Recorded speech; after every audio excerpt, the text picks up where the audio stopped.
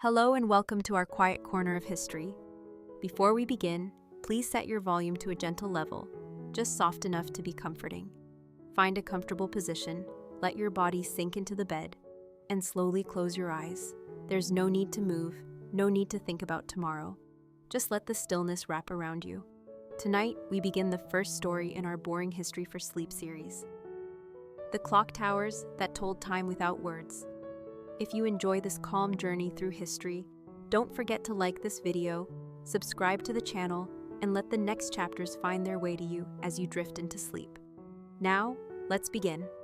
In the quiet corners of old towns and cities, long before digital screens glowed in our pockets and wristwatches ticked on our arms, there stood tall and patient sentinels made of stone, brick, and timber, clock towers that spoke no words, yet told the time to everyone who cared to look. Part of their beauty lay in their silence. There was no urgent alarm, no flashing numbers, no constant reminder of minutes slipping away. Instead, the tower stood above the rooftops, blending into the sky, its presence steady and reassuring.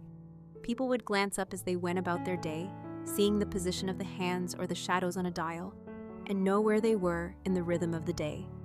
These towers were more than tools for keeping track of hours. They were symbols of the community, built to last centuries, often placed at the very heart of a town square or by a market where everyone could see them. Many of these clock towers were built in an age when not everyone could read numbers, and certainly not everyone could afford their own timepiece. In those days, knowing the time was a shared experience, given freely by a structure that belonged to everyone. Some told the time through great iron hands sweeping across painted faces, while others relied on a more ancient method, shadows moving across carved markers as the sun made its slow journey from east to west. In certain places, bells rang out from within, not with words but with tones that carried far across rooftops and fields, each chime marking another hour past. The earliest clock towers in Europe appeared in the late Middle Ages, when mechanical clockmaking became a craft of both artistry and engineering. Towns in Italy, France, and England began erecting towers that could measure the hours with remarkable precision for their time. They were often built alongside churches or municipal halls, blending civic pride with spiritual devotion. A clock tower's construction was no simple task. It required skilled masons, carpenters, metal workers, and clockmakers to work in careful harmony. The stone had to be laid in a way that could endure centuries of wind and rain. The clock mechanism, with its gears and escapements, had to be both precise and durable, sometimes weighing hundreds of pounds. Often these towers took years to build, and when they were finally complete, they became landmarks that outlasted the lives of those who had worked on them. As centuries passed, townspeople began to associate their clock towers with more than just time. They became meeting points, symbols of stability, and even backdrops for local festivals and markets. Travelers arriving in a new place might first notice the silhouette of a tower on the horizon, telling them they were nearing civilization. And while many modern clocks today measure time with the accuracy of atomic vibrations, there is something deeply human about these old towers, built by hand, imperfect in their precision, yet steadfast in their role. In some parts of the world, clock towers had no numbered faces at all. Instead, they relied entirely on sound, bells that rang in sequences known only to the locals, or even unique tones marking market openings, curfews, or religious services. This meant that time was not an abstract number, but a felt presence, a rhythm woven into the fabric of daily life. People would rise with the morning chime, pause for midday bells, and begin to close their shops when the evening tones echoed across the streets. In this way, the clock tower did not need to speak, for its voice was already part of the town's heartbeat.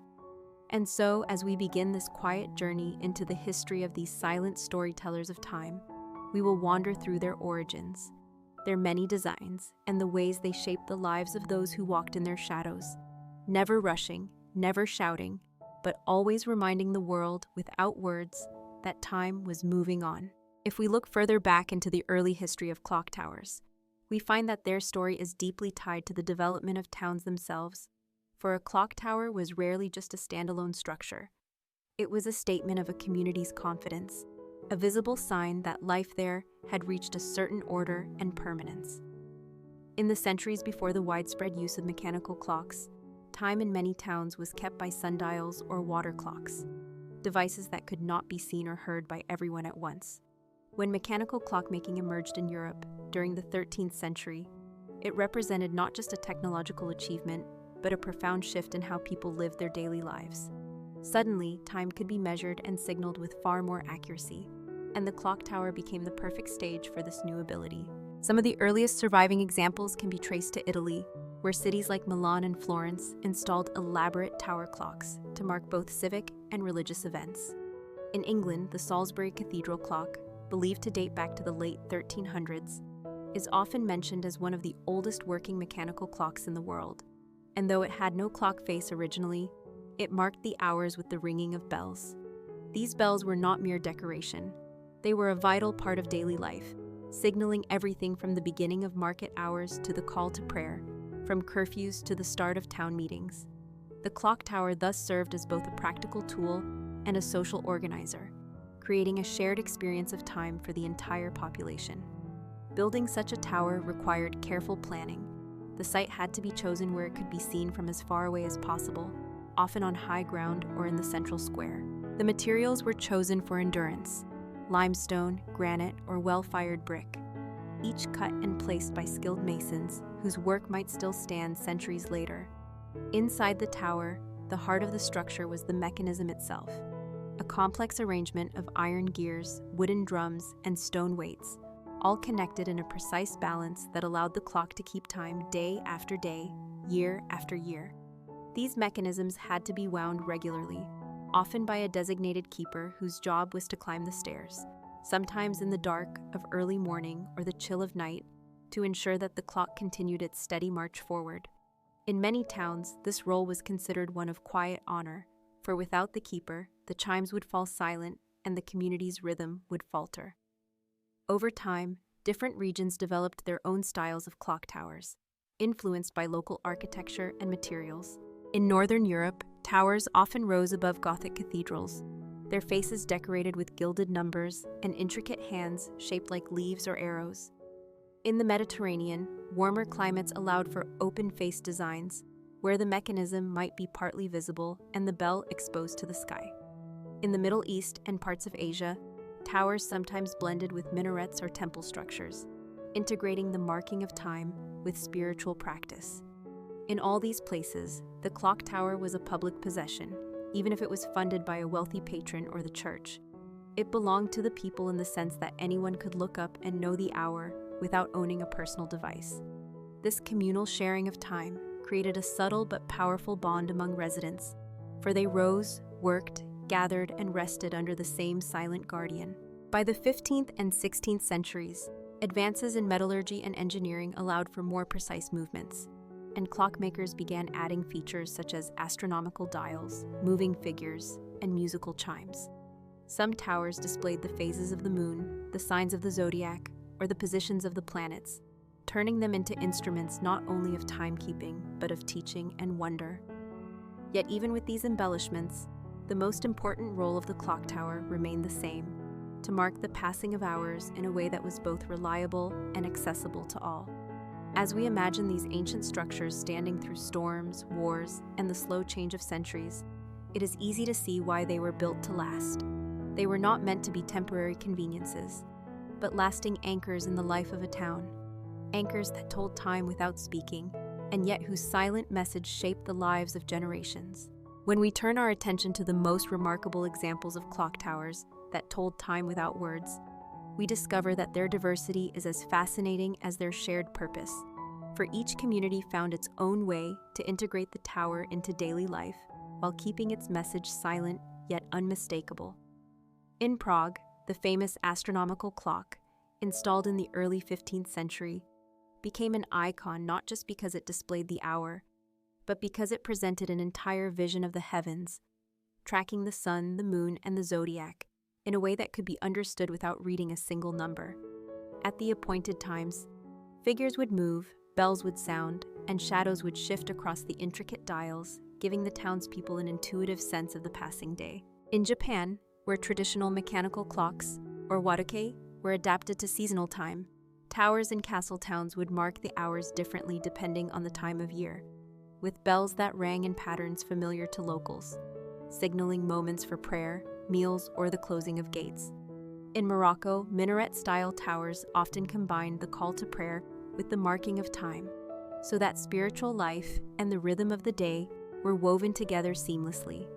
In England, many market towns had simpler but equally beloved clock towers, sometimes without faces at all, their bells ringing clearly across fields and cobbled streets. For farmers and shopkeepers alike, the sound was enough. The exact minute was less important than the shared sense that it was now time to begin, to pause, or to end the work of the day. Some clock towers were marvels of engineering designed to withstand the centuries. The Torre dell'Orologio in Venice, for example, built in the late 15th century, has a pair of bronze figures, known as Moors, who strike the bell with hammers, their silhouettes visible from afar, a moving sign of time's passage that needed no spoken explanation. The design ensured that even those who could not see the clock face would know the hour from the clear metallic sound echoing across the piazza. In rural villages, where funds were limited, a clock tower might be nothing more than a sturdy wooden frame with a single bell, perhaps gifted by a wealthy benefactor, the ringing performed by hand. In such places, the keeper of the bell was often a respected elder who understood the community's rhythms so well that the bell's call felt more like a gentle nudge than a command. In some regions of Eastern Europe, clock towers doubled as watchtowers, allowing guards to keep an eye on the surrounding countryside while also keeping the town on schedule. This dual role meant that the clock was both a guardian of time and a silent protector of the people. The architecture of these towers often reflected local traditions: steep pointed roofs in colder climates to shed snow, wide eaves in wetter regions to protect the face from rain, and decorative motifs carved into the stone or wood to mark the tower as a source of pride. Over the centuries, many of these towers survived not only the passage of time, but also wars, fires, and political changes, standing as steady reminders of a community's endurance.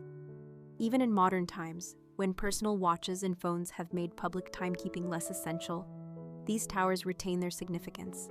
Tourists stop to photograph them, locals pass them daily without always noticing, yet the towers continue their silent work, turning their hands or ringing their bells with the same unhurried precision as generations before.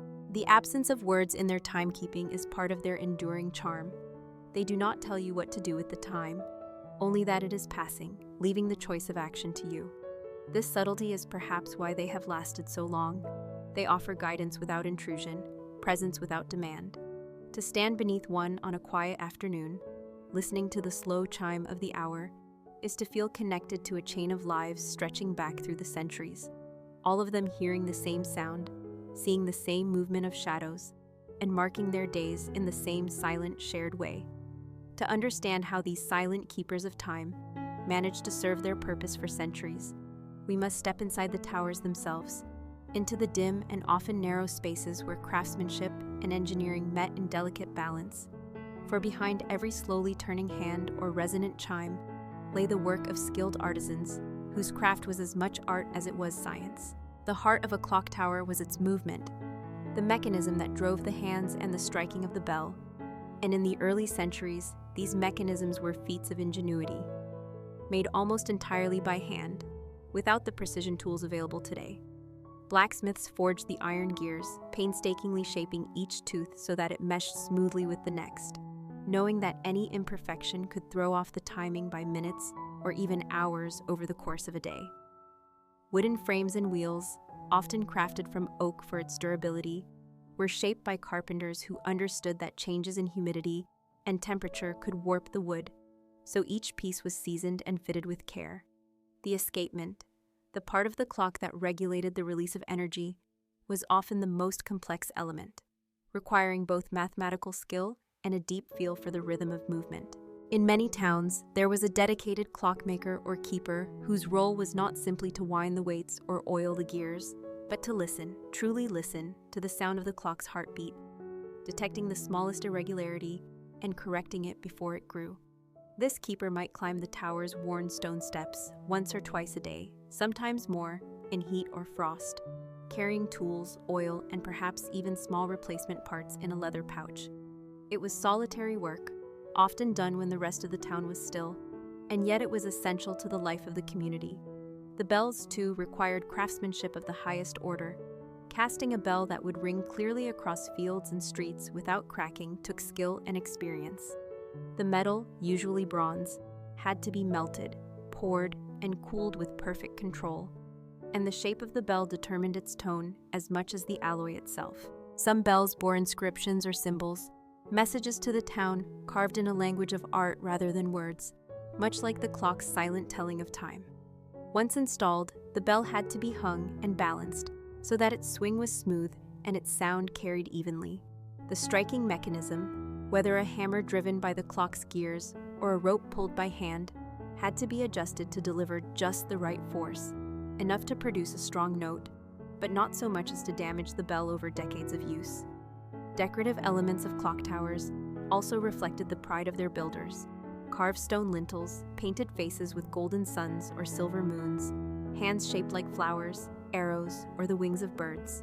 Some faces showed not only the hours, but also phases of the moon or signs of the zodiac, offering a quiet reminder of the larger cycles of time beyond the human day. In certain places, automata, small mechanical figures, would appear on the hour to strike the bell or act out a brief scene, blending entertainment with function. All of this was achieved without electricity, relying instead on weights, pulleys, gears, and the steady pull of gravity, a testament to the ingenuity of the human mind working within the limits of its era. And while many modern restorations have replaced old mechanisms with electric motors for convenience, there are still towers where the original works remain, maintained by devoted caretakers who see themselves as part of an unbroken line stretching back to the tower's first keeper.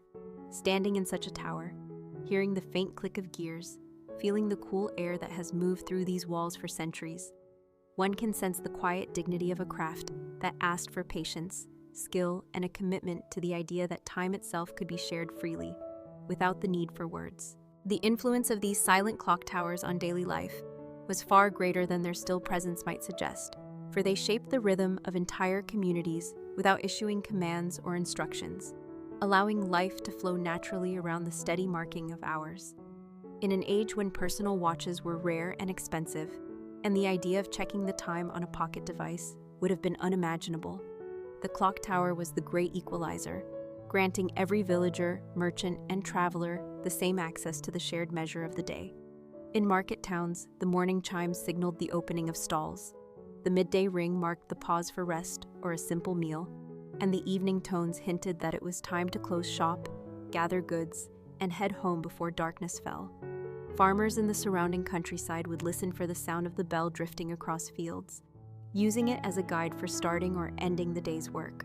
Children grew up with its chimes as part of the background of their lives, so familiar that they often did not notice them until they traveled elsewhere and felt the quiet absence of that steady companion. The clock tower also had a role in regulating social and civic life, for in many towns it marked the start of council meetings, the ringing for church services, and even the announcement of public notices or warnings. Before printed schedules and announcements were common, the striking of the bell was itself a form of communication understood by all, its meaning learned through shared custom. Even the patterns of the chimes carried significance. A slow series might signal the passing of an important figure, a quick succession could warn of fire or danger, and a steady hourly toll simply reminded the town that time was moving forward. In this way, the clock tower wove itself into the fabric of tradition, becoming part of festivals and ceremonies. On feast days, the chimes might be more frequent or accompanied by music from nearby musicians. On solemn occasions, they might be slow and heavy, a sound that settled over the streets like a shared sigh.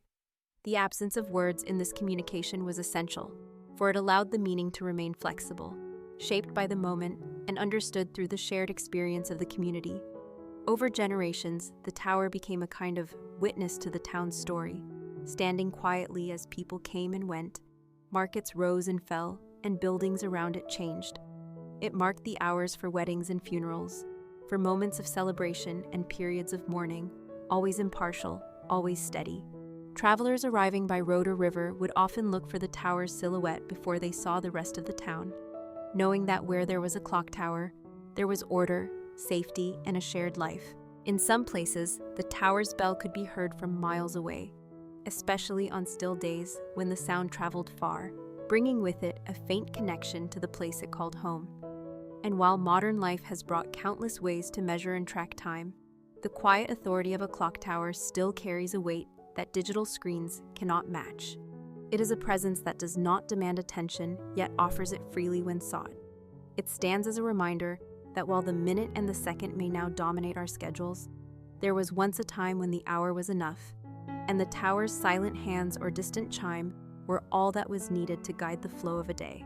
Even now, in cities where the noise of traffic and technology drowns out much of the past, a clock tower can still be a moment of stillness, a high, calm face looking out over the movement below, telling the time without a single word, just as it has for centuries. Over the centuries, clock towers that once seemed as permanent as the sky above them have faced the slow, relentless challenges of time, as well as the sudden, destructive forces of war, disaster, and human change. And yet their endurance is part of what gives them their quiet authority. Many were damaged or destroyed during conflicts, especially in the turbulent years of the 20th century, when cities and towns across Europe and beyond found themselves under bombardment. A direct hit could shatter centuries of craftsmanship in an instant, stone walls crumbling, bells crashing to the ground, and delicate mechanisms twisted beyond repair. In some cases, local communities rebuilt their towers exactly as they had been, using old plans and surviving fragments to restore not just a structure, but a symbol of resilience. In others, the decision was made to replace the clock tower with something more modern, reflecting a belief that the future should not be tied so closely to the past. Natural disasters, too, have taken their toll. Earthquakes have toppled towers that had stood for hundreds of years, floods have weakened foundations, and fierce storms have torn away spires and clock faces. Each time such damage occurred, towns were faced with the choice of whether to rebuild, repair, or let the memory of the tower become part of local history. Often, the decision depended not only on cost, but on the depth of attachment people felt toward the structure. In many places, fundraising efforts were launched, and craftspeople brought in from far away, simply because the tower was seen as too important to lose. Technological change brought a different kind of threat, one not of destruction, but of redundancy. As pocket watches became affordable in the 19th century, and later as wristwatches and eventually mobile phones made time instantly available to individuals, the functional necessity of a clock tower diminished. In some towns, neglected mechanisms stopped working, bells fell silent, and towers were left to slowly decay. Yet, even when they no longer marked the hours, the towers retained a presence that people valued, and restoration movements began to emerge. Preservationists argued that these structures were not merely tools for telling time, but works of architecture, heritage landmarks, and focal points of communal identity. Many cities responded by restoring their towers, sometimes installing electric motors to replace the manual winding of weights, or adding lighting to illuminate them at night. These changes allowed the towers to remain relevant in a modern landscape, even if their original role had shifted. Some were given new purposes, serving as museums, galleries, or observation points, while still keeping their clocks running so that their ancient duty was not entirely lost. Wars, disasters, and technology have also created a patchwork of stories about towers that were rebuilt differently than before, their new forms reflecting the era in which they were restored. A tower damaged in the Second World War might have been reconstructed with simpler lines and modern materials, standing as a visible blend of old tradition and mid-century practicality. Others became symbols of survival, their scars left visible as reminders of what they had endured. And there are still towers that, against all odds, have survived nearly untouched for centuries, weathering not only the storms of nature and conflict, but also the quiet erosion of time.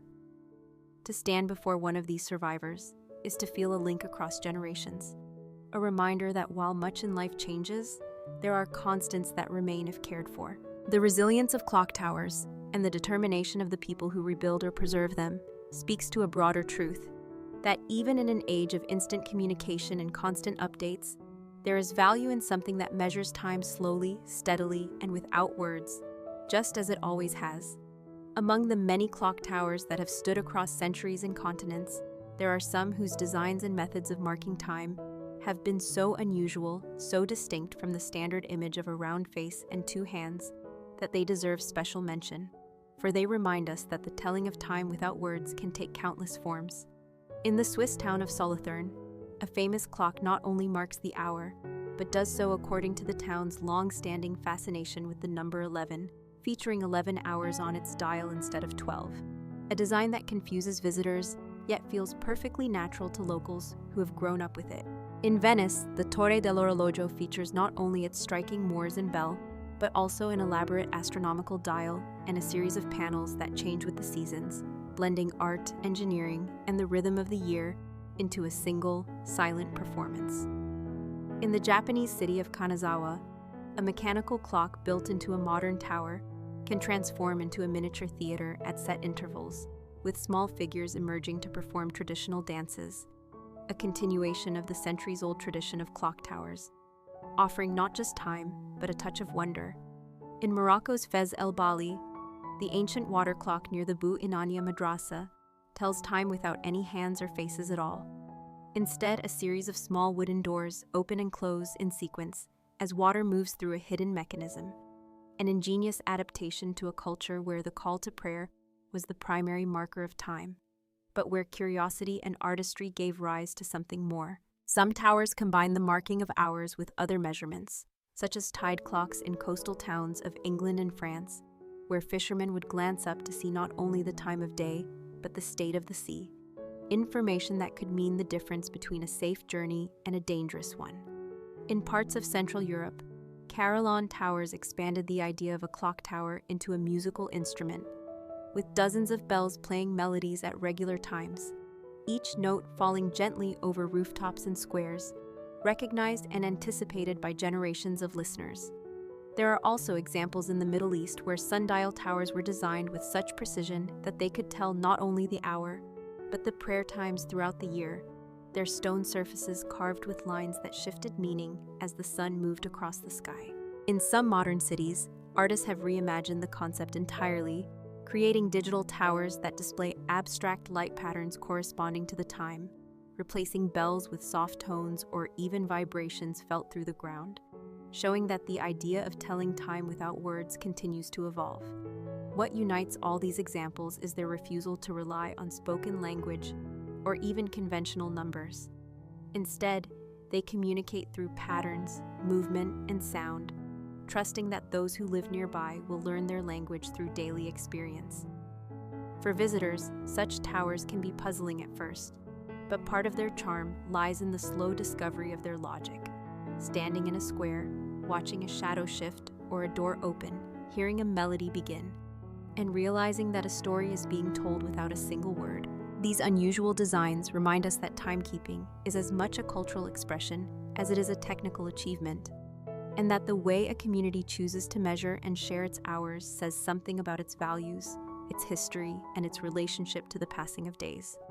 Whether simple or ornate, ancient or modern, each of these towers proves that there are countless ways to mark the movement of time, and that silence, when shaped with care and tradition, can speak more deeply than any voice.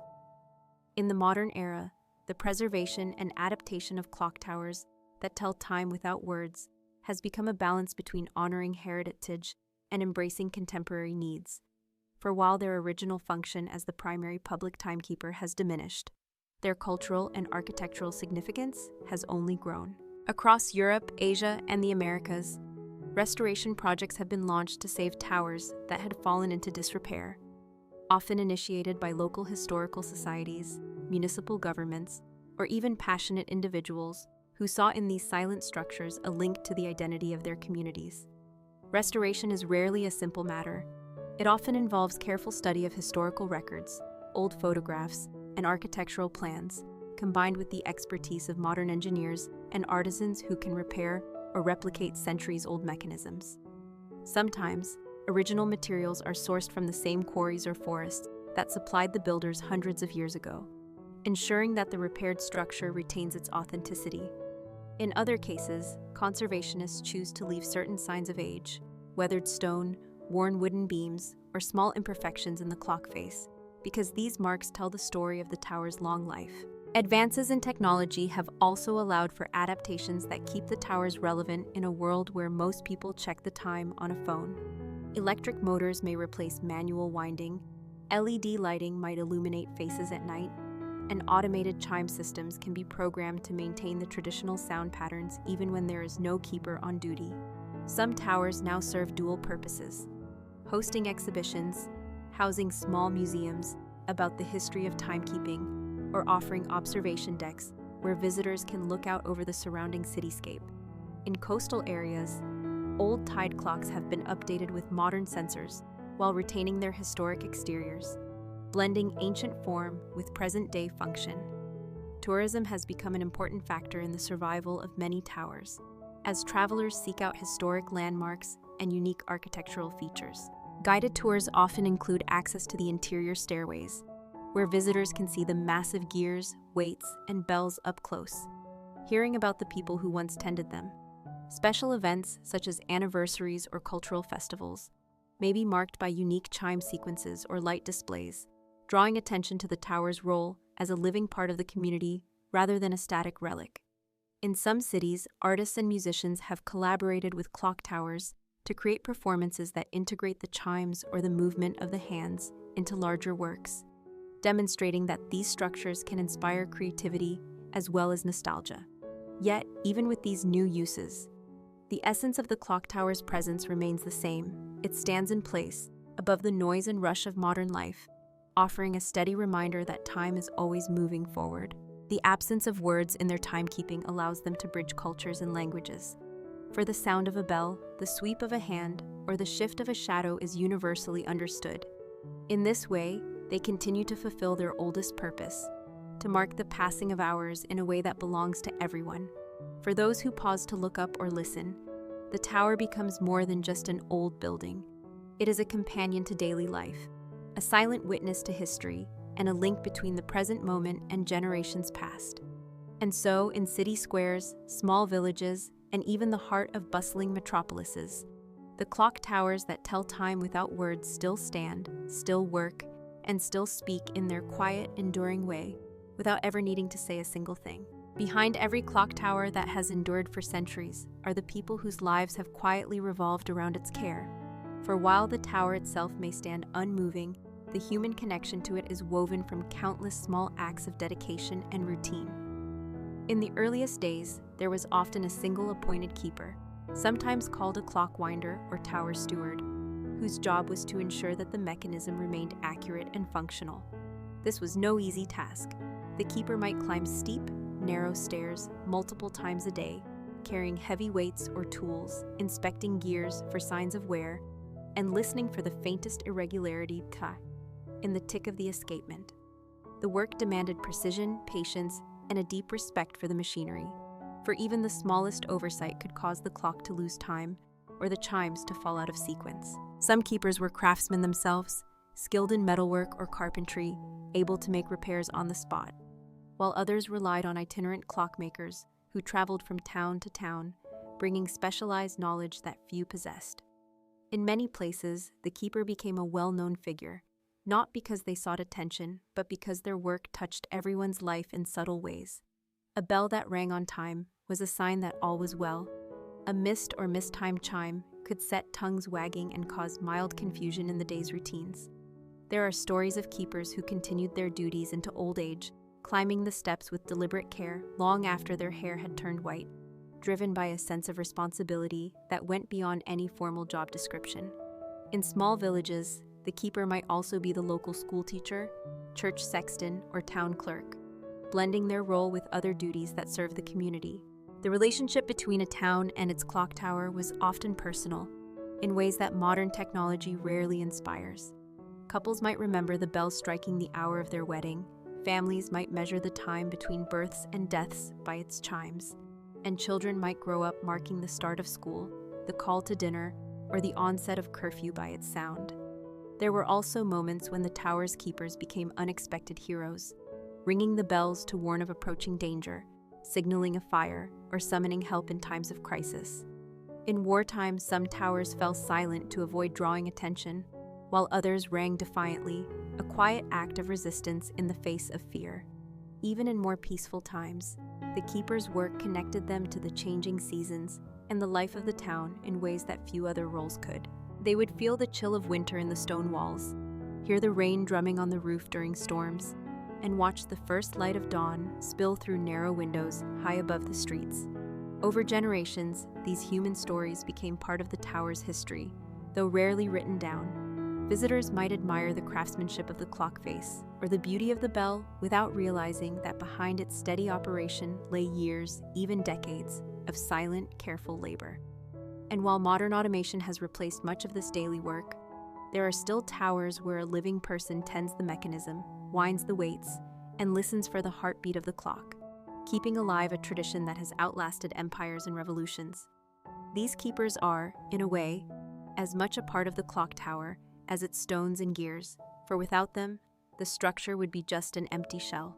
Their quiet devotion ensures that the tower continues to tell time without words, just as it always has, and in doing so, they pass on a legacy that connects the past to the present in the simplest, most enduring way.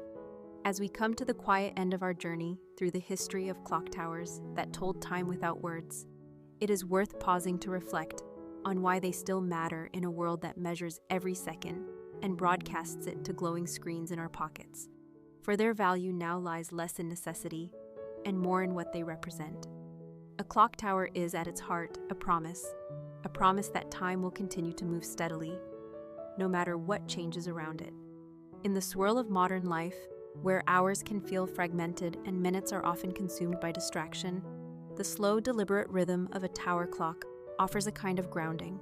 Its face does not rush, its hands do not stutter. It keeps its pace with patient certainty. And while it no longer serves as the sole keeper of public time, its presence still shapes the space around it. People meet under it, navigate by it, and photograph it as a landmark that silently says, "This is where you are." Its silence is part of its power. Without words, without commands, it leaves room for personal interpretation. One person may hear the chime and think of an appointment. Another may think of a memory. Another may think of nothing at all and simply enjoy the sound as part of the backdrop of life. The tower asks nothing, it demands nothing. It simply gives the hour, whether anyone is listening or not. In an age of constant alerts, that restraint feels rare and almost luxurious. The architecture itself is a reminder of endurance. Many of these towers have stood for centuries, watching over markets, parades, quiet winter mornings, and nights filled with lantern light.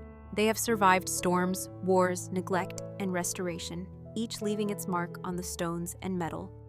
When we look at one, we are looking at a piece of human intention that was meant to last far beyond the lifetime of its builders.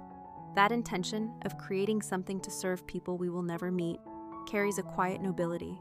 Even now, as some towers are preserved as historical monuments, others continue to work as they always have, marking hours for commuters, shopkeepers, children playing in squares, and travelers passing through.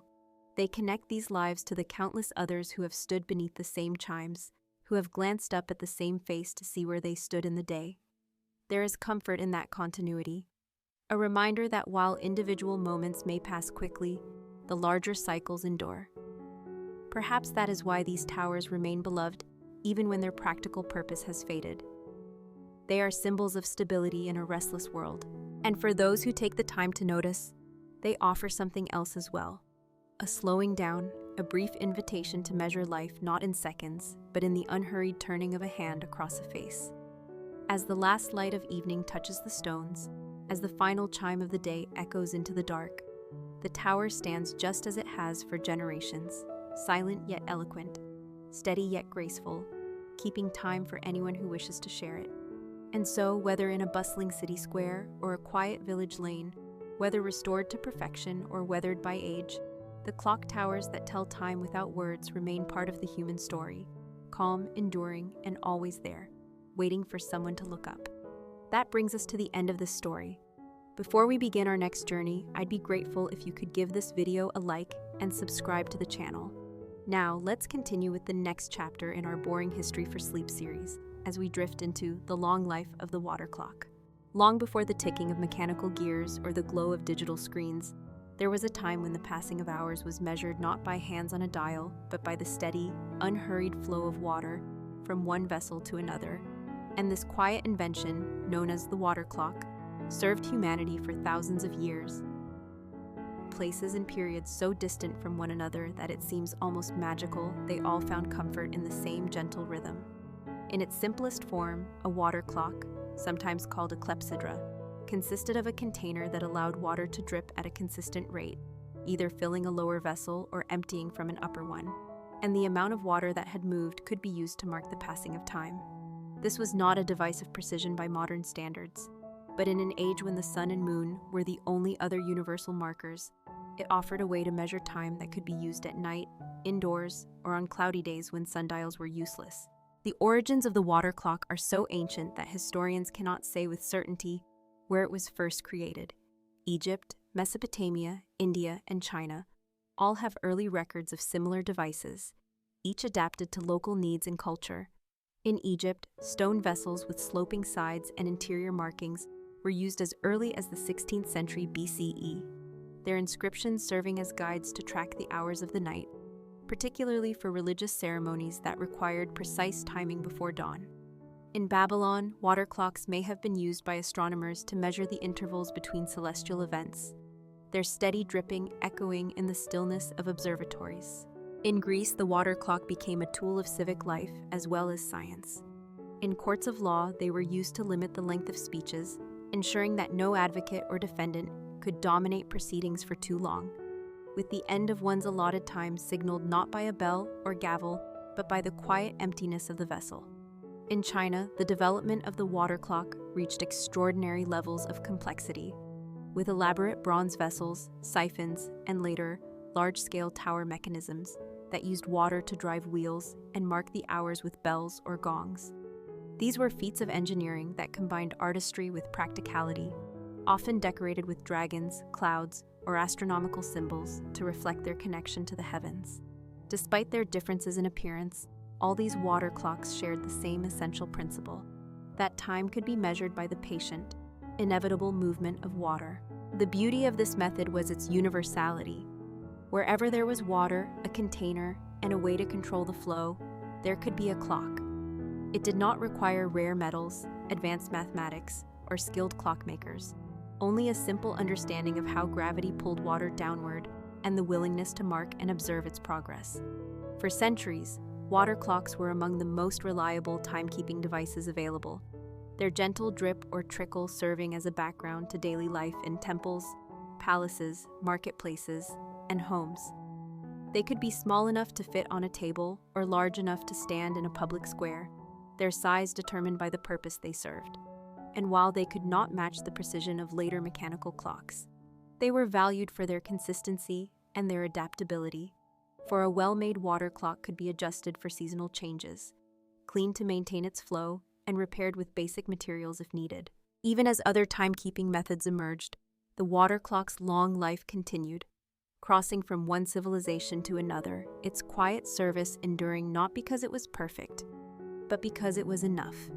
The story of the water clock, like the steady flow it relies upon, has been pieced together slowly by historians and archaeologists from fragments of stone, traces of inscriptions, and the rare survival of complete examples that have endured the centuries.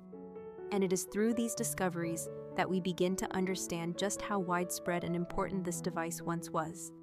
In ancient Egypt, several remarkable stone water clocks have been found, their interiors marked with carefully incised lines that represented the hours, each line calibrated to the changing length of the nights throughout the year. One of the most famous, discovered in the Temple of Karnak and dating to around 1400 BCE, is shaped like an inverted cone, with a small hole at its base, allowing water to escape at a measured rate. As the water level dropped, the markings inside indicated the passage of time, a method that could be read even in dim light. In Mesopotamia, the evidence is more fragmentary, but cuneiform tablets describe time intervals measured by the filling or emptying of vessels, often in connection with astronomical observations, suggesting that the water clock was a trusted companion to the study of the stars. In Greece, archaeological finds and literary references confirm the use of water clocks, or clepsydri, in public buildings, especially law courts, where pottery vessels with small outflow holes regulated the length of speeches. These Greek devices were often simple in design, but highly accurate for their purpose, as the rate of flow could be finely tuned by the size and placement of the hole. In China, excavations have uncovered bronze water clocks from as early as the Zhou dynasty, some consisting of multiple interconnected vessels that maintained a constant flow, an innovation that allowed them to keep time more precisely over long periods. The Chinese also left detailed written records of their timekeeping methods, describing the dimensions of vessels, the size of orifices, and even the temperature of the water as factors in accuracy. One particularly important innovation was the use of a constant head tank, which kept the water level in the main measuring vessel steady, ensuring that the flow rate did not change as the container emptied, a refinement that greatly improved consistency. In India, water clocks known as ghetas were used in temples to time rituals, with a small cup-shaped vessel floating in a larger container. When the cup filled and sank, a set amount of time had passed, and the process was repeated. Each of these archaeological finds, whether a complete stone basin, a corroded bronze pot, or a line of text carved into a wall, adds another drop to the long river of the water clock's history. They remind us that this method of timekeeping was not confined to one culture or period, but was a shared human solution to the challenge of measuring the invisible flow of time. The fact that so many ancient civilizations developed their own versions independently speaks to the simplicity and universality of the idea, and to the quiet satisfaction of watching or hearing a steady drip that marks the moments without haste or thought noise. These discoveries also show how the water clock evolved over time, adapting to new materials, purposes, and levels of sophistication, yet always keeping its essential nature, time measured in the movement of water, silent and inevitable. As the water clock spread across continents and centuries, its design evolved in ways that reflected the environment, culture, and priorities of the people who built and used it. And these refinements transformed what was once a simple vessel into a diverse family of ingenious timekeeping devices. In the dry heat of Egypt, where evaporation was a constant concern, clockmakers carved stone vessels with thick walls that kept water cool and slowed its loss to the air, while their carefully sloped interiors ensured that the level dropped at a consistent rate, even as the nights grew longer or shorter with the seasons. In Greece, where the clepsydra was as much a civic tool as a scientific one, artisans paid close attention to controlling the size and shape of the outflow hole, sometimes adding a small tube to regulate the flow more precisely, allowing the device to be used in courts, assemblies, and debates without favoritism.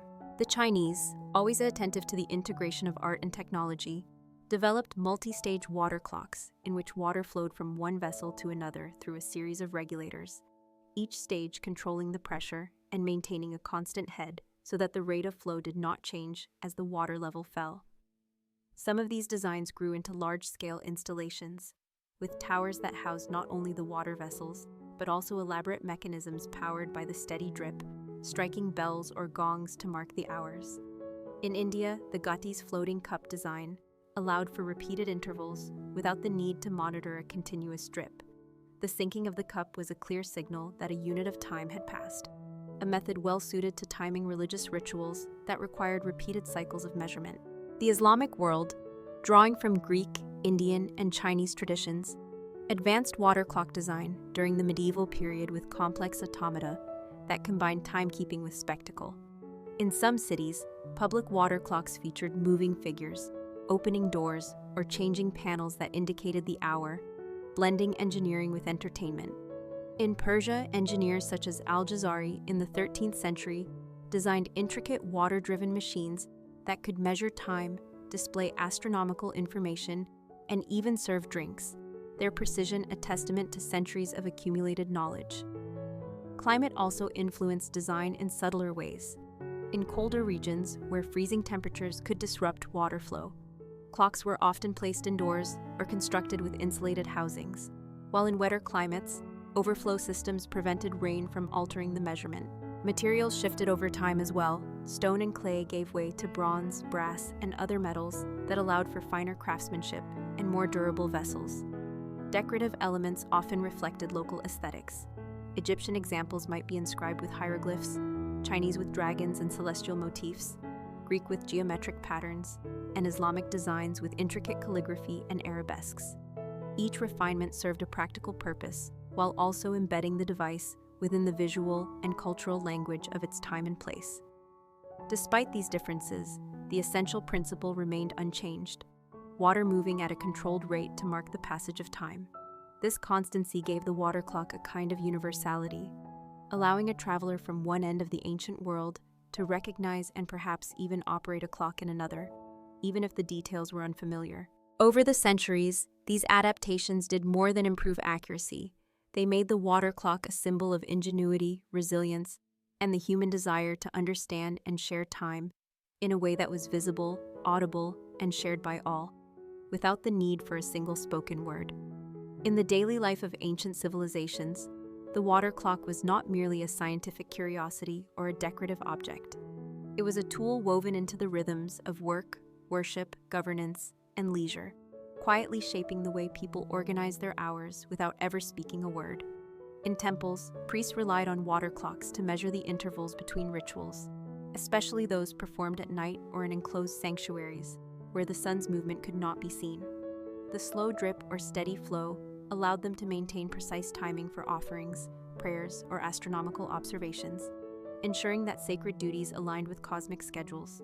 In the bustling marketplaces of cities like Athens or Babylon, water clocks helped regulate commercial activity, marking the opening and closing of stalls or the length of public speeches in the agora, so that no merchant or orator could unfairly dominate the day. In courts of law, the clepsydra became a silent arbiter, limiting the time each party had to speak, its impartial flow ensuring that justice was not swayed by endurance or force of words alone. In royal palaces, elaborate water clocks were both practical and symbolic, serving as demonstrations of the ruler's sophistication and control over the ordering of time itself. Some kings commissioned ornate devices decorated with precious metals and gemstones, where the movement of water not only marked the hour, but also triggered small automata, birds that sang, doors that opened to reveal miniature figures, or panels that rotated to display astronomical scenes. In private homes of the wealthy, smaller water clocks provided a way to keep track of the day's progression without depending on the sun, especially in regions with unpredictable weather. For scholars and astronomers, the water clock was indispensable.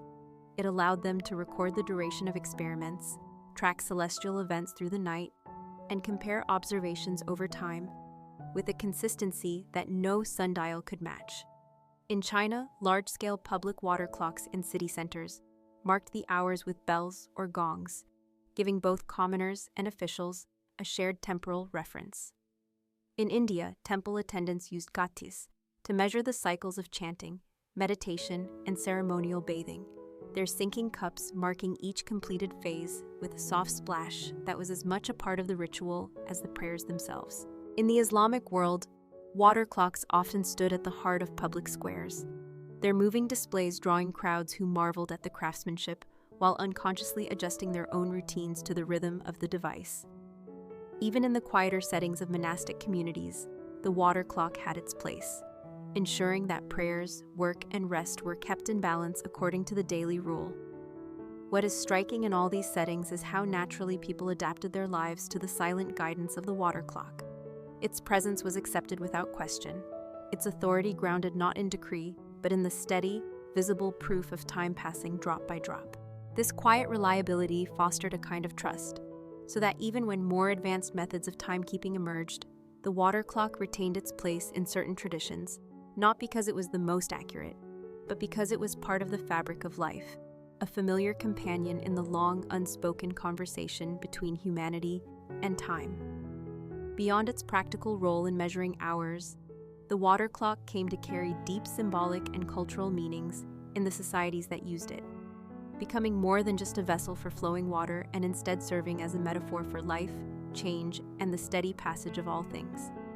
In ancient Egypt, where the Nile's annual flood dictated the rhythm of agriculture and survival, the water clock mirrored the river's flow on a smaller scale, reminding observers that time, like water, was both a gift and a force beyond human control.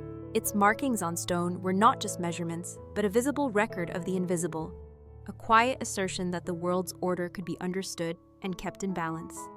In Greece, the clepsydra's role in courts and assemblies gave it a symbolic weight as an impartial judge, a silent presence that treated all equally, regardless of status, allowing only the time allotted and nothing more. Philosophers saw in it an illustration of mortality. Just as the water must inevitably run out, so too must a life come to its end, no matter how carefully one spends it. In India, the Ghati's repeated sinking and refilling could be seen as a symbol of cycles, birth, death, and rebirth, its rhythm echoing the larger cycles of the cosmos. In China, where harmony between heaven, earth, and humanity was a guiding principle, the regulated flow of a water clock was a physical embodiment of balance and constancy, aligning human activity with the measured pace of the universe. In the Islamic Golden Age, elaborate public water clocks, often inscribed with verses or adorned with celestial imagery, symbolized the unity of science, art, and faith, demonstrating that understanding the mechanics of time was a way of honoring the Creator's design. Across many cultures, the steady drip or trickle was linked to the idea of patience, endurance, and the inevitability of change. The water clock did not rush, but it never stopped, reminding people that while moments might seem slow, they are always moving forward. In literature and poetry, references to the water clock often carried undertones of reflection and melancholy, a recognition that time flows whether we notice it or not. Its silence made it a particularly powerful symbol, for it marked the hours without intruding, allowing space for personal meaning, whether as a measure of productivity, a reminder of mortality, or a comfort in its constancy. Even the materials and designs carried symbolic weight. Carved stone suggested permanence, while delicate bronze or decorated ceramics spoke of refinement and the blending of utility with beauty. In ceremonies, the water clock could be more than a timekeeper. It could be a focal point, a shared object around which a community gathered, its flow marking the pace of shared prayers, speeches, or celebrations.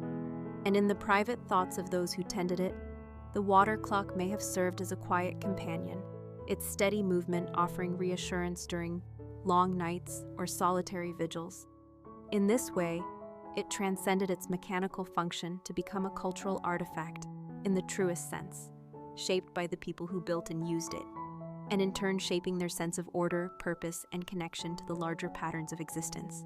For all their usefulness and enduring presence across centuries, water clocks were not without their limitations, and the history of their long life is also a history of human ingenuity in finding ways to overcome the challenges that came with measuring time through the slow movement of water. One of the most basic problems was maintaining a consistent flow rate, for the speed at which water passed through an opening could be affected by many factors: the water level in the vessel, the size and shape of the hole, the cleanliness of the passage, and even the temperature, as cold water flowed more slowly than warm. Early clockmakers noticed that as the vessel emptied, the pressure of the water decreased, causing the flow to slow down, and thus the time it measured in the first hour might be different from the time it measured in the last. To solve this, some civilizations developed the constant head system, where water from a supply tank kept the measuring vessel filled to a consistent level, ensuring uniform pressure and a steadier rate. Another challenge was evaporation, especially in hot and dry climates, which could alter the water level and disrupt accuracy. To address this, clockmakers in Egypt and Mesopotamia sometimes used covered vessels or shaded the clock in enclosed spaces. In colder regions, freezing temperatures posed a different problem, and water clocks had to be kept indoors or in specially insulated chambers to prevent ice from stopping the flow entirely. Maintenance was also essential, as small particles of silt or mineral deposits could clog the outflow hole over time, requiring regular cleaning. In portable versions, such as those used in courts or private homes, the main limitation was the short duration they could measure before needing to be reset, which was fine for speeches or rituals, but not ideal for continuous tracking. Large public water clocks introduced their own complexities, particularly when they were connected to mechanical displays, bells, or automata. The synchronization between the water's movement and the mechanical action had to be carefully maintained, or the chimes might drift out of time. In China and the Islamic world, where engineers created elaborate tower clocks powered by water, these issues were addressed through intricate gear systems, counterweights, and siphons that regulated flow and converted it into steady, mechanical motion. Yet even with these improvements, water clocks could never match the precision of later mechanical clocks, driven by weights and pendulums. Their accuracy could vary by minutes over the course of a day, which for ancient purposes was often acceptable but became insufficient for navigation, astronomy, and the increasingly exact demands of scientific study. Still, the willingness of so many cultures to work around these limitations shows how valuable the water clock was. Rather than abandon it when problems arose, they refined it, adjusted it, and adapted it to new conditions. The persistence of this technology, despite its imperfections, is part of its charm, for it reminds us that timekeeping does not have to be perfect to be meaningful. It was the steadiness of its rhythm, the reliability of its general measure, and the sense of order it provided that kept it in use for so long. And while later innovations would surpass it in accuracy, the lessons learned in solving its challenges would carry forward, influencing the design of more advanced clocks and leaving the water clock not as a failed technology, but as a respected ancestor in the long lineage of human attempts to measure the passing hours. Among the long history of water clocks, certain examples stand out not only for their technical ingenuity, but also for the stories and cultural pride that surrounded them. For these devices were often more than practical instruments. They were public statements of craftsmanship, knowledge, and the ability to harmonize human life with the steady rhythm of nature. One of the most famous in the ancient world was the monumental water clock, built by the Greek engineer Ctesibius in the 3rd century BCE in Alexandria, a city known for its learning and invention. His design used a float regulator to keep water levels constant and drove a series of gears that could move indicators and even produce audible signals, making it one of the earliest examples of combining water-driven timekeeping with mechanical display. In China, the 9th century water clock of Yixing and Lianglingzan marked a turning point in astronomical precision. Their device incorporated a water-powered escapement mechanism that kept a celestial globe rotating at the correct speed, allowing viewers to track the positions of the stars as well as the passage of time. Later, during the Song dynasty, Suzong constructed an immense clock tower in the city of Kaifeng in the 11th century, a masterpiece that stood over 30 feet tall and combined a water-driven escapement with complex gearing to operate multiple dials and mechanical figures, including bell ringers and drummers who announced the hours. This tower was not only an engineering triumph, but also a symbol of imperial authority, demonstrating the dynasty's command of both science and artistry. In the Islamic world, the 13th century engineer Al-Jazari created a number of extraordinary water clocks described in his Book of Knowledge of Ingenious Mechanical Devices, including the famous elephant clock, which combined Indian, Greek, and Islamic design elements in a single structure. This clock featured a water-driven mechanism hidden inside the body of a carved elephant, with a system of floats and pulleys that moved figures and changed displays, marking not only the hours, but also telling a story of cultural exchange through its form and decoration. In the city of Fez in Morocco, a 14th century water clock built by the madrasa at Bou Inania still stands today, its wooden doors once opening and closing at each hour to reveal colored panels, driven entirely by the movement of water through hidden channels. These remarkable examples show how the water clock could be elevated from a simple tool to a centerpiece of civic pride, blending function with beauty and often incorporating symbolic elements that reflected the beliefs and values of the time. They also demonstrate the versatility of the technology. It could be small and portable for use in a courtroom, or monumental and ornate for display in a palace or public square. The fame of such clocks often spread far beyond their original locations, inspiring travelers, scholars, and engineers in other lands to attempt their own versions, leading to centuries of adaptation and innovation. Even when these great works were eventually dismantled, destroyed, or lost to time, their memory endured in written descriptions, drawings, and the influence they left on later designs. In this way, the most elaborate water clocks became more than just timekeepers.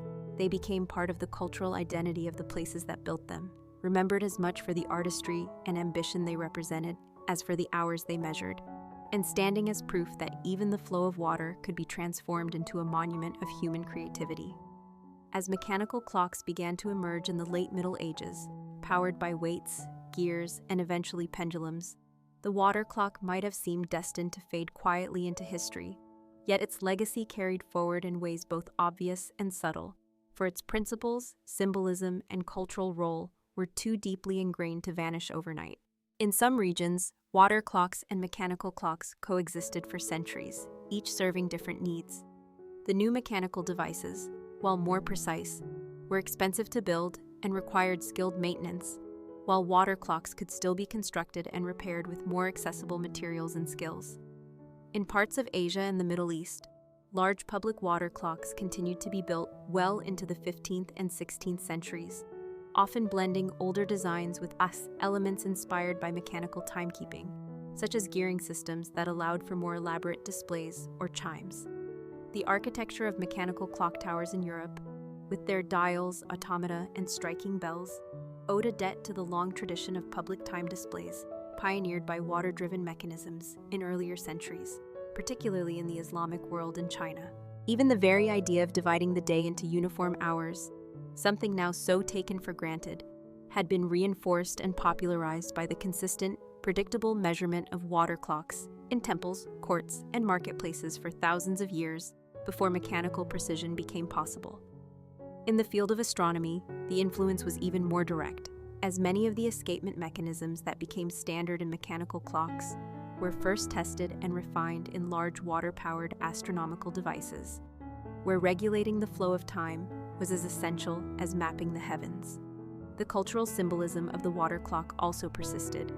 Its association with patience, endurance, and the inevitability of change made it a recurring image in literature and art long after the devices themselves had ceased to be common.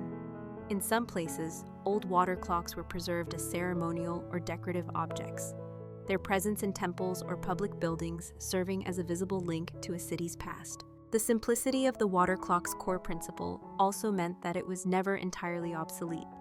In remote areas without access to mechanical clocks, simple versions continued to be made from clay pots, bamboo tubes, or metal basins, offering a humble but reliable way to mark the hours. Even in the modern era, water-driven timepieces have been constructed for educational purposes, to demonstrate ancient technology, or as public art installations that combine flowing water with modern materials to create a visual and auditory experience reminiscent of the originals.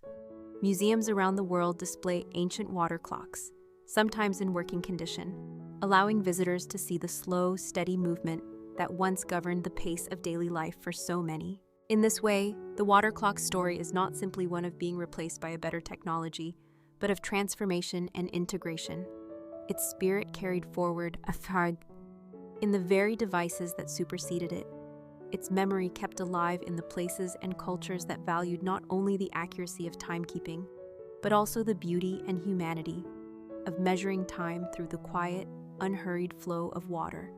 In modern times, the fascination with water clocks has led to their rediscovery, restoration, and even recreation, as historians, engineers, and artisans work together to bring these ancient devices back to life, not merely as museum exhibits, but as functioning reminders of humanity's long relationship with time.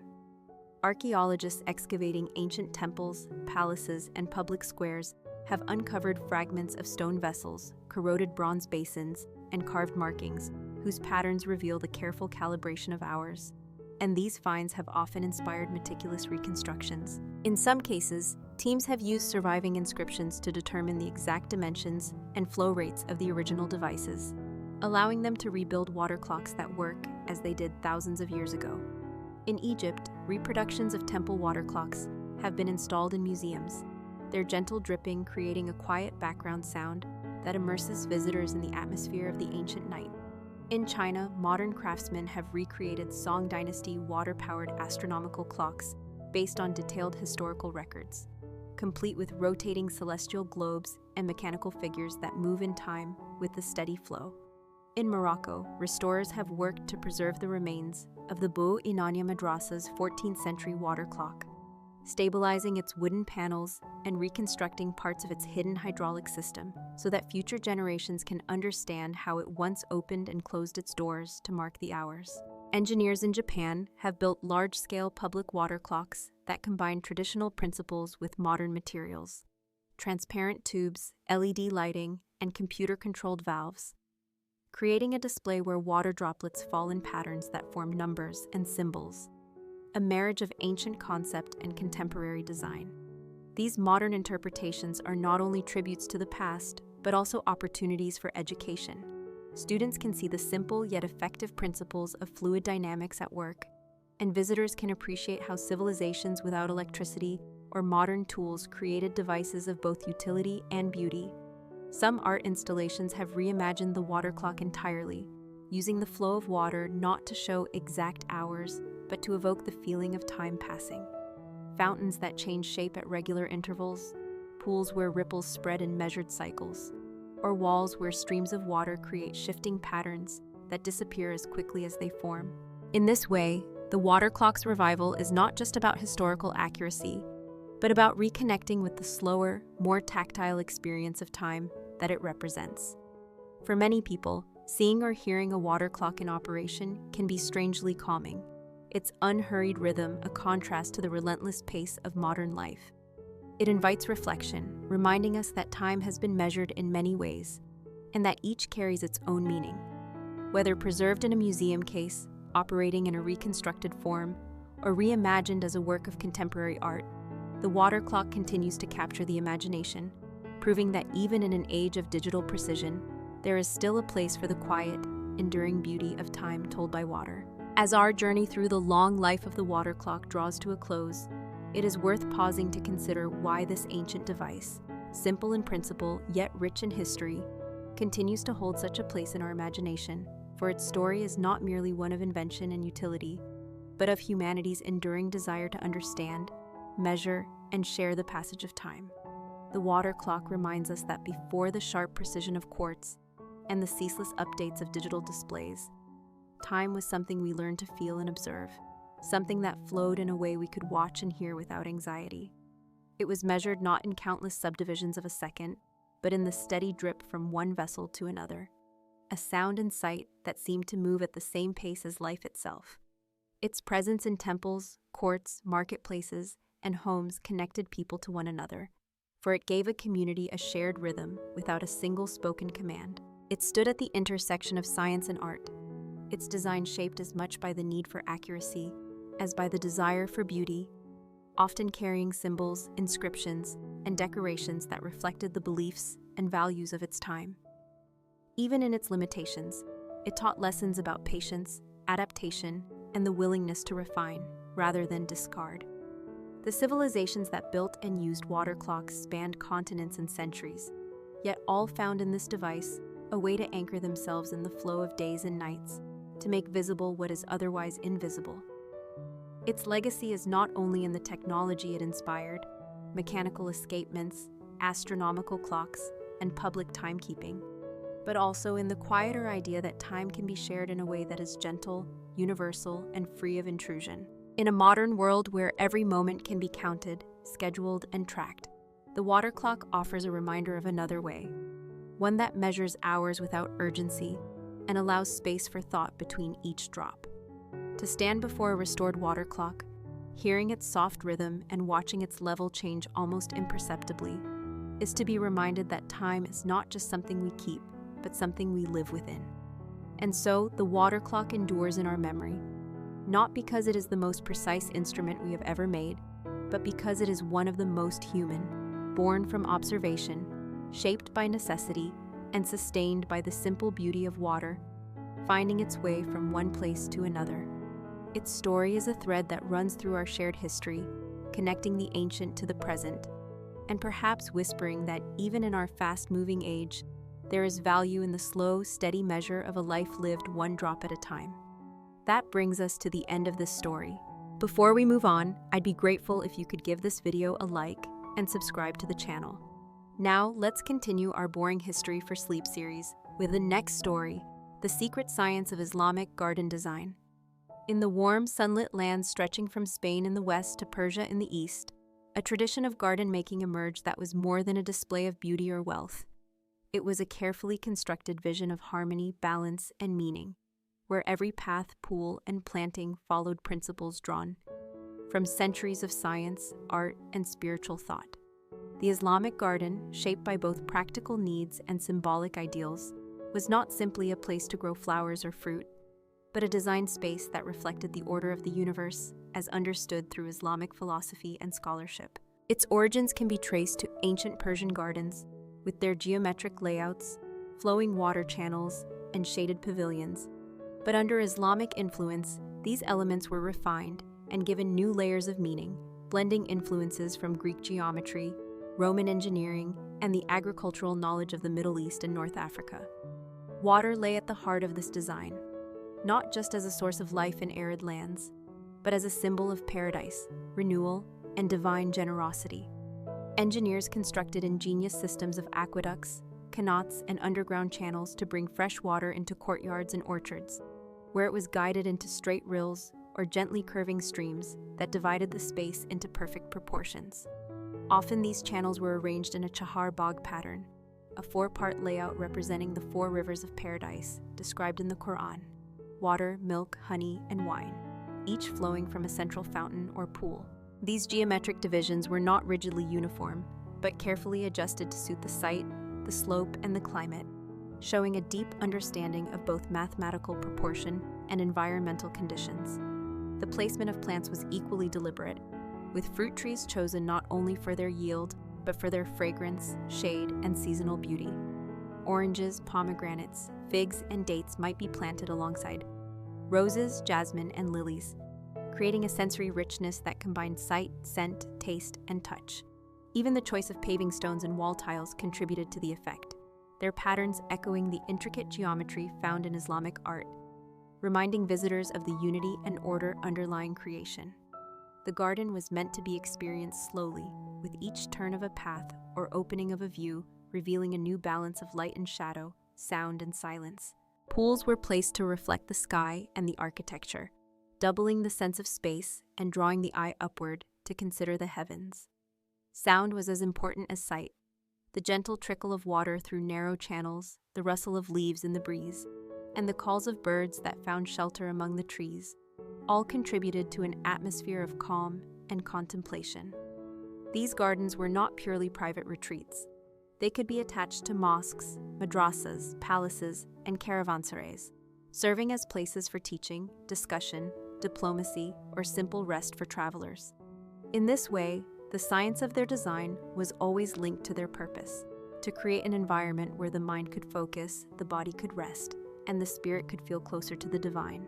And though centuries have passed, many of the principles that guided their creation remain as relevant today as they were in the time of the caliphs and sultans, offering a reminder that in the careful balance of water, plants, and geometry lies a vision of peace that is as enduring as it is beautiful.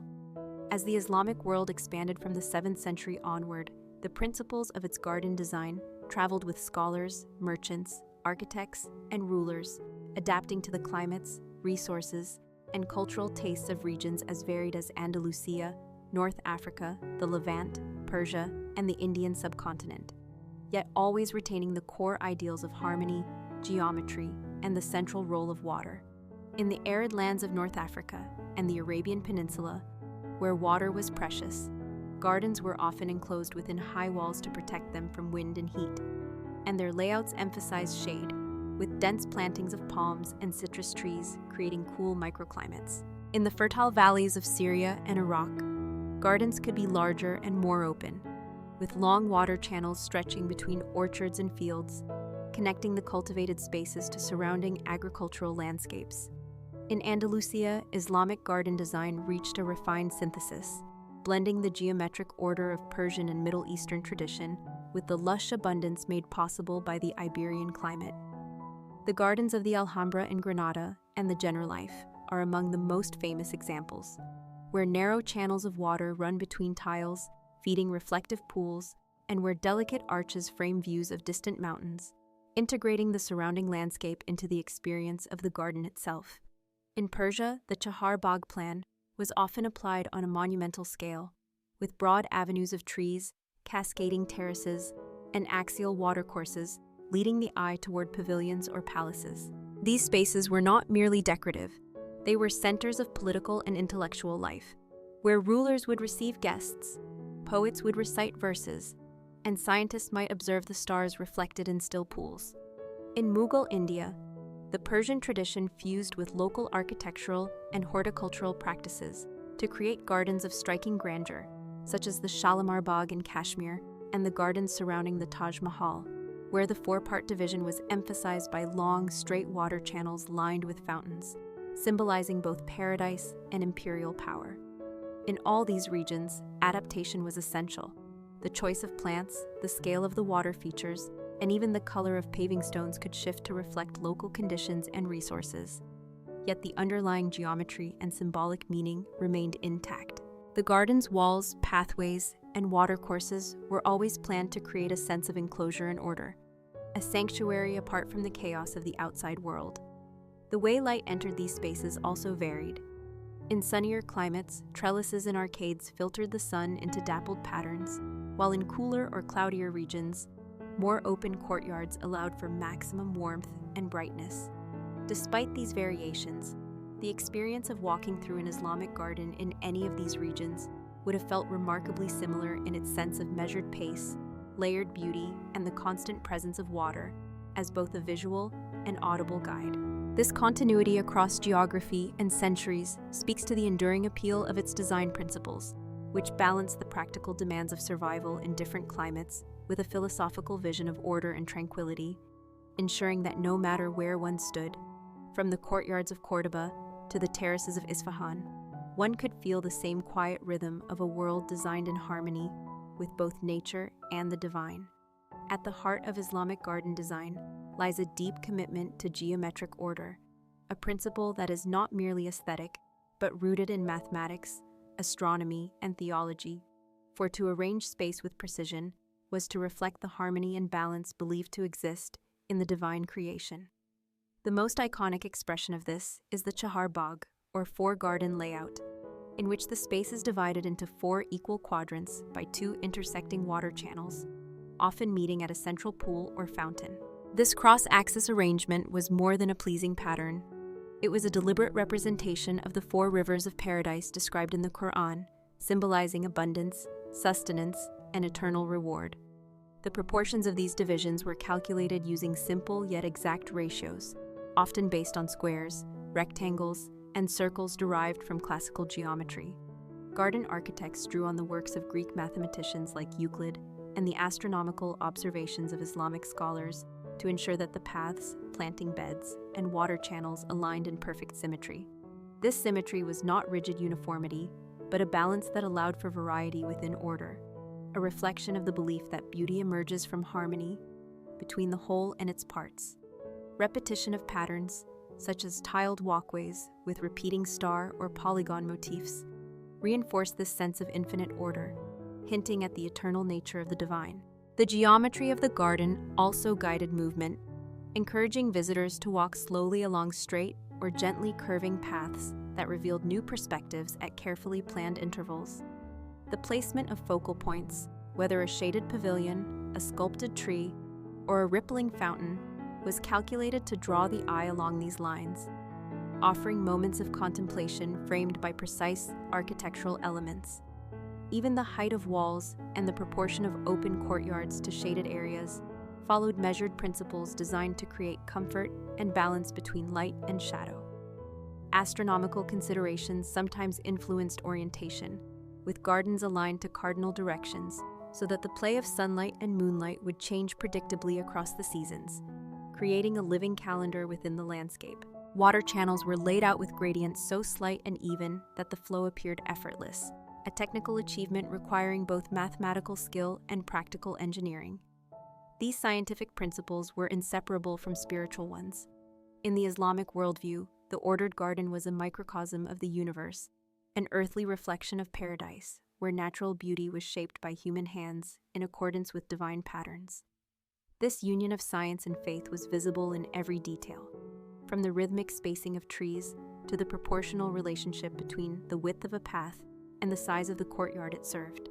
For visitors, the effect of this geometry was often subconscious, felt as a sense of calm and completeness, rather than calculated measurements.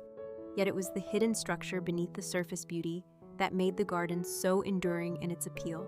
By uniting precise mathematical planning with the fluid elements of water, plants, and light, Islamic garden design demonstrated a philosophy in which reason and nature, order and delight, could coexist in perfect harmony.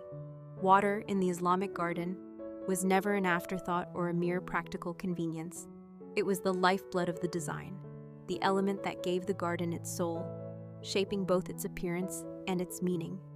In the arid and semi-arid regions where many of these gardens were built, the very presence of water was a sign of abundance, hospitality, and divine favor, and so it was placed at the center of the space, both physically and symbolically. Engineers and gardeners worked closely to bring water from distant sources through systems of aqueducts, canals, and underground channels, sometimes stretching for miles, so that it could arrive in the garden with just the right flow and pressure. Once inside, water was guided into straight rills, carved stone channels, or narrow tiled runnels that divided the garden into harmonious sections, often meeting at a central pool where the sky could be reflected with perfect clarity.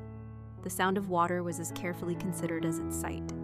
A trickling stream could create a soft, meditative background, while a series of small fountains could add a gentle rhythm to the air, and larger basins could produce a cool, resonant splash that echoed off walls and arches. This soundscape was essential to the garden's atmosphere, masking noise from the outside world and drawing the visitor's attention inward, into a place of peace. The movement of water also animated the geometry of the garden, bringing light to life as the sun played on rippling surfaces, creating shifting patterns on the underside of arcades or the trunks of fruit trees. In the heat of the day, the evaporation from pools and channels subtly cooled the air, while at night, the stillness of water reflected the moon and stars, turning the garden into a mirror of the heavens. Symbolically, water was associated with purity, renewal, and the eternal promise of paradise, its flow representing the 4 rivers mentioned in the Quran. Streams of water, milk, honey, and wine, each sustaining life in different ways. The Chahar Bagh layout made the symbolism literal, with water channels dividing the space into 4 parts, their intersection at the center symbolizing the source of all blessings. In some gardens, water features were designed to be interactive, inviting visitors to walk beside them, dip their hands into cool streams, or sit by the edge of a basin and watch the surface tremble in the breeze.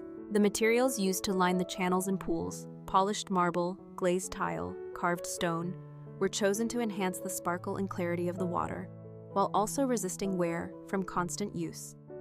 In certain places, engineers created water clocks or timed fountains that released bursts of water at regular intervals, blending scientific precision with sensory delight.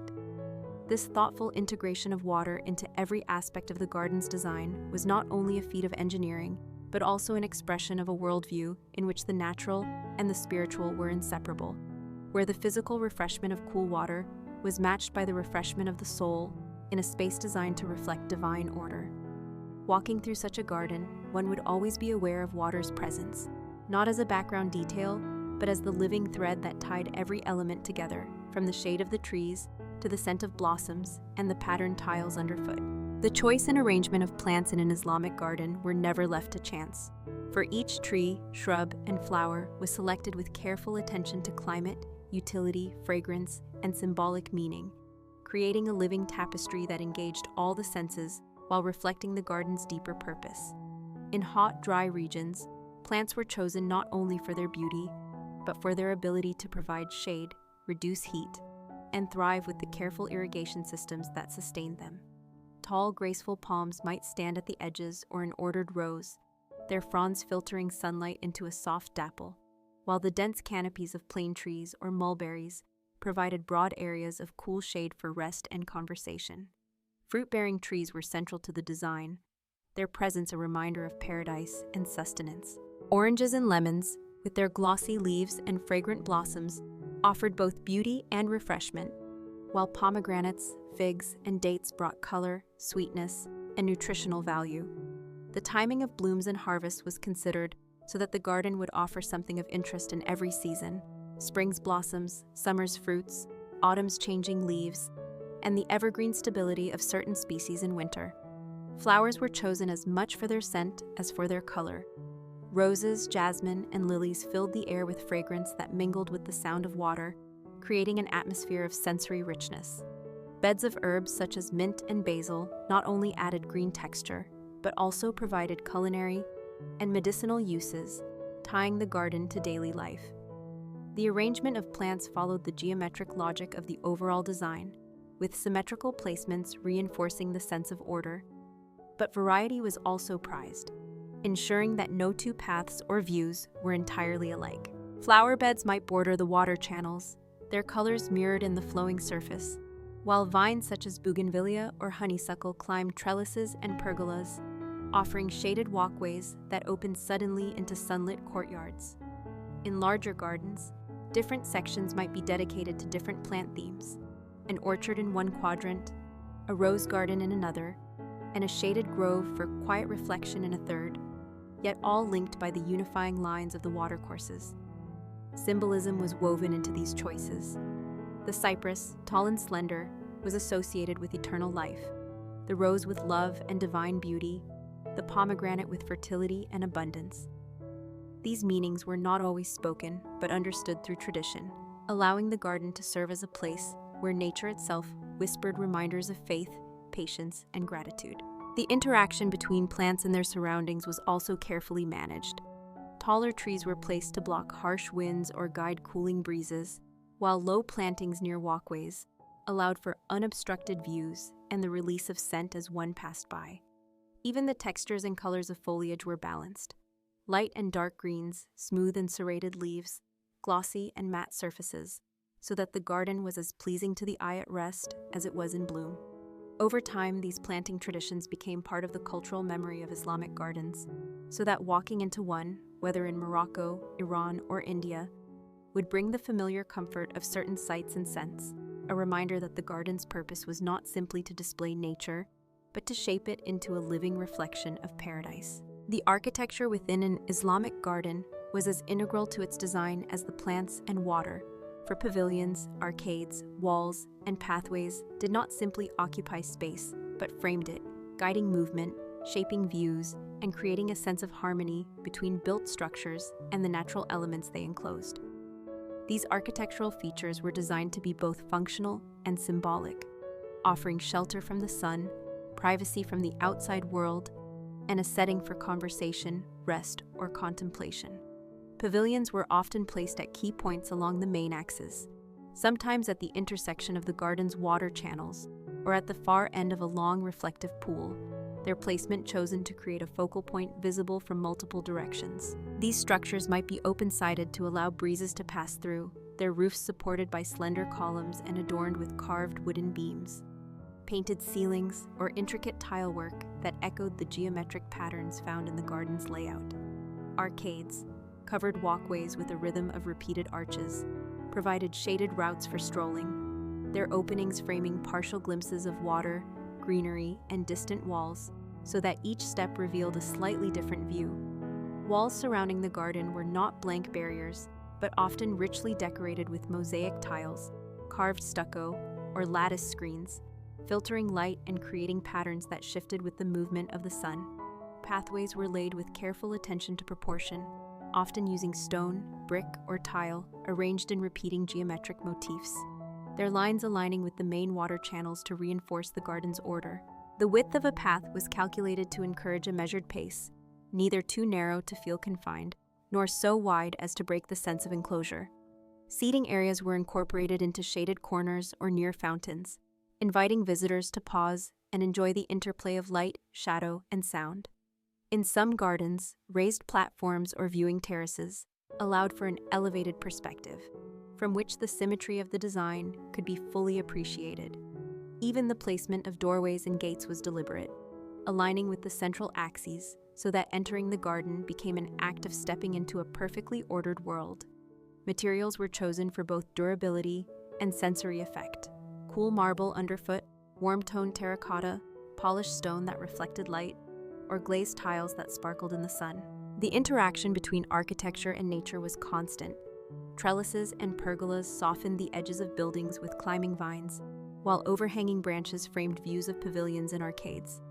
Water features were often integrated directly into architectural elements, with channels running alongside walkways, small cascades descending from terrace to terrace, and fountains set into the floors of pavilions so that the sound of water was never far away.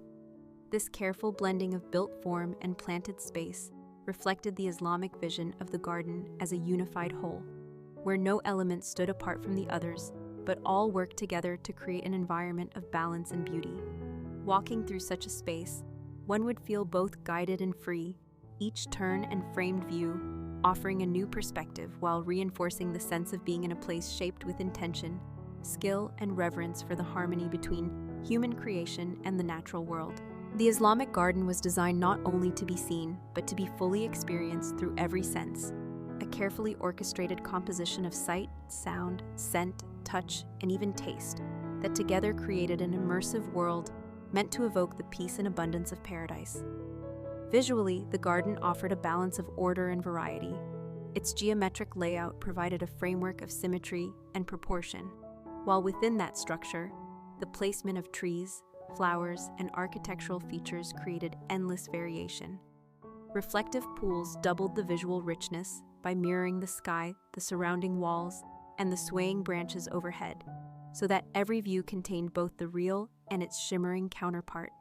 Light played an active role in this composition, filtered through lattice screens or palm fronds into intricate patterns that shifted with the hours of the day, casting shadows as delicate as lace across tiled pathways and water channels. Sound was as deliberately shaped as the visual scene. The steady trickle of water in narrow rills, the soft splash of fountains, the rustle of leaves in a light breeze, and the distant call of birds all combined to create a gentle, layered soundscape that masked the noise of the outside world and encouraged a slower pace. In the heat of the afternoon, the cool murmur of flowing water became a kind of music that calmed the mind, while at night, the stillness of the pools reflected the quiet beauty of the moon and stars. Scent was perhaps the most intimate element of all, carefully cultivated through the choice and placement of fragrant plants, roses, jasmine, orange blossoms, mint, and basil, that release their perfume in different seasons and at different times of day. A shaded walkway draped in climbing jasmine would greet a visitor with a wave of sweetness, while beds of herbs near seating areas infused the air with freshness. Touch was considered in the materials chosen for paths, benches, and walls. Cool marble underfoot, the smooth curve of a carved stone seat, or the textured glaze of patterned tiles offered tactile pleasures that subtly reinforced the sense of comfort and refinement. Even the act of dipping a hand into a cool fountain or letting water run over one's fingers was part of the experience, a reminder of the life-giving quality of water in these often arid landscapes. Taste, too, found its place in the garden, for many were planted with fruit-bearing trees, figs, pomegranates, dates, and citrus, that could be enjoyed fresh, offering both refreshment and nourishment to visitors. In private estates, the garden might supply herbs for the kitchen or ingredients for medicinal remedies, linking the beauty of the space to the well-being of its inhabitants. The careful orchestration of these sensory experiences was not accidental, but deeply intentional, rooted in the belief that the human soul is most at peace when all senses are harmoniously engaged.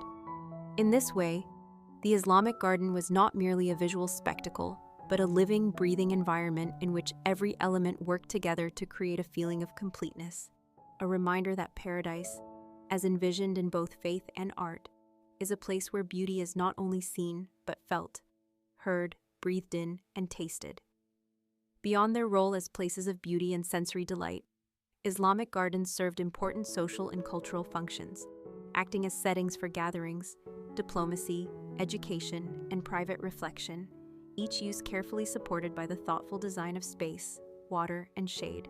In the courts of rulers, the garden was a stage for diplomacy, where foreign envoys and visiting dignitaries were received in surroundings that demonstrated both the wealth and the cultivated taste of their host. A formal meeting held under the shade of fruit trees beside a reflective pool conveyed messages of order, abundance, and stability without a single word needing to be spoken.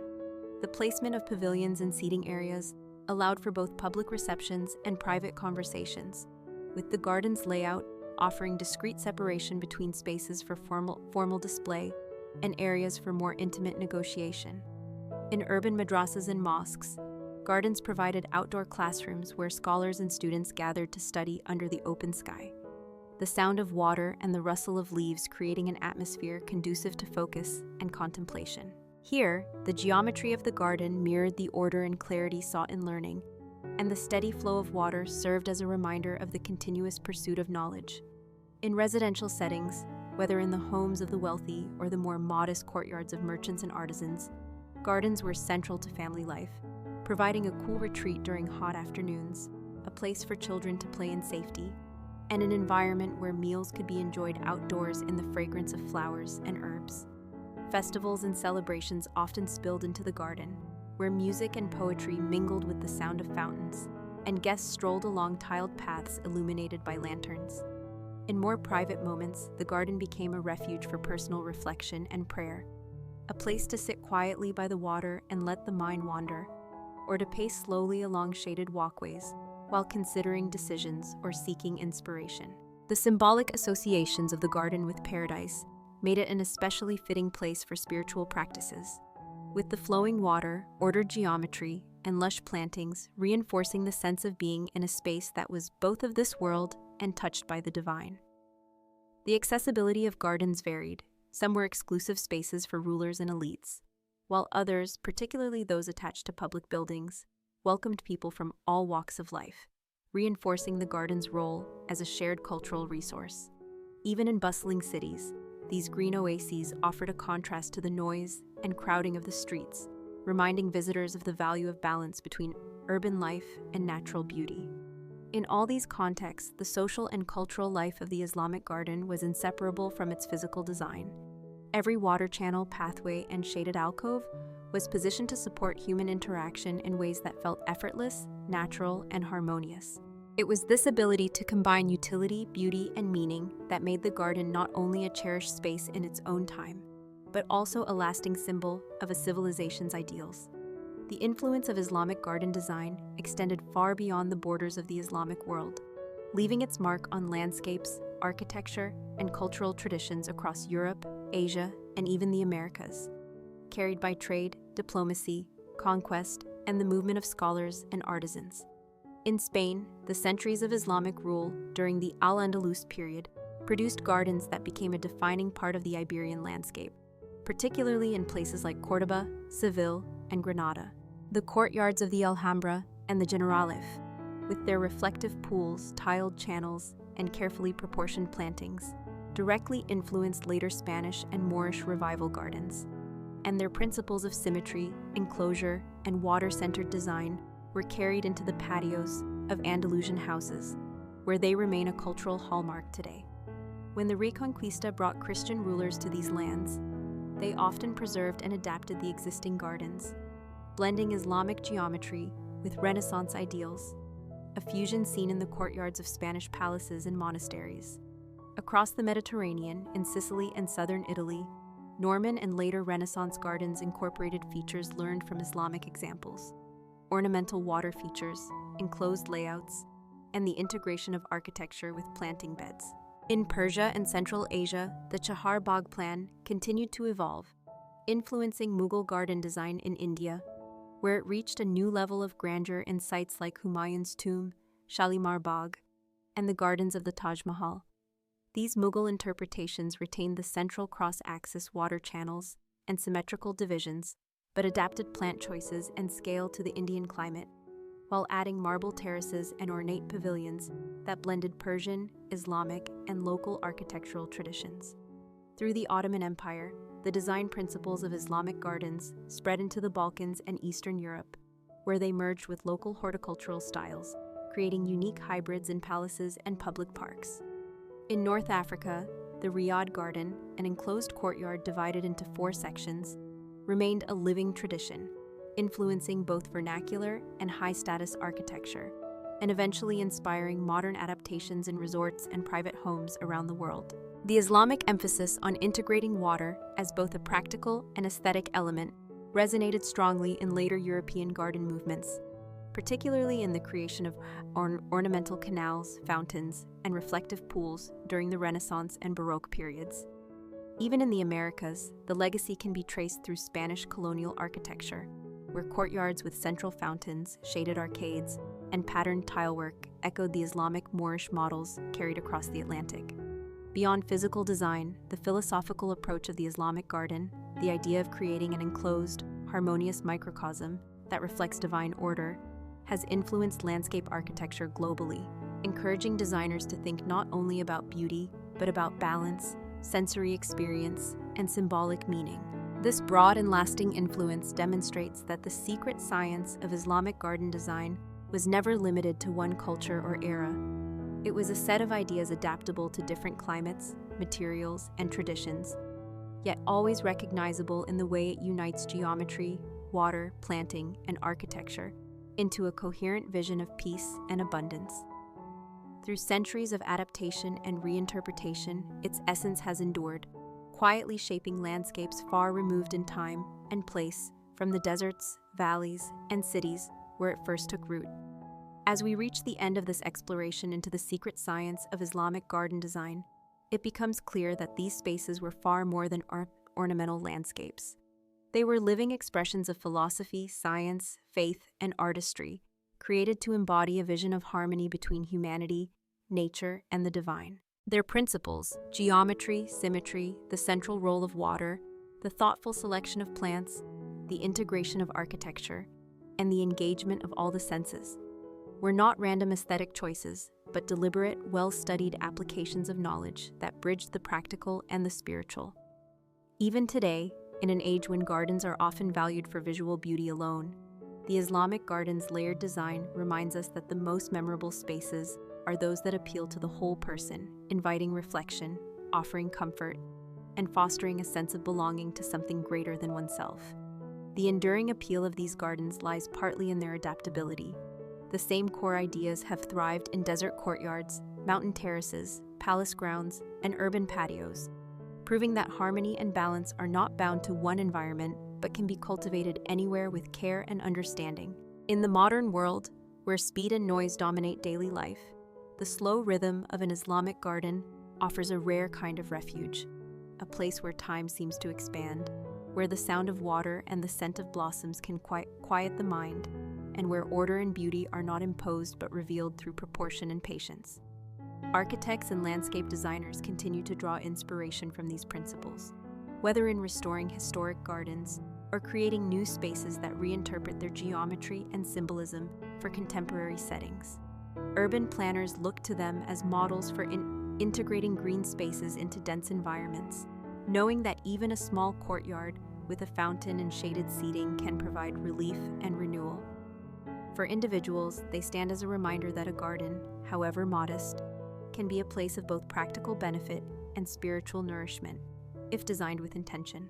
And for those who walk their paths, sit beneath their pavilions, or gaze into their still pools, the experience is much the same as it was centuries ago. A quiet sense of connection, a moment of balance, an awareness of beauty shaped by human hands, yet deeply rooted in the natural world. This is why the legacy of Islamic garden design continues to endure, not as a relic of the past, but as a living tradition that speaks to universal human desires for peace, abundance, and meaning. Whether in the restored courtyards of ancient cities, the hidden gardens of private homes, or the public parks of bustling modern capitals, the essence remains the same: a carefully crafted space where every element, from the pattern of the tiles to the arc of a water channel, works together to create an oasis for the body, the mind, and the spirit, echoing the eternal vision of a paradise on earth. That brings us to the end of this story. Before we begin our next journey, I'd be grateful if you could give this video a like and subscribe to the channel. Now let's continue our Boring History for Sleep series with the next story, the telescope builders of Renaissance Italy. In the closing years of the 16th century, Italy was a place alive with curiosity, invention, and the restless spirit of discovery that defined the Renaissance. Among the many crafts and sciences being refined in its cities, one particular instrument was about to change not only the practice of astronomy, but humanity's understanding of its place in the universe. The telescope, though not invented in Italy, found in its workshops, universities, and observatories a home where its design could be perfected and its potential explored. At this time, glassmaking had reached extraordinary levels of skill in places like Venice and Florence. where artisans could produce lenses of remarkable clarity and precision. These lenses were prized for spectacles, a common tool among scholars, merchants, and sailors, but their arrangement into long tubes for the purpose of magnifying distant objects was still a novelty. The earliest crude telescopes were arriving from Northern Europe, where Dutch craftsmen had begun experimenting with combining convex and concave lenses to bring faraway scenes closer to the eye. News of this device spread quickly, carried by merchants, envoys, and letters between scholars. And it was not long before Italian craftsmen began making their own versions, guided by the Renaissance belief that the practical arts and the sciences should work hand in hand. In cities such as Padua, Pisa, and Rome, instrument makers worked with scholars to improve the alignment of lenses, the stability of the tube, and the reduction of distortions that blurred the image. These early efforts required a delicate combination of manual skill and mathematical understanding, for even the slightest imperfection in the curve of a lens or the symmetry of the tube could ruin the effect. The work was slow and exacting. Molten glass had to be blown into rough shapes, cooled, ground on stone with fine abrasives, and polished until the surface was flawless, all before it could be mounted into brass or wooden frames. Patrons of the arts, noble families, church officials, and wealthy merchants were often eager to commission such instruments, partly for their practical use in surveying and navigation, but also for the prestige of owning a tool that represented the cutting edge of human ingenuity. As the telescope began to take shape in Italian hands, its potential for observing the heavens was not yet fully grasped, but the seeds were there in the quiet workshops and the eager conversations between makers and scholars. To look through such an instrument for the first time was to experience a kind of wonder that Renaissance Italy had been cultivating for generations. The conviction that the world could be known more fully if only one had the tools to see it clearly. And so, in the measured pace of grinding lenses, assembling tubes, and testing them against distant towers and mountain peaks, the foundation was laid for discoveries that would soon expand the boundaries of knowledge far beyond what anyone in those bustling, sunlit cities had imagined. When the first telescopes made in Italy were ready for use, their makers faced the challenge of proving their worth to a world accustomed to seeing the distant only with the naked eye or through the imperfect lens of memory and hearsay. And so the earliest demonstrations were both careful technical trials and theatrical events designed to stir the curiosity of scholars, nobles, and the public. Instrument makers would often set up their devices in open courtyards, on rooftops, or atop city walls, aiming them at distant landmarks, church towers, mountain ridges, ships far out in the harbor, and inviting guests to look. The reaction was almost always the same: a brief pause of disbelief, followed by exclamations of wonder as details invisible to the naked eye came sharply into view. In a time when seeing was closely tied to believing, such a device carried both the promise of practical application and the thrill of novelty. Scholars quickly realized that the telescope could be used to measure distances more precisely, to inspect architectural works from afar, or to track the movement of ships and clouds. Wealthy patrons saw its potential as a tool for military advantage, allowing watchmen to spot approaching vessels or troops long before they arrived. These early telescopes were far from perfect. Images could be distorted, edges blurred, and the field of view was narrow. But each flaw that appeared in use became an opportunity for refinement. Makers experimented with lens shapes, adjusting curves to sharpen focus, and with the length of the tube, balancing magnification against clarity. Wooden tubes were sometimes wrapped in leather to protect them from moisture and warping, while brass fittings helped keep the lenses firmly in place. Some craftsmen began marking their instruments with decorative engravings or inscriptions, both to display their skill and to ensure that their work would be recognized in a competitive market. Collaboration between artisans and scholars was a hallmark of this period. A mathematician might suggest new ways to align lenses based on geometric principles, while a glassmaker would develop a method to reduce the tiny bubbles that could disrupt the passage of light. Testing was often done at twilight, when the softened light made distant objects easier to view and the stars just began to appear, hinting at the telescope's potential for celestial observation. These evenings were occasions for conversation, as observers discussed not only what they saw, but what it might mean, how a clearer view of the distant could change navigation, defense, science, and even art. The pace of improvement was steady, and each new instrument was a little more refined than the last, carrying with it the optimism of a tool that might one day reveal the world with perfect clarity. In this way, the early telescopes of Renaissance Italy began to move from novelty to necessity, their presence in workshops and studies a sign that the boundary between the known and the unknown could, quite literally, be brought closer to the human eye. It was perhaps inevitable that, after proving their worth on distant towers and ships, the telescopes of Renaissance Italy would be turned toward the sky. For the curiosity of scholars and the deep cultural fascination with the heavens made the night an irresistible testing ground for this new instrument. The first attempts were modest, aimed at the moon, whose familiar face had long been observed with the naked eye, yet now revealed itself in astonishing new detail. Through the early Italian telescopes, the smooth silver disk transformed into a varied landscape of craters, ridges, and plains, its surface marked with shadows that shifted as the moon moved through its phases. For many observers, this alone was enough to inspire awe, challenging the ancient belief, inherited from Aristotle, that heavenly bodies were perfect and unchanging. Encouraged by this revelation, scholars directed their instruments toward the bright points of the planets. Jupiter, a steady light in the night sky, became a particular focus, and soon the faint pinpricks of its 4 largest moons could be seen moving from night to night, orbiting not the Earth but the planet itself. This discovery was a quiet but profound challenge to the geocentric model that placed Earth at the center of all celestial motion. Saturn appeared through these early telescopes as a puzzling shape, its rings not yet clearly understood, instead described as strange handles on either side of the planet. The stars, too, revealed surprises. What appeared to the naked eye as a single point of light sometimes resolved into clusters or pairs, hinting at the vastness and complexity of the universe beyond what human vision alone could perceive. Each observation brought both excitement and difficulty, for the limitations of the instruments meant that images could blur or shimmer with the slightest movement, and aligning the narrow field of view on a moving celestial object required both patience and skill.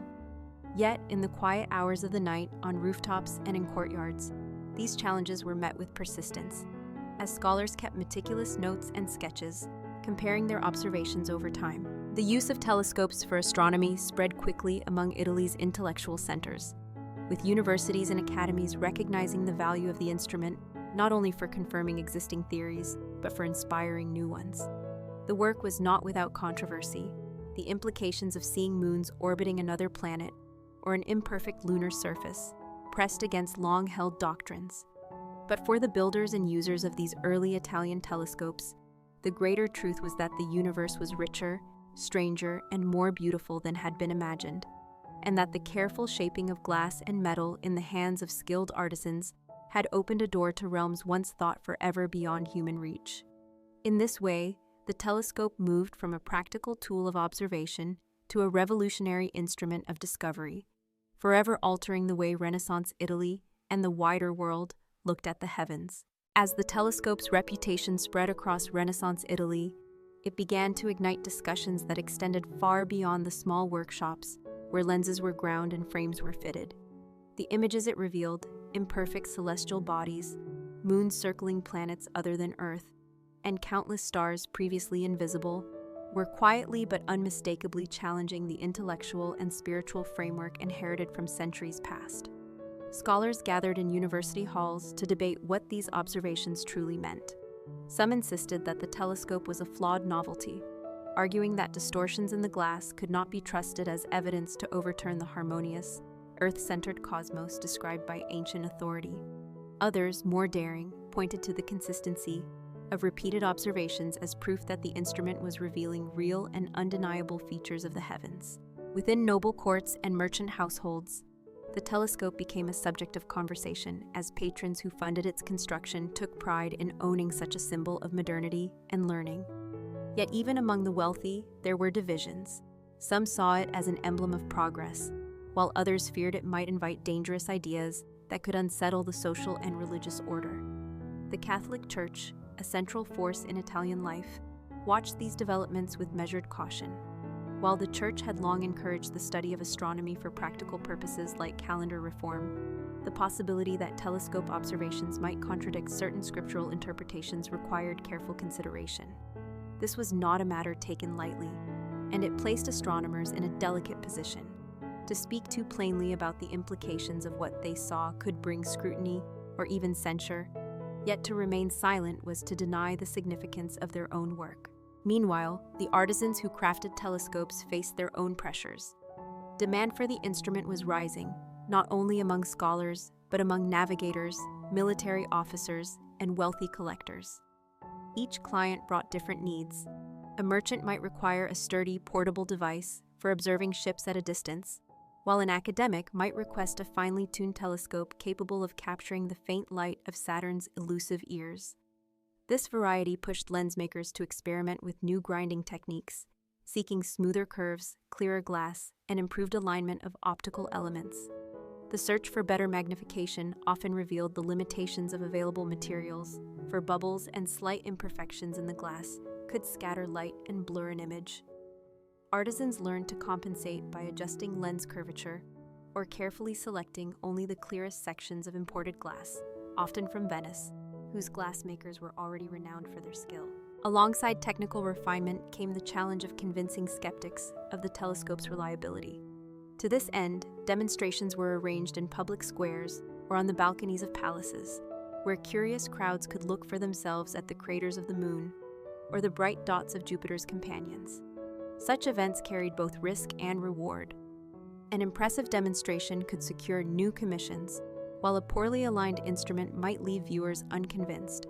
Through all this, the telescope builders of Renaissance Italy maintained a quiet determination, aware that their craft was not merely the shaping of glass, but the shaping of perception itself. They worked by lamplight in the still hours, hands steady over grinding stones, knowing that each polished surface could open minds to new possibilities or close them in suspicion. In this atmosphere of curiosity and caution, innovation and resistance, the story of the Italian telescope was not simply about a tool. It was about a society grappling with the arrival of a new way of seeing, and the slow, careful process of deciding whether to trust the truths it offered. Among the figures who emerged during the rise of the telescope in Renaissance Italy, none shone brighter or courted more controversy than Galileo Galilei, the mathematician and natural philosopher from Pisa, who would become synonymous with the instrument's early triumphs.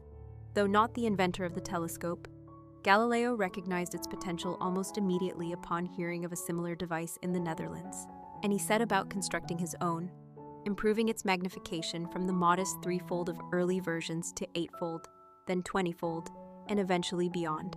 With these enhanced instruments, he turned his gaze skyward and began to record observations that would unsettle centuries of accepted cosmology. He saw mountains and valleys on the moon, proving it was not the perfect smooth sphere long assumed by scholars. He discovered 4 small moons orbiting Jupiter, a miniature system that mirrored the heliocentric model's claim that not all celestial bodies circled the Earth. He traced the phases of Venus, which could only be explained if Venus revolved around the Sun. Each of these findings was carefully sketched and documented, yet their implications were more than scientific. They were philosophical, theological, and political. Galileo's patrons, including the influential Medici family in Florence, understood the prestige that came with supporting groundbreaking work, and the mathematician's naming of Jupiter's moons as the Medicean stars was both a gesture of gratitude and a savvy act of self-preservation. Patronage, however, was no absolute shield, for Galileo's discoveries challenged powerful voices who were not ready to abandon the Earth-centered model of the universe. Beyond Galileo, other individuals contributed in quieter ways to the telescope's advancement.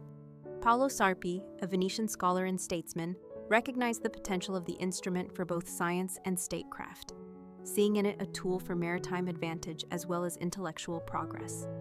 The Jesuit astronomers of the Collegio Romano, though initially skeptical, would eventually confirm Galileo's major observations, lending credibility to claims that might otherwise have been dismissed as the illusions of flawed glass.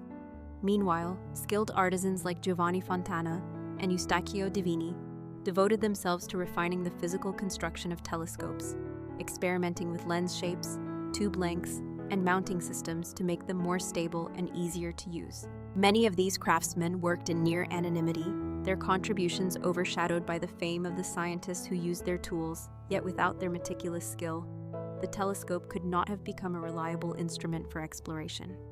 The spread of the telescope also relied on a network of merchants and travelers who carried the devices across borders, introducing them to courts and universities, from Milan to Naples, and even to distant lands beyond Italy's shores. In the process, each new owner added their own interpretations and uses, some for mapping the heavens, others for surveying the land, and still others for observing ships at sea long before they reached the harbor. As these instruments circulated, so too did the ideas they inspired, creating a slow but steady shift in how educated Europeans thought about the cosmos and humanity's place within it. Yet in every city, from Venice's bustling docks to Florence's quiet academies, there remained those who cautioned against reading too much into what the telescope revealed, urging restraint until more could be understood. For the telescope was not merely an object of glass and wood, it was a lens through which the future could be glimpsed. Unsettling in its clarity, exhilarating in its promise, and fraught with the tensions of an age caught between the comfort of old certainties and the daring of new discoveries. As the telescope became more refined and its revelations more widely known, the delicate balance between curiosity and caution began to tip into open tension. For in Renaissance Italy, knowledge was never separate from the structures of authority that guarded the boundaries of acceptable thought. And the telescope, though a simple instrument in appearance, was now a device that threatened to redraw the very map of the heavens sanctioned by tradition. Galileo's reports of moons circling Jupiter, of the pitted and mountainous surface of the moon, and of the phases of Venus spread across Europe. And with them came questions that touched not only the realm of science, but also the realm of faith. For if the earth was not the fixed center of creation, as the Ptolemaic model claimed, and as church teaching had long accepted, then the universe itself might be understood in a way that no council had yet endorsed. In the city-states of Italy, where power was fragmented among dukes, popes, and merchant republics, each with their own agendas, the fate of new ideas often depended on the skill with which their advocates navigated political currents, and Galileo, despite his brilliance, was often less cautious in his rhetoric than the situation demanded. He wrote dialogues that placed defenders of the old cosmology in the mouth of characters who seemed slow or foolish, a choice that pleased his supporters but risked alienating potential allies. Yet at the same time, there were others in Italy who quietly advanced the telescope's cause, crafting lenses in backroom workshops, conducting night-long observations from convent rooftops, and recording star charts with a precision that had never before been possible. In Venice, where maritime dominance depended on early sighting of ships, the telescope became a guarded military asset before it became a tool of philosophers, and captains valued it as much for its ability to spot sails on the horizon as for any celestial wonders it could reveal. In Rome, the Jesuit scholars of the Collegio Romano conducted their own observations, confirming many of Galileo's findings, but framing them within a careful language that sought harmony with established doctrine, for they understood the fine line between expanding knowledge and provoking authority. Meanwhile, artisans like Francesco Fontana experimented with compound lenses that could magnify planets without the distortions that plagued earlier models, and their work spread quietly among those who needed precision over spectacle. But even as the telescope's technical quality improved, its social position grew precarious, for there were whispers in courts and cloisters that some things seen through it might not be true, that the shimmering spots and shifting lines were mere tricks of glass or illusions caused by tired eyes staring too long into the night. These doubts were sometimes sincere and sometimes convenient, for if the telescope could be discredited, then the ideas it supported could be dismissed without further debate. Yet for every skeptic, there was a sailor who trusted the sighting of a distant shoreline through its tube, a mathematician who traced the orbit of a planet with its help, or a noble who took pleasure in showing guests the craters of the moon from a garden terrace. Thus, the telescope existed in two worlds at once, one of utility and wonder, where its gifts were undeniable, and another of politics and caution, where every new use carried the risk of controversy. And in this climate, the builders and users of telescopes in Renaissance Italy learned that discovery alone was not enough. Survival required discretion, alliances, and an ability to speak the language of both the workshop and the court. For only by balancing truth and tact could they ensure that the lens would continue to turn toward the stars, rather than be set aside as a relic of an experiment too dangerous to pursue.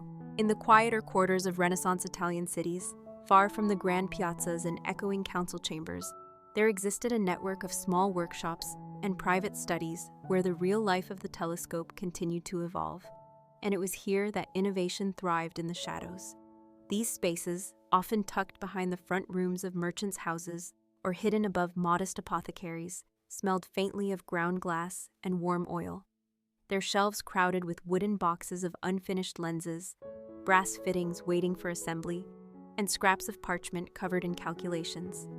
The artisans who worked here rarely had the fame of a Galileo, yet their skill was the foundation on which every public discovery rested.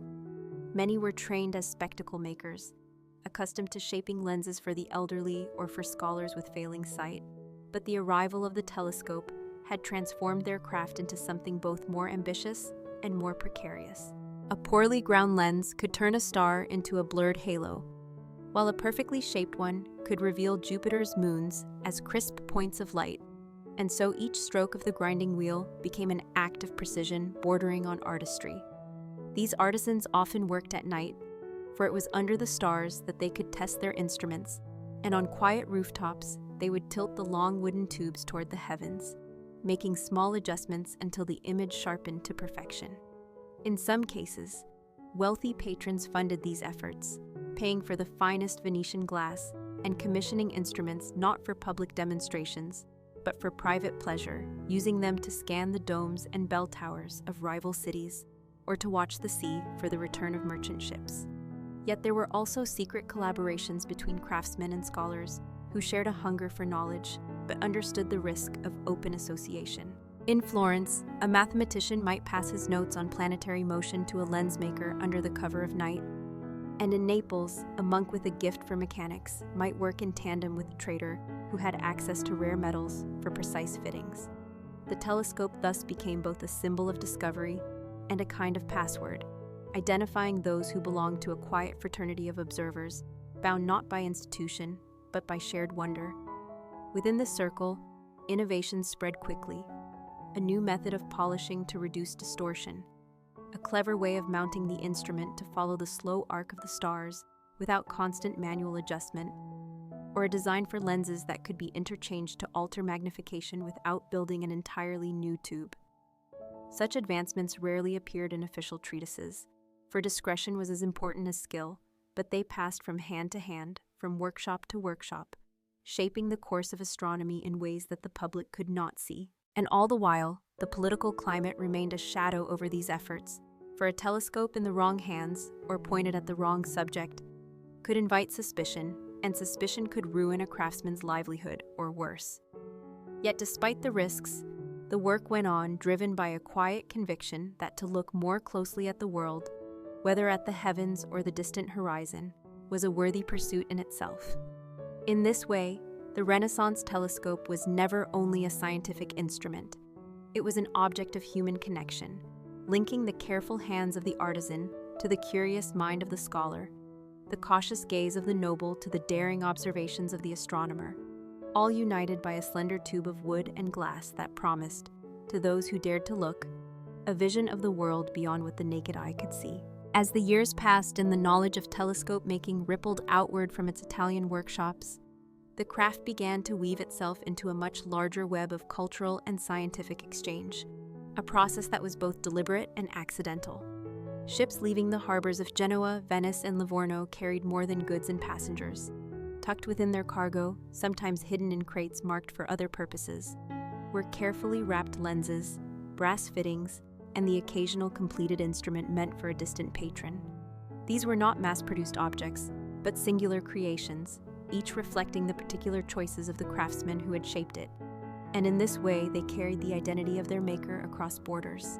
In the bustling markets of Marseille or Antwerp, a telescope from Florence might change hands in the same breath as a bolt of silk or a chest of spices, and its new owner might view it less as a scientific tool and more as a mark of refinement, something to display in a drawing room as a conversation piece. Yet even in such cases, the quiet magic of the instrument had a way of drawing its user to the window or the balcony at night, curiosity overcoming mere ornamentation. From these moments of idle viewing, deeper questions sometimes grew, about the movement of the moon, the strange brightness of certain stars, or the shimmering lights that appeared low on the horizon. Such questions could lead to letters being sent back to Italy, seeking advice or improved instruments, and in this way, an informal network of correspondence developed, linking artisans and thinkers across languages and regions. Some of these exchanges remained in the realm of polite curiosity, but others became stepping stones toward more significant collaborations. A merchant in London might commission a Neapolitan craftsman to produce a series of telescopes for the English gentry, adapting the design to suit local tastes in decoration while preserving the optical precision that had made Italian work so sought after. In the Low Countries, where map-making was a thriving profession, the telescope found a ready audience among cartographers eager to improve their coastal surveys, and it was not long before Italian lens makers were trading secrets with Dutch instrument makers, blending their respective strengths in glass and mechanics. There were also more discreet transactions, particularly involving states with keen military interests. A well-made telescope could provide advantages in naval encounters, or in monitoring the movements of rival armies, and so certain orders were conducted through intermediaries, with payments routed through layers of trusted agents to avoid drawing unwanted attention. In these contexts, the telescope became not just an aid to exploration or science, but a subtle instrument of power, capable of influencing decisions far from the workshop in which it had been crafted. Yet for all the strategic uses, there remained those who approached the instrument with nothing more than a desire to look beyond the reach of their own senses, to bring the distant close and the faint into focus. Among these were traveling scholars, diplomats, and artists who, upon encountering a telescope in a foreign court or household, found themselves drawn into its circle of wonder. Some returned to Italy carrying not just the memory of what they had seen, but sketches of foreign designs, or notes on how certain parts had been adapted to suit different climates and conditions. And these small pieces of information, once passed to the hands of a skilled craftsman, could spark an entirely new refinement. Thus, the life of the telescope in Renaissance Italy was never confined to Italy alone. It was a story of movement, of objects crossing seas and borders, of ideas carried in the pockets of travelers and in the folds of merchant ledgers. Each journey added a layer to the instrument's history, shaping it into something at once local in its craftsmanship and universal in its appeal, a fitting emblem of an age in which curiosity was slowly beginning to stretch across the known world, binding it together not with armies or decrees, but with the shared act of looking and the quiet, unspoken thrill of discovery. As telescopes became more widely known and sought after across Europe, they inevitably drew the attention of not only scholars and patrons, but also the political powers who understood that such instruments could serve purposes beyond the scholarly and the leisurely. By the early 17th century, rumors traveled almost as quickly as ships, that certain courts had obtained lenses of exceptional clarity, that foreign ambassadors had brought back devices capable of seeing further and clearer than anything made locally, that new techniques in grinding and polishing glass were being guarded as closely as state secrets. This atmosphere of quiet rivalry lent a certain tension to the work of the Italian craftsmen, who now found themselves part of a larger game in which their creations could be both celebrated and contested. In Florence, workshops were occasionally visited by envoys, whose questions about the crafting process were phrased politely, but lingered a moment too long on the precise dimensions of a lens mold, or the kind of abrasive used for polishing. In Venice, whose position as a maritime power made any tool of navigation immensely valuable, the Republic's council debated whether certain telescope designs should be restricted for domestic use, to keep their naval advantages from slipping into foreign hands. Yet for all the political maneuvering, the workshops themselves remained places of quiet concentration, where the grindstone turned steadily and the fine dust of glass settled in thin layers on the wooden benches. Apprentices were trained not only in the delicate art of shaping lenses, but also in discretion. A careless conversation in a tavern could undo months of work if the wrong ears heard of an innovation before it could be secured for a patron. The rivalry between nations sometimes spilled into the scholarly world as well, where the prestige of making a new astronomical observation was highly prized.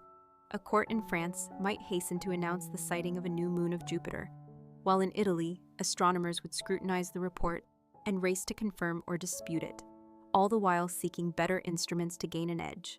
This pursuit of accuracy and novelty pushed craftsmen to experiment with different glass compositions, testing the clarity of imported materials against the local sands, and refining the curvature of lenses to reduce the persistent problem of image distortion. In some cases, these improvements were achieved through direct collaboration between scientists and artisans. In others, the relationship was more distant, with orders sent through intermediaries and specifications arriving as carefully written instructions sealed in wax. The cultural weight of the telescope grew in parallel with its technical refinement.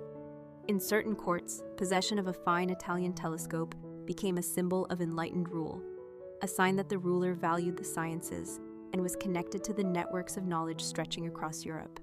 In paintings of the period, one might find a telescope resting casually on a table near a globe, a deliberate inclusion meant to suggest that the household was both learned and modern. And yet, behind these symbols lay the often unacknowledged labor of those who spent their days hunched over the tools of their craft, their eyes strained from close work, their fingertips hardened by years of careful shaping and polishing. The spread of telescopes also began to raise subtle questions about the nature of knowledge itself. If a ruler could see the approach of a fleet days before it reached shore, or an astronomer could chart the heavens with unprecedented precision, what did this mean for those who relied on older ways of knowing? Could the eye, aided by glass, be trusted more than tradition, or would the two need to find a way to coexist? These were questions that would not be settled quickly, for they touched on the shifting boundaries between the known and the unknown, the seen and the unseen. By the time the first generation of Italian telescope builders began to pass their skills to their apprentices, the instrument had become more than a curiosity.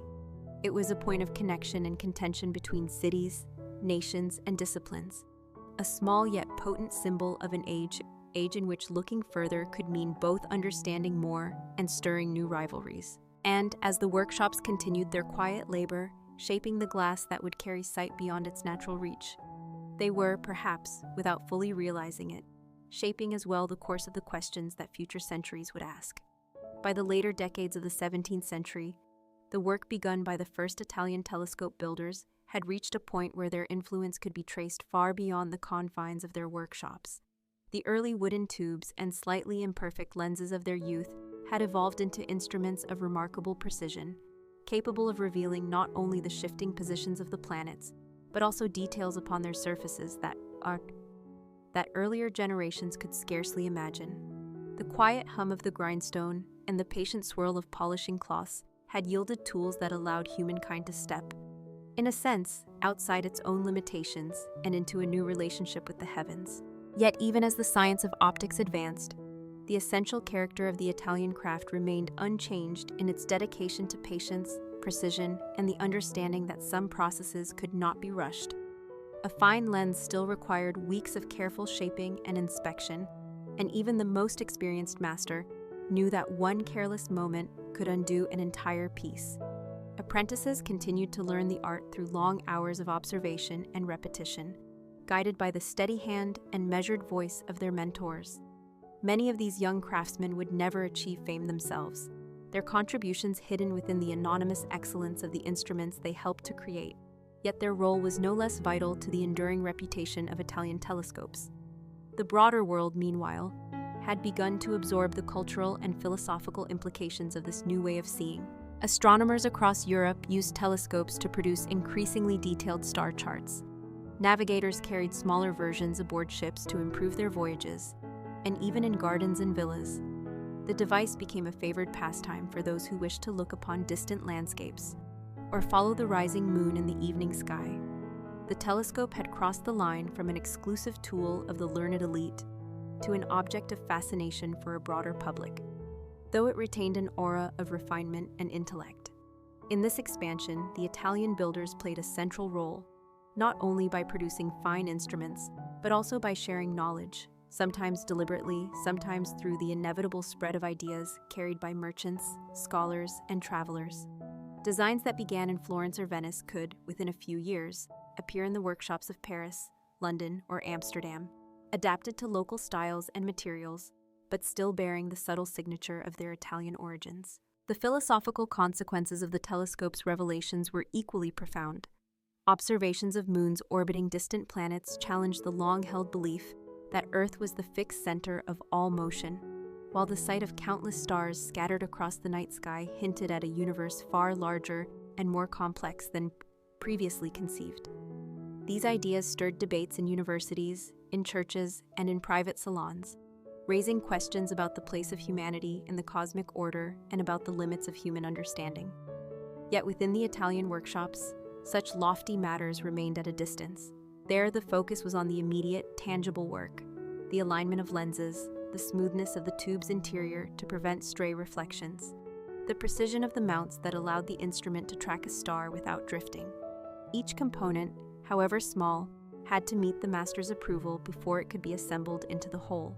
This attention to detail was not merely a matter of pride.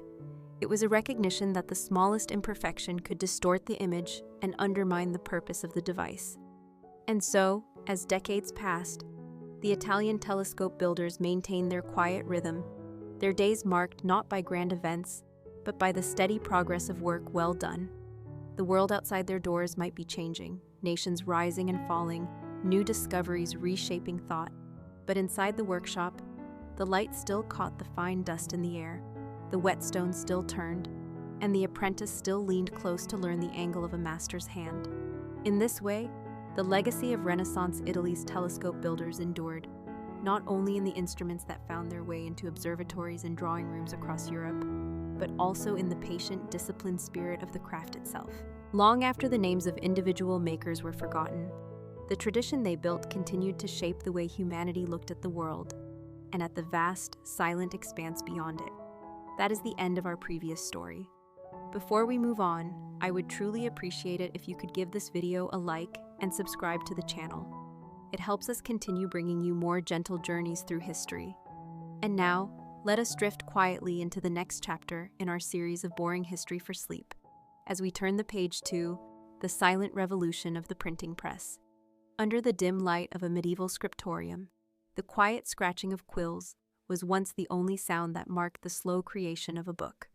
Monks and scribes sat bent over long wooden desks, carefully tracing every letter by hand, dipping their pens into small inkwells, and moving with deliberate precision so as not to smudge the precious parchment.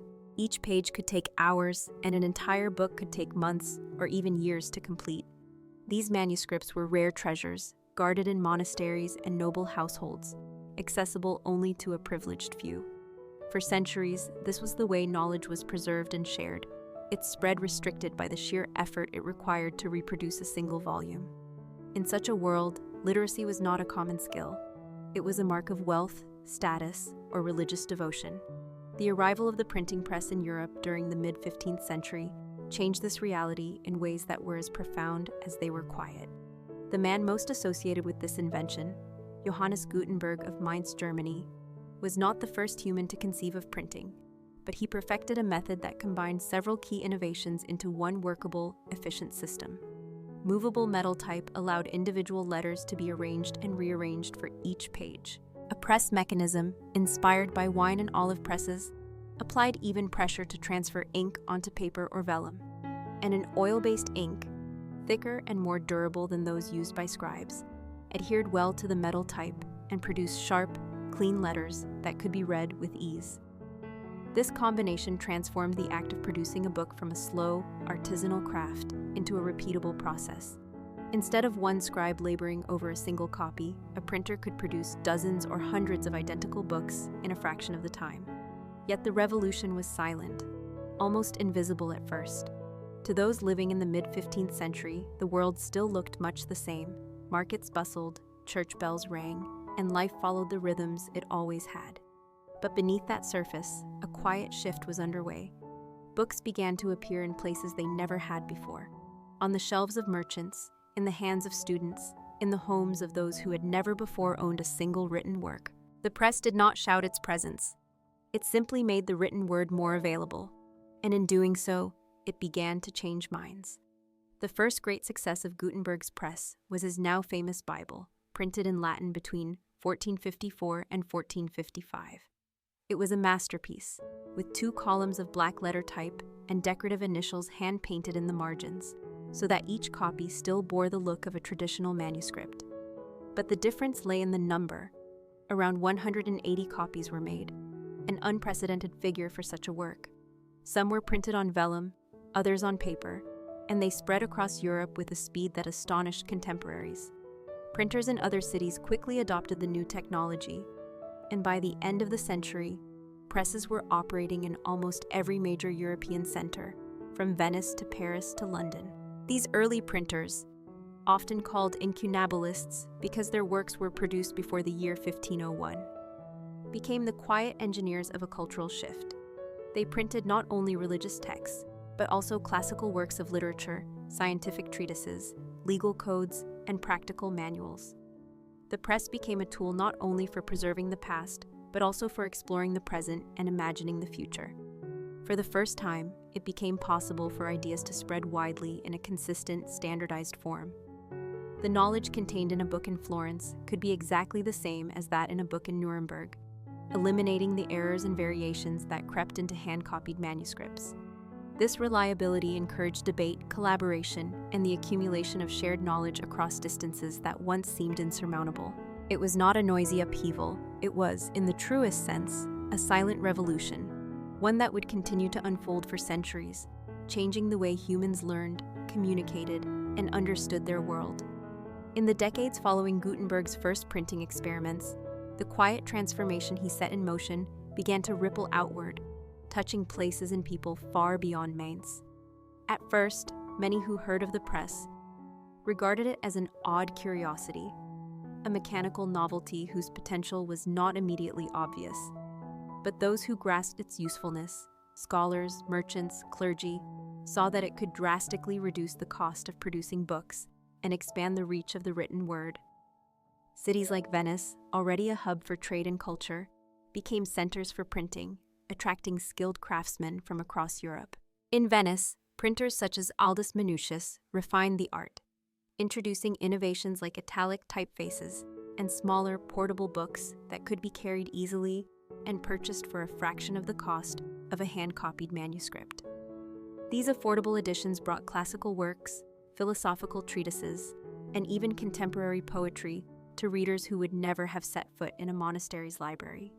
In Paris, the Sorbonne embraced the new technology, commissioning textbooks and scholarly works that could now be distributed to students in multiple copies, ensuring that entire classes could study from the same material at the same time. The printing press also allowed information to travel faster than ever before. News of events, discoveries, and even rumors could be set in type and reproduced dozens or hundreds of times in a matter of days. This was not yet the age of daily newspapers, but pamphlets and broadsheets began to circulate, carrying political, religious, and commercial messages across cities and borders. The result was a gradual but undeniable shift in how people thought about information. It was no longer something that trickled down from a select few, but something that could be accessed, debated, and shared by many. The technology also had an effect on language itself. Before the press, regional dialects often dominated written works, with spelling and grammar varying wildly from place to place. Printers, seeking to reach the widest possible audience, began to standardize language, favoring the dialects of cultural and political centers. In England, for instance, the works printed by William Caxton helped solidify aspects of the English language that are still in use today. In Germany, Martin Luther's later decision to publish his Bible translation in a form of High German that could be understood across much of the country was influenced by the capabilities of the press. His words could reach millions, but only if they were in a language broadly comprehensible. Of course, such profound change did not happen without resistance. Some scribes and manuscript producers saw the press as a threat to their livelihoods, and certain authorities feared the spread of unregulated ideas. In some cases, printed works were censored or banned, especially if they challenged the religious or political order.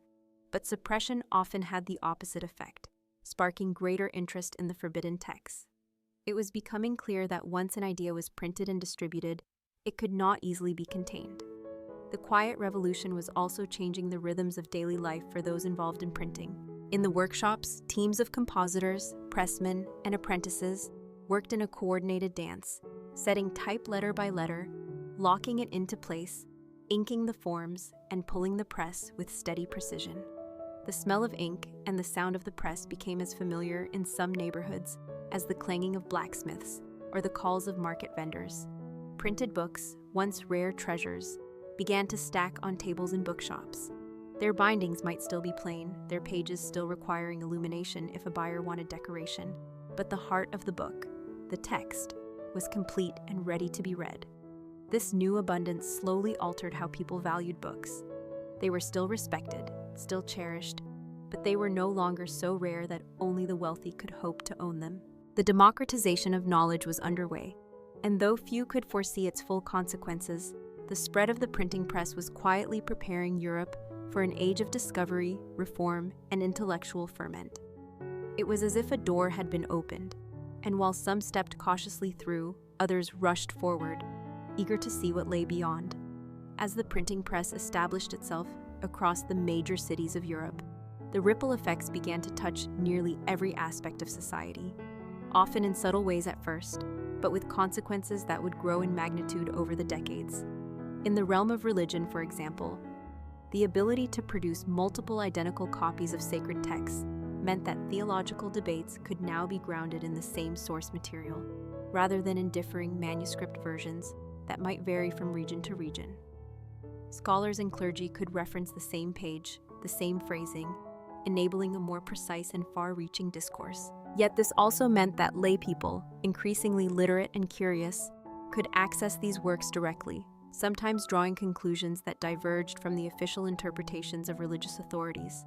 This quiet shift in who could read, and thus who could interpret, sacred texts, was a seed that would eventually grow into the vast theological transformations of the Reformation.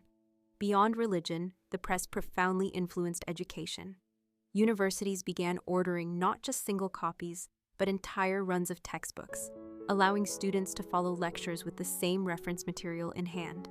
For the first time, an academic curriculum could be standardized across multiple classrooms, even multiple cities. This fostered a more consistent education system, but it also opened the door for knowledge to be debated more widely, since the same text might inspire discussion among students from vastly different regions. The commercial sector also felt the changes. Merchants quickly saw the utility of printed bills of exchange, shipping manifests, and price lists, all of which reduced errors and misunderstandings in trade. A printed price list sent from Venice to London could allow a buyer to negotiate in advance, confident that both sides were working from the same numbers. This efficiency not only streamlined commerce, but also began to knit the economies of distant cities closer together. The world of science and exploration benefited as well. Astronomers could print their observations, complete with diagrams, and send them to colleagues hundreds of miles away, who could then verify or challenge the findings. Explorers could publish maps that, while not yet perfectly accurate, offered more detail and consistency than most hand-drawn versions. The spread of printed navigation charts improved the safety and efficiency of long voyages, indirectly aiding the great age of exploration that was then unfolding.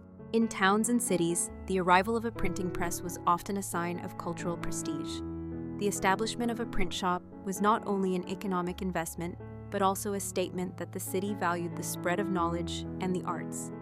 Patrons, whether wealthy individuals, universities, or guilds, often financed presses to ensure that particular works were published, whether those were religious treatises, histories, or works of literature.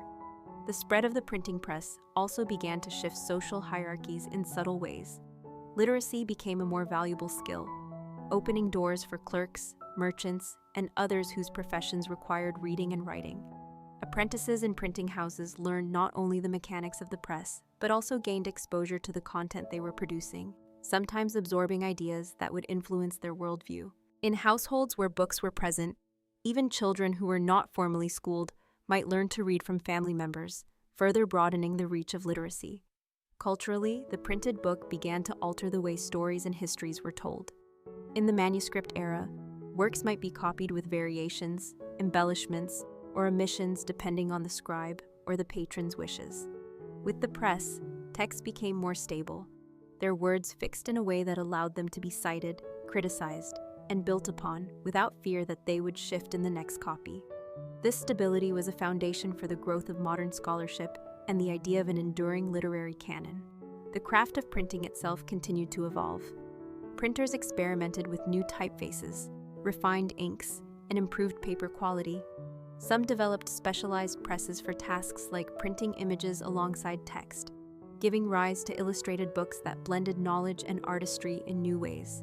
These refinements not only improved the durability and beauty of books, but also made them more appealing to a broader audience. By the end of the 15th century, it was clear that the printing press was not merely a technical curiosity, but a transformative force. It had begun to reshape religion, education, commerce, science, and culture. The pace of change was still slow by modern standards, but for those living through it, the difference between a world where books were rare treasures and one where they could be purchased in a marketplace was as stark as the difference between night and day. The revolution remained, for now, a silent one, its effects woven into the daily lives of people across Europe. But the silence would not last forever. By the time the printing press reached its fourth decade of widespread use, the transformation it had set in motion was becoming increasingly difficult to ignore, even for those who had initially dismissed it as a passing novelty. The production of books was no longer limited to the grand religious texts or classical works that had dominated the early years of printing. Printers, recognizing the market for more varied content, began producing almanacs, songbooks, cookbooks, calendars, and even small pamphlets containing jokes, proverbs, or local news. This expansion in subject matter meant that the printed word was not just for the elite or the scholarly. It was seeping into the daily life of ordinary citizens. In towns across Europe, shopkeepers displayed slim printed booklets alongside their goods, sometimes priced cheaply enough that even an apprentice or a farmhand could afford one.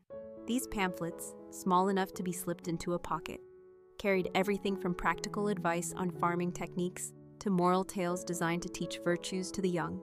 The portability of such works meant that printed words could now travel in the pockets of merchants, soldiers, and sailors, finding their way into far-flung corners of the continent. The religious sphere continued to feel the subtle but steady impact of the press. Clerics who had once relied on hand-copied manuscripts now had the option of ordering uniform editions of sermons, catechisms, and devotional guides. This uniformity brought a level of consistency to religious teaching that had been difficult to achieve in the manuscript era, where regional variations could alter the meaning of a text. Yet with this consistency came new challenges. The printed word was harder to suppress. A book once printed could be hidden, smuggled, or passed from hand to hand in ways that made complete control almost impossible. Ideas, once committed to type, had a tendency to persist and spread. In the academic world, the press was accelerating the pace of scholarly exchange. A professor in Paris could have his lecture notes printed and sent to colleagues in Krakow, who might annotate them and return the commentary in printed form.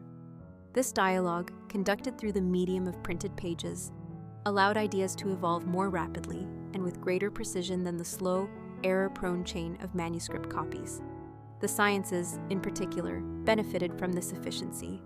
Botanists, astronomers, and physicians began publishing detailed illustrations of plants, celestial charts, and anatomical diagrams, each printed with a level of accuracy that made them invaluable teaching tools. Trade and commerce were likewise evolving under the influence of the printing press. Guilds began to publish printed regulations and training manuals for their members, standardizing skills and ensuring that knowledge was not lost when a master craftsman died. This codification of craft knowledge strengthened industries and helped preserve techniques that might otherwise have vanished. Merchants could print catalogs of their goods, complete with descriptions and prices, and distribute them at trade fairs.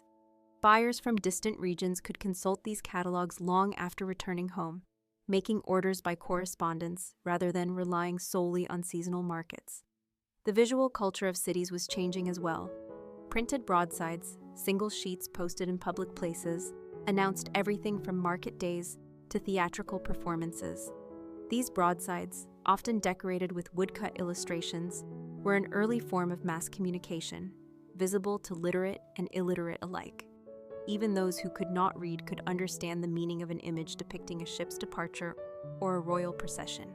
The press also had an unexpected impact on language itself. As texts were printed in vernacular languages, spelling and grammar began to stabilize. Words and sentence structures that appeared in popular printed works became familiar to readers across wide regions, reducing the linguistic differences between dialects. Over time, this would contribute to the formation of more standardized national languages, a shift that would influence identity and governance. In the print shops, the work itself was evolving into a distinct profession. Printers were not merely craftsmen. They were also editors, typesetters, proofreaders, and sometimes even authors. Decisions about which works to print could be driven by commercial considerations, but they also reflected the printer's own beliefs and interests. In some cities, printers became important cultural figures, their workshops serving as informal meeting places for scholars, artists, and political thinkers. The printing press, then, was not simply a machine. It was an engine of cultural change that reached into every corner of society. By standardizing information, increasing access to knowledge, and allowing for the rapid spread of ideas, it was quietly laying the groundwork for the political, religious, and scientific revolutions to come. And while much of this change unfolded without grand declarations or dramatic moments, the combined weight of these incremental shifts was reshaping the mental and cultural landscape of Europe in ways no one could have fully predicted. By the middle of the 16th century, the printing press had woven itself so deeply into the fabric of European life that it was no longer seen as a novelty, but as an indispensable tool of communication, commerce, and culture. In cities large and small, the steady clatter of type being set and the rhythmic creak of wooden presses at work had become a familiar sound. Bookshops clustered around university districts and cathedral squares, their windows displaying freshly bound volumes alongside loose sheets and pamphlets for passers-by to browse. The variety of material available to the public had expanded far beyond the scholarly and religious works that had dominated the early decades. Printers, responding to demand, produced everything from medical handbooks to collections of poetry, travel narratives, and practical guides on farming, brewing, and household management. The ability to print accurate diagrams made it possible for artisans to learn techniques from other regions without the need to travel. A blacksmith in Antwerp could study the illustrated steps for forging a new type of plow, while a mason in Florence could learn the proportions of a northern Gothic arch. Printed music, too, became more common, with notation that allowed compositions to be performed in towns far from their place of origin. The press had also given rise to a new form of popular literature, the chapbook. These small, inexpensive booklets often contained ballads, folk tales, or moral stories, and were sold by itinerant peddlers who carried them from village to village. For many in rural areas, chapbooks were the first printed works they encountered, and their portability ensured that the printed word was no longer confined to cities. The spread of print also influenced the way people engaged with religion. The availability of vernacular Bibles, though controversial in many regions, allowed individuals to read and interpret scripture for themselves. Religious debates, once confined to scholars and clerics, now spilled into the streets and markets as pamphlets and broadsides carried competing viewpoints to a wide audience. Theologians who wished to reach the faithful no longer had to rely solely on sermons delivered in person. They could distribute their words in print, reaching believers hundreds of miles away. In the realm of governance, rulers quickly recognized the value of the printing press for both administration and propaganda. Royal decrees, laws, and proclamations could be printed and disseminated far more quickly than ever before, ensuring a uniform message across distant territories. This efficiency strengthened centralized authority, but it also meant that dissenting voices could spread their criticisms just as rapidly. In times of political unrest, printed manifestos and treatises could rally support or stir opposition with unprecedented speed. The press was also reshaping the intellectual landscape.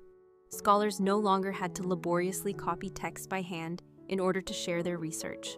They could publish their findings in printed form, allowing others to build upon their work more quickly. This accelerating exchange of ideas contributed to advancements in science, medicine, and the arts. Anatomical studies, for example, could be printed with precise illustrations that standardized medical knowledge across Europe. In architecture and engineering, printed treatises helped spread the principles of design, proportion, and mechanics, ensuring that innovations in one city could influence construction in another. The economic impact of the press was equally significant. Printers formed networks to share resources, exchange manuscripts, and even collaborate on large projects that required multiple presses to complete in a reasonable time. The demand for paper, ink, and skilled labor stimulated industries in their own right. creating jobs not only for printers, but for papermakers, type founders, bookbinders, and illustrators. The visual appeal of printed works was enhanced by advances in woodcut and engraving techniques, allowing for more detailed and artistic images. Such illustrations were not merely decorative. They often played a vital role in communicating information to those who were only partially literate. A single woodcut could convey a message more quickly than a paragraph of text, making printed materials accessible to a broader audience. As printing became more widespread, it began to influence the very way people thought about knowledge and its preservation. The permanence of print gave ideas a sense of stability. Once typeset and printed, a work could be reproduced exactly, without the gradual distortions that crept into hand-copied manuscripts. This reliability encouraged the notion that knowledge could be accumulated, compared, and refined over time, forming the basis for modern scholarship. Yet perhaps the most profound change was cultural.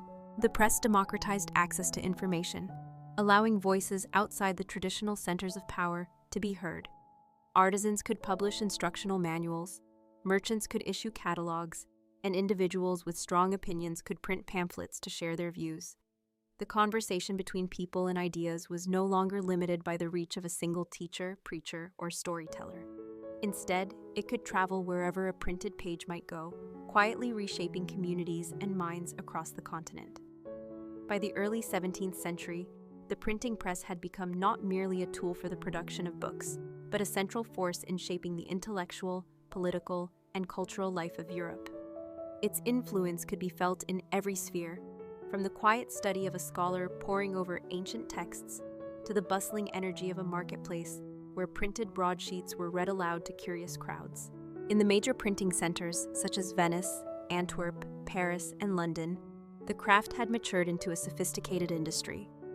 Printers operated in specialized workshops where compositors set type with remarkable speed and precision, pressmen worked in steady rhythm to produce clean impressions, and apprentices learned the trade from seasoned masters. The physical design of the press itself had undergone subtle but important improvements, with sturdier frames, smoother mechanisms, and more consistent pressure, allowing for higher quality prints and larger runs. Paper production, too, had expanded to meet the insatiable demand, with mills situated near sources of clean water and ample supplies of linen rags, churning out reams that would carry words and images across the continent. The market for printed works had grown more diverse and specialized, reflecting the varied interests of readers. Scholarly treatises on law, philosophy, and theology continued to flow from the presses, but alongside them were plays, poems, maps, almanacs, and instructional guides. The rise of printed periodicals, though still in their infancy, hinted at a future where news could be distributed regularly to a wide audience. Merchants used print to advertise their goods, issuing catalogs that listed available products and prices, while governments employed it to circulate laws, edicts, and official announcements with an authority that handwritten copies could not match. The relationship between printing and science became increasingly intertwined during this period. The publication of works such as Johannes Kepler's astronomical treatises or William Harvey's studies of the circulatory system demonstrated how print could serve as a vehicle for revolutionary ideas. Detailed engravings reproduced with precision allowed complex concepts to be communicated visually, enabling readers to grasp information that might otherwise have been confined to private lectures or guarded manuscripts. The ability to distribute such works across Europe meant that scholars could correspond, debate, and refine their theories with unprecedented speed, fostering a collaborative spirit that would help fuel the scientific revolution. In religion, the aftershocks of the Reformation were still reverberating, and print remained at the heart of the conflict. Pamphlets, catechisms, and sermons were printed in vast quantities, serving as weapons in theological battles. Religious authorities on all sides recognized both the potential and the peril of the press, attempting to control what was printed through censorship, licensing, and the compilation of indexes of prohibited books.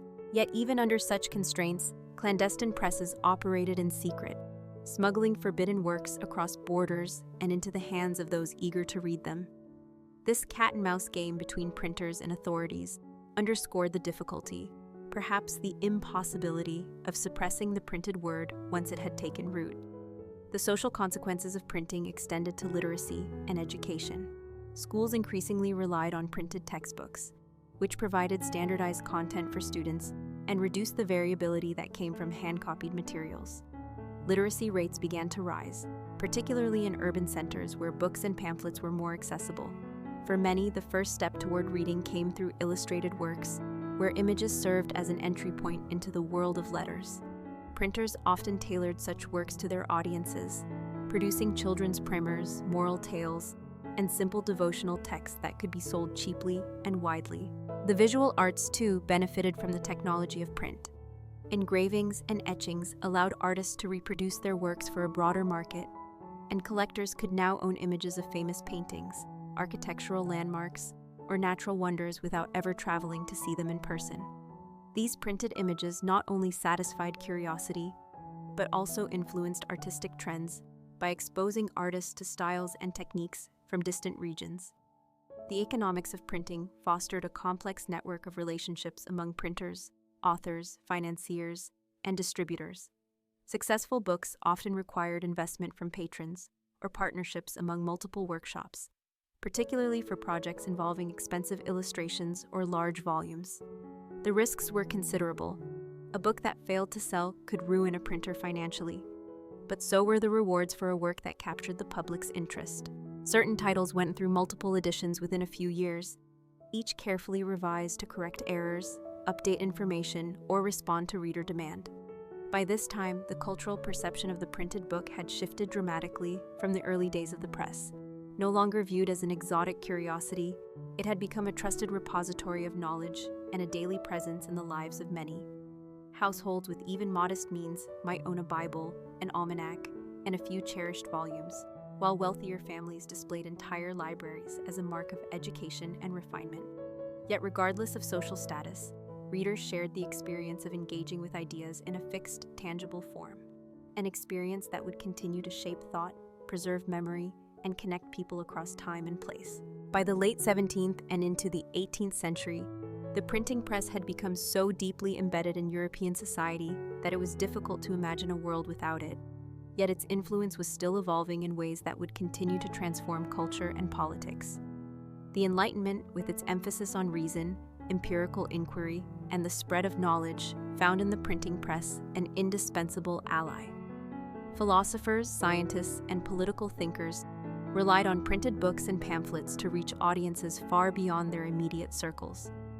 Works such as Isaac Newton's Principia Mathematica or John Locke's treatises of government circulated not only among the learned elite, but, through translations and abridged editions, among merchants, artisans, and others who might never have had access to such ideas in previous centuries.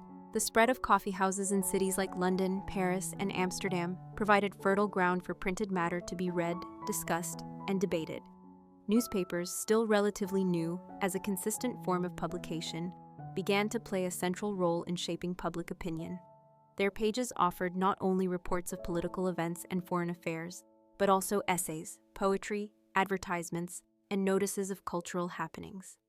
This regular flow of information fostered a more engaged and informed public, a development that some governments welcomed as a sign of progress and others regarded with deep suspicion.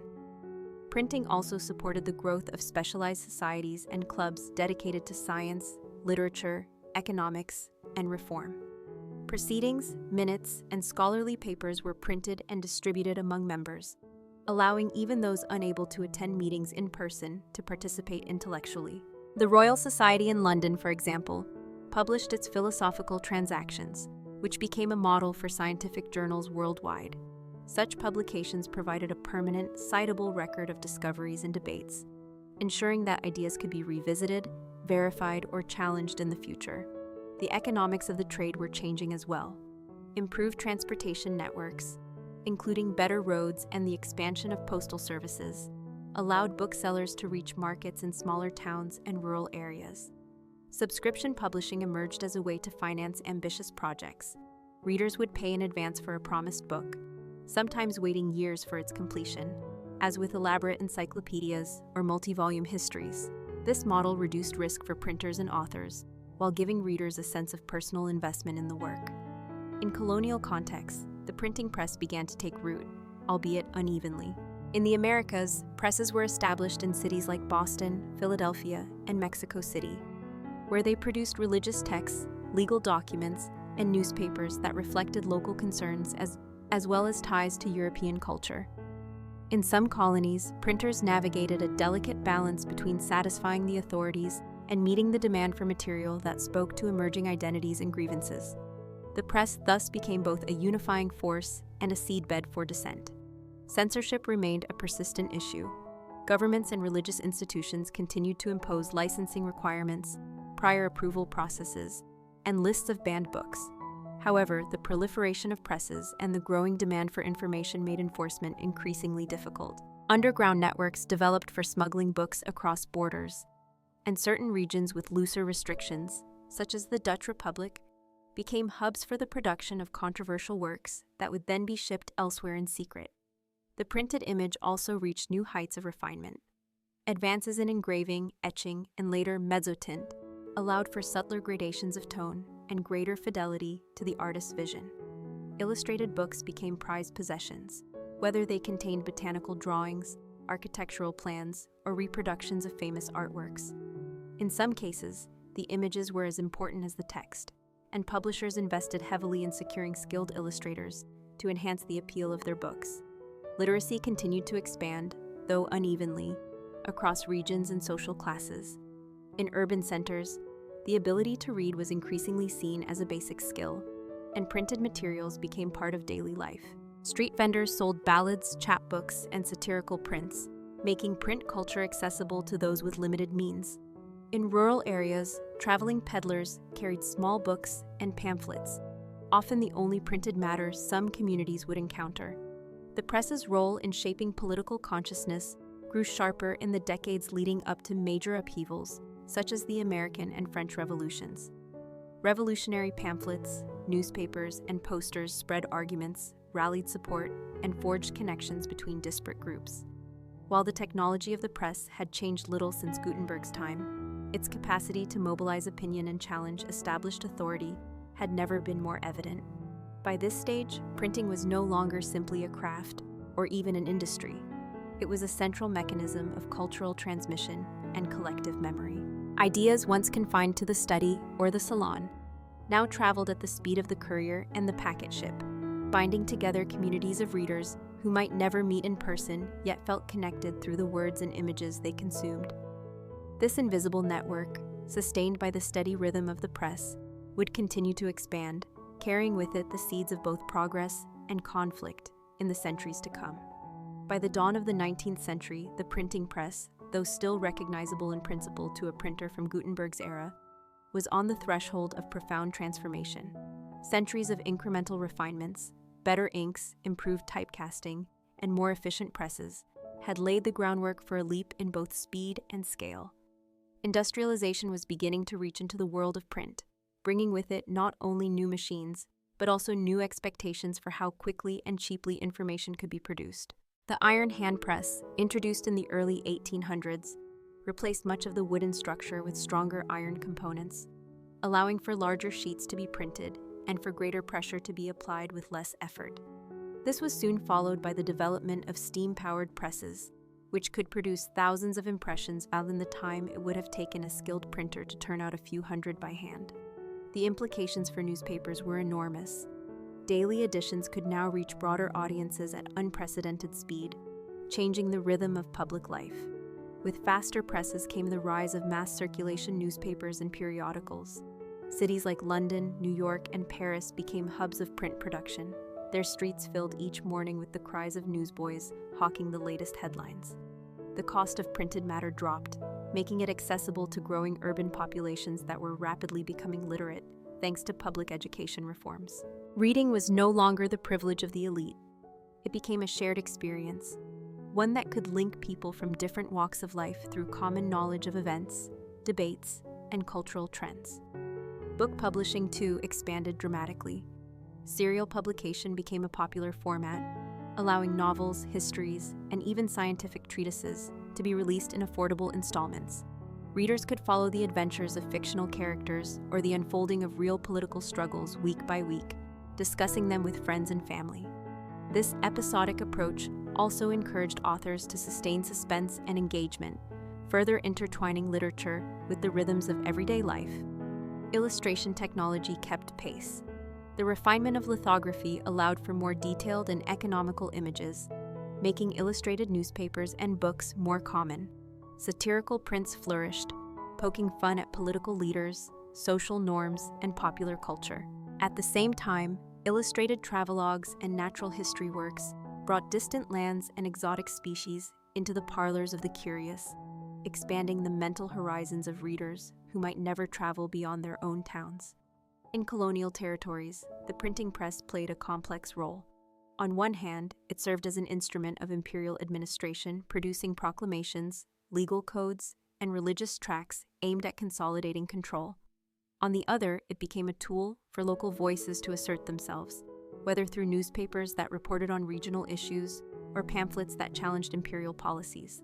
In some cases, the press became a battleground for competing visions of identity, loyalty, and independence. Censorship persisted but was increasingly contested. The expansion of print culture made it harder for authorities to suppress dissenting ideas completely.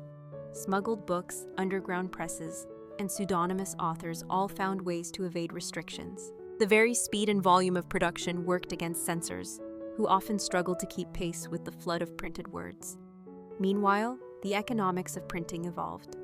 Publishing houses emerged as major commercial enterprises, with networks of authors, editors, printers, and booksellers working together to produce and distribute works on a national and sometimes global scale. Copyright laws began to take shape, aiming to protect authors' rights while also regulating the reproduction of texts.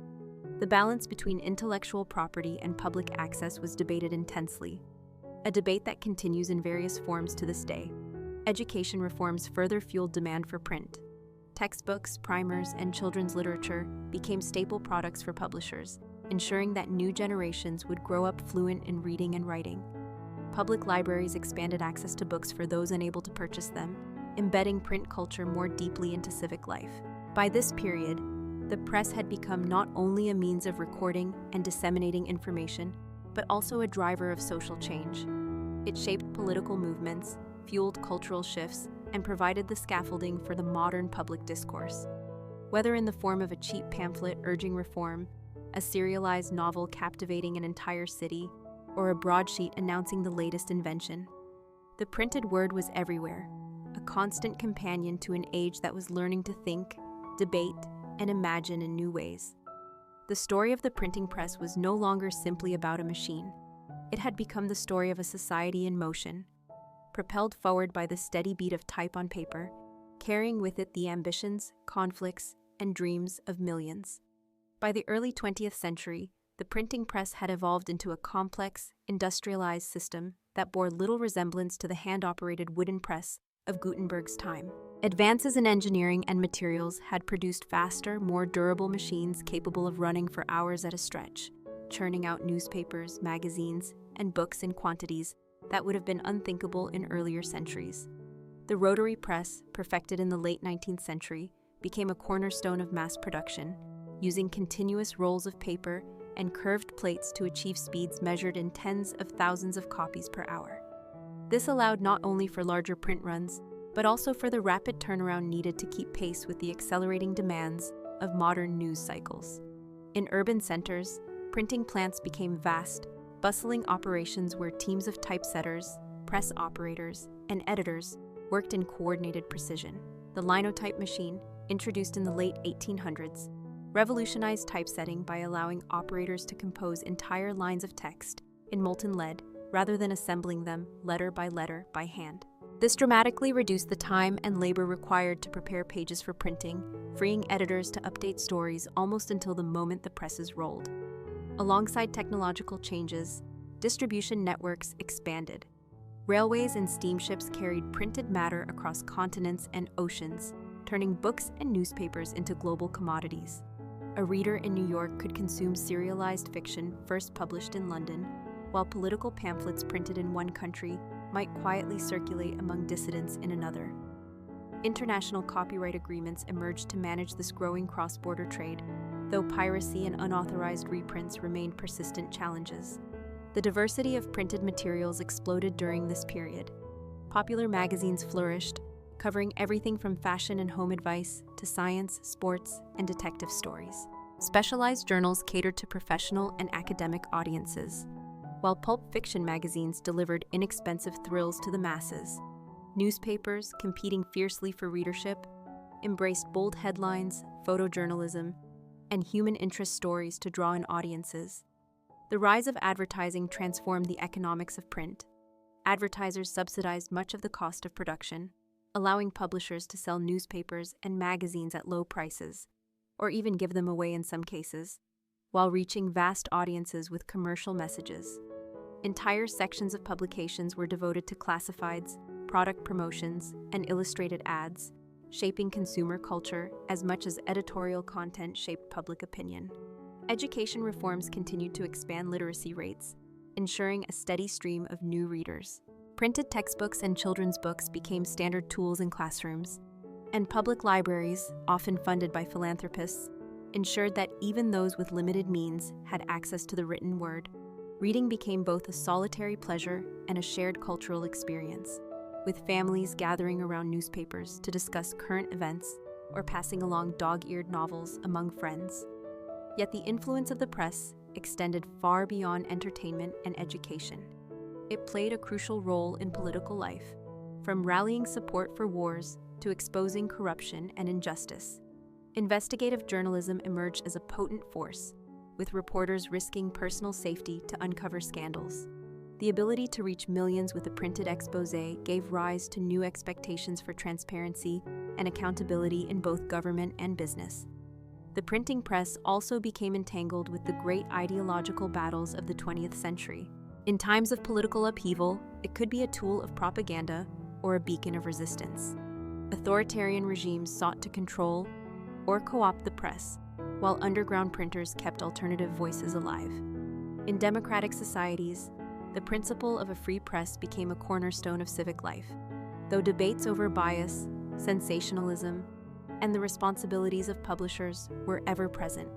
Culturally, print fostered movements that crossed national and linguistic boundaries. Poetry, philosophy, and art criticism traveled through little magazines and manifestos, inspiring avant-garde movements. Scientific breakthroughs were shared rapidly through scholarly journals, allowing researchers to build on each other's work with unprecedented speed. The printed word knitted together communities of interest that might otherwise have remained isolated, creating a shared intellectual and cultural fabric that stretched around the globe. As the century progressed, the press began to coexist with new media, radio, film, and later television, but retained a unique authority as the written, permanent record of events and ideas. The act of setting words to paper, distributing them in thousands or millions of copies, and placing them in the hands of readers still carried weight, signaling that something was worth remembering. In this way, the story of the printing press in the modern era was one of adaptation and endurance. It absorbed new technologies, navigated new economic realities, and responded to shifting political and cultural landscapes. Yet it remained, at its core, a means of connecting people through the tangible, deliberate act of reading. The steady hum of presses, whether in a neighborhood print shop or a massive industrial plant, continued to echo the centuries-old rhythm that had first begun in a small workshop in Mainz, shaping the way humanity thought, communicated, and imagined its future. By the dawn of the 21st century, the printing press had entered a new chapter in its long history, shaped by the digital revolution, yet still anchored to many of the principles that had defined it since Gutenberg's day. The arrival of personal computers and desktop publishing software in the late 20th century transformed the process of preparing material for print. Where once entire teams of typesetters labored over hot metal or photo typesetting machines, now a single designer could lay out a newspaper page, a book, or a glossy magazine from a desk, adjusting fonts, images, and column widths with a few clicks. This democratization of design meant that small, independent publishers could produce professional-looking publications without the massive infrastructure that had been required in earlier decades. Digital printing, in turn, changed the economics of production. Offset lithography remained the standard for large print runs, but for smaller quantities or rapid turnaround jobs, digital presses became increasingly common. These machines required no plates, allowed for on-demand printing, and made it possible to personalize each copy, whether by inserting a reader's name into a magazine subscription or customizing advertising content to match demographic profiles.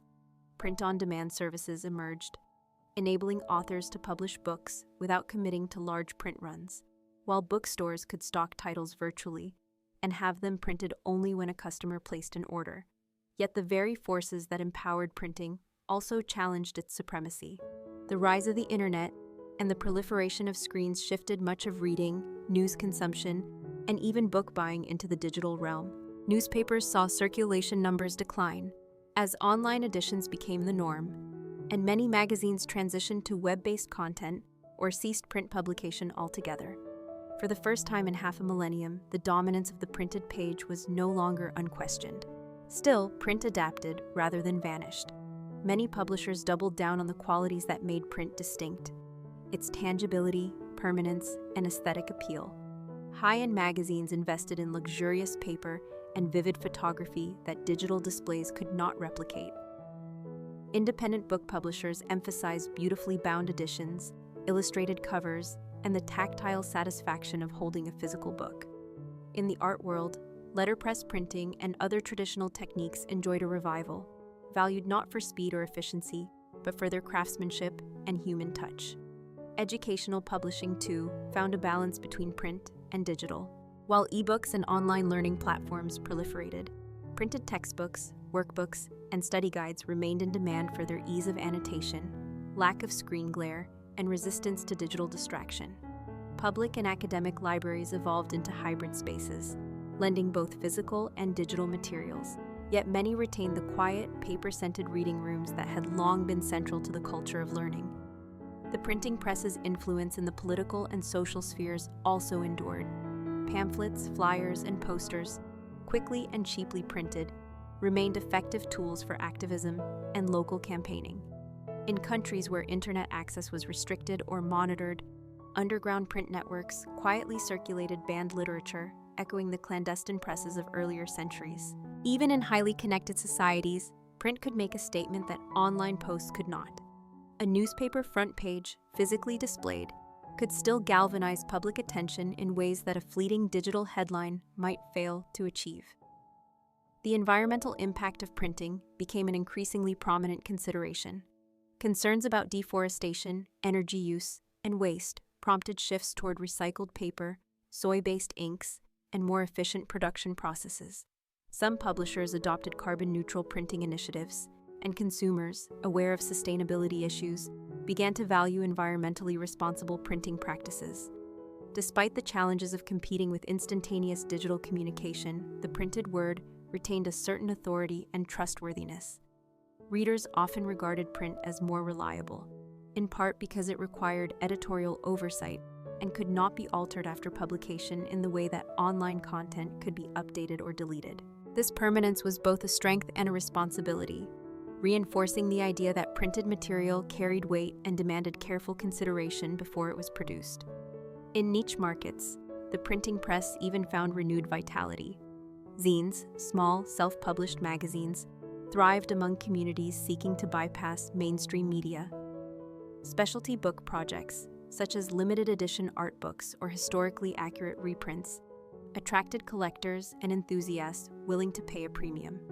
Photographers, illustrators, and graphic novelists embraced print as a medium to showcase their work in a way that digital formats could not fully match. The story of the printing press in the 21st century was not one of decline, but of transformation. It became one medium among many in a diverse communication landscape, valued for the qualities that screens could not duplicate.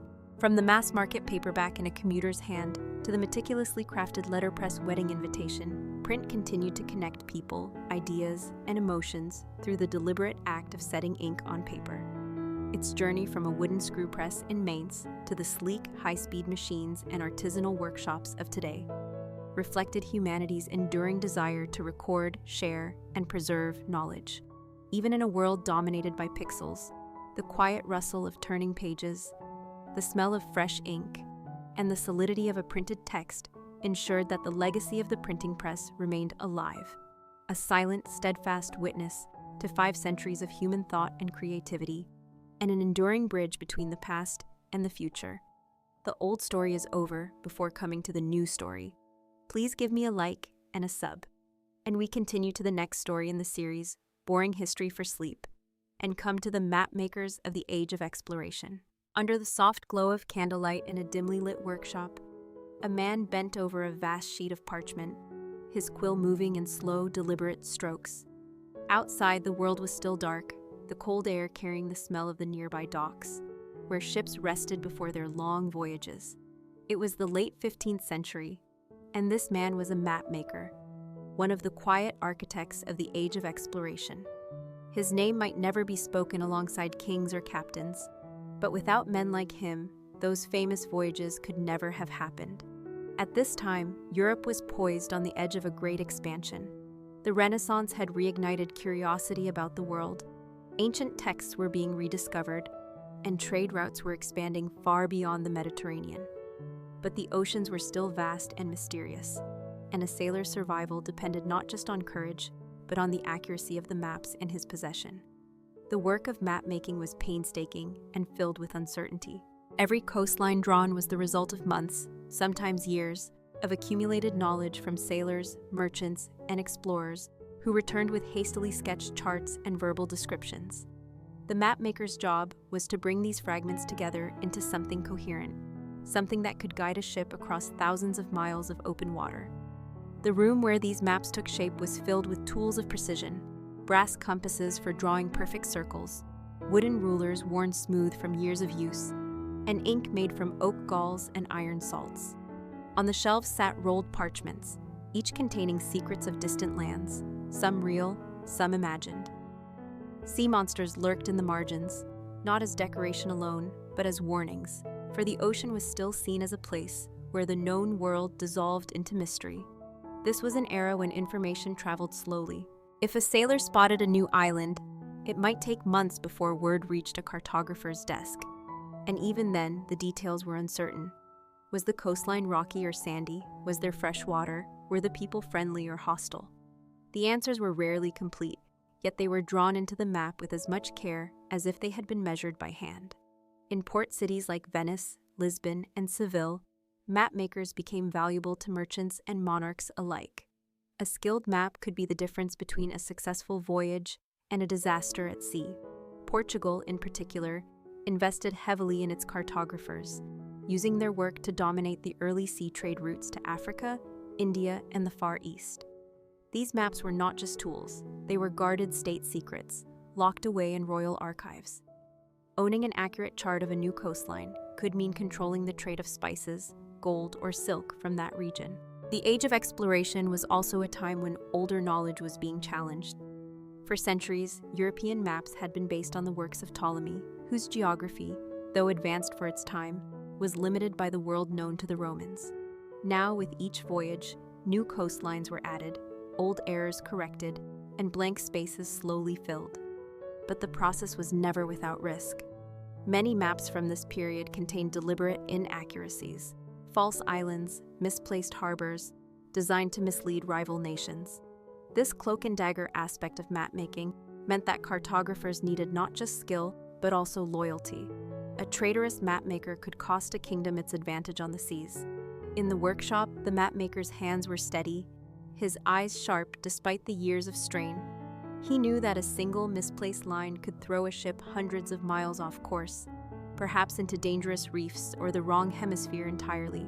Every stroke of ink was measured against the information at hand, and every decision was a quiet gamble between trust and skepticism. Outside, the world was changing quickly. Ships were being built stronger and faster. Navigational tools like the astrolabe and the crossstaff were improving, and compasses were becoming more reliable. But all of these advances depended on the map that lay before the captain as he set his course. In this way, the mapmaker held in his hands not just ink and parchment, but the fates of men, the fortunes of nations, and the boundaries of the known world. The Age of Exploration may have been remembered for daring voyages and dramatic encounters, but in the stillness of a workshop lit by flickering candlelight, its foundation was being drawn, one careful line at a time. Without these silent craftsmen, the oceans might have remained endless mysteries, and history itself might have taken a very different course. In the bustling port city of Lisbon, during the height of the 15th century, the air was thick with the mingled scents of salt water, tar, and exotic spices arriving from distant lands. Ships creaked gently at the docks, their sails furled, their decks crowded with sailors shouting in a dozen different languages. Merchants in fine wool coats haggled with sunburned captains over crates of pepper, cinnamon, and silk, while apprentices darted between them, carrying messages and samples. Amid this energy, tucked away in a quieter quarter of the city, a group of mapmakers worked tirelessly, their hands stained with ink, and their minds fixed on places most people could only imagine. These cartographers were at the very heart of Portugal's growing maritime empire. The Prince's School of Navigation at Sagres had become famous for gathering the most skilled minds in geometry, astronomy, and geography, all dedicated to one goal: charting the seas so accurately that Portuguese ships could travel farther and return richer than those of any rival nation. A Portuguese mapmaker in this period often began his day by examining the latest reports from returning voyages. These might arrive in the form of crude sketches drawn by a ship's pilot on rough parchment, or in verbal accounts painstakingly recorded by scribes. One sailor might describe a chain of islands, another might recall the direction of the prevailing winds, while a third could swear he saw the coastline of a continent no one had mapped before. The mapmaker's task was to take all of this, part fact, part rumor, and shape it into something that could guide another crew across oceans. The tools at their disposal were improving, but they were still simple compared to what we have today.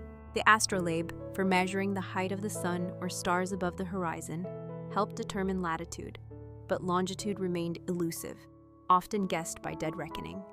Compass needles could be temperamental, and even the most skilled navigator could be thrown off course by storms or unpredictable currents. Yet the maps they produced had to be trusted by captains who would risk not just cargo, but the lives of every man on board. Inside the mapmaker's workshop, light streamed in through narrow windows, falling across a large central table. Here, a vellum sheet stretched taut over a frame, waiting for the careful touch of ink.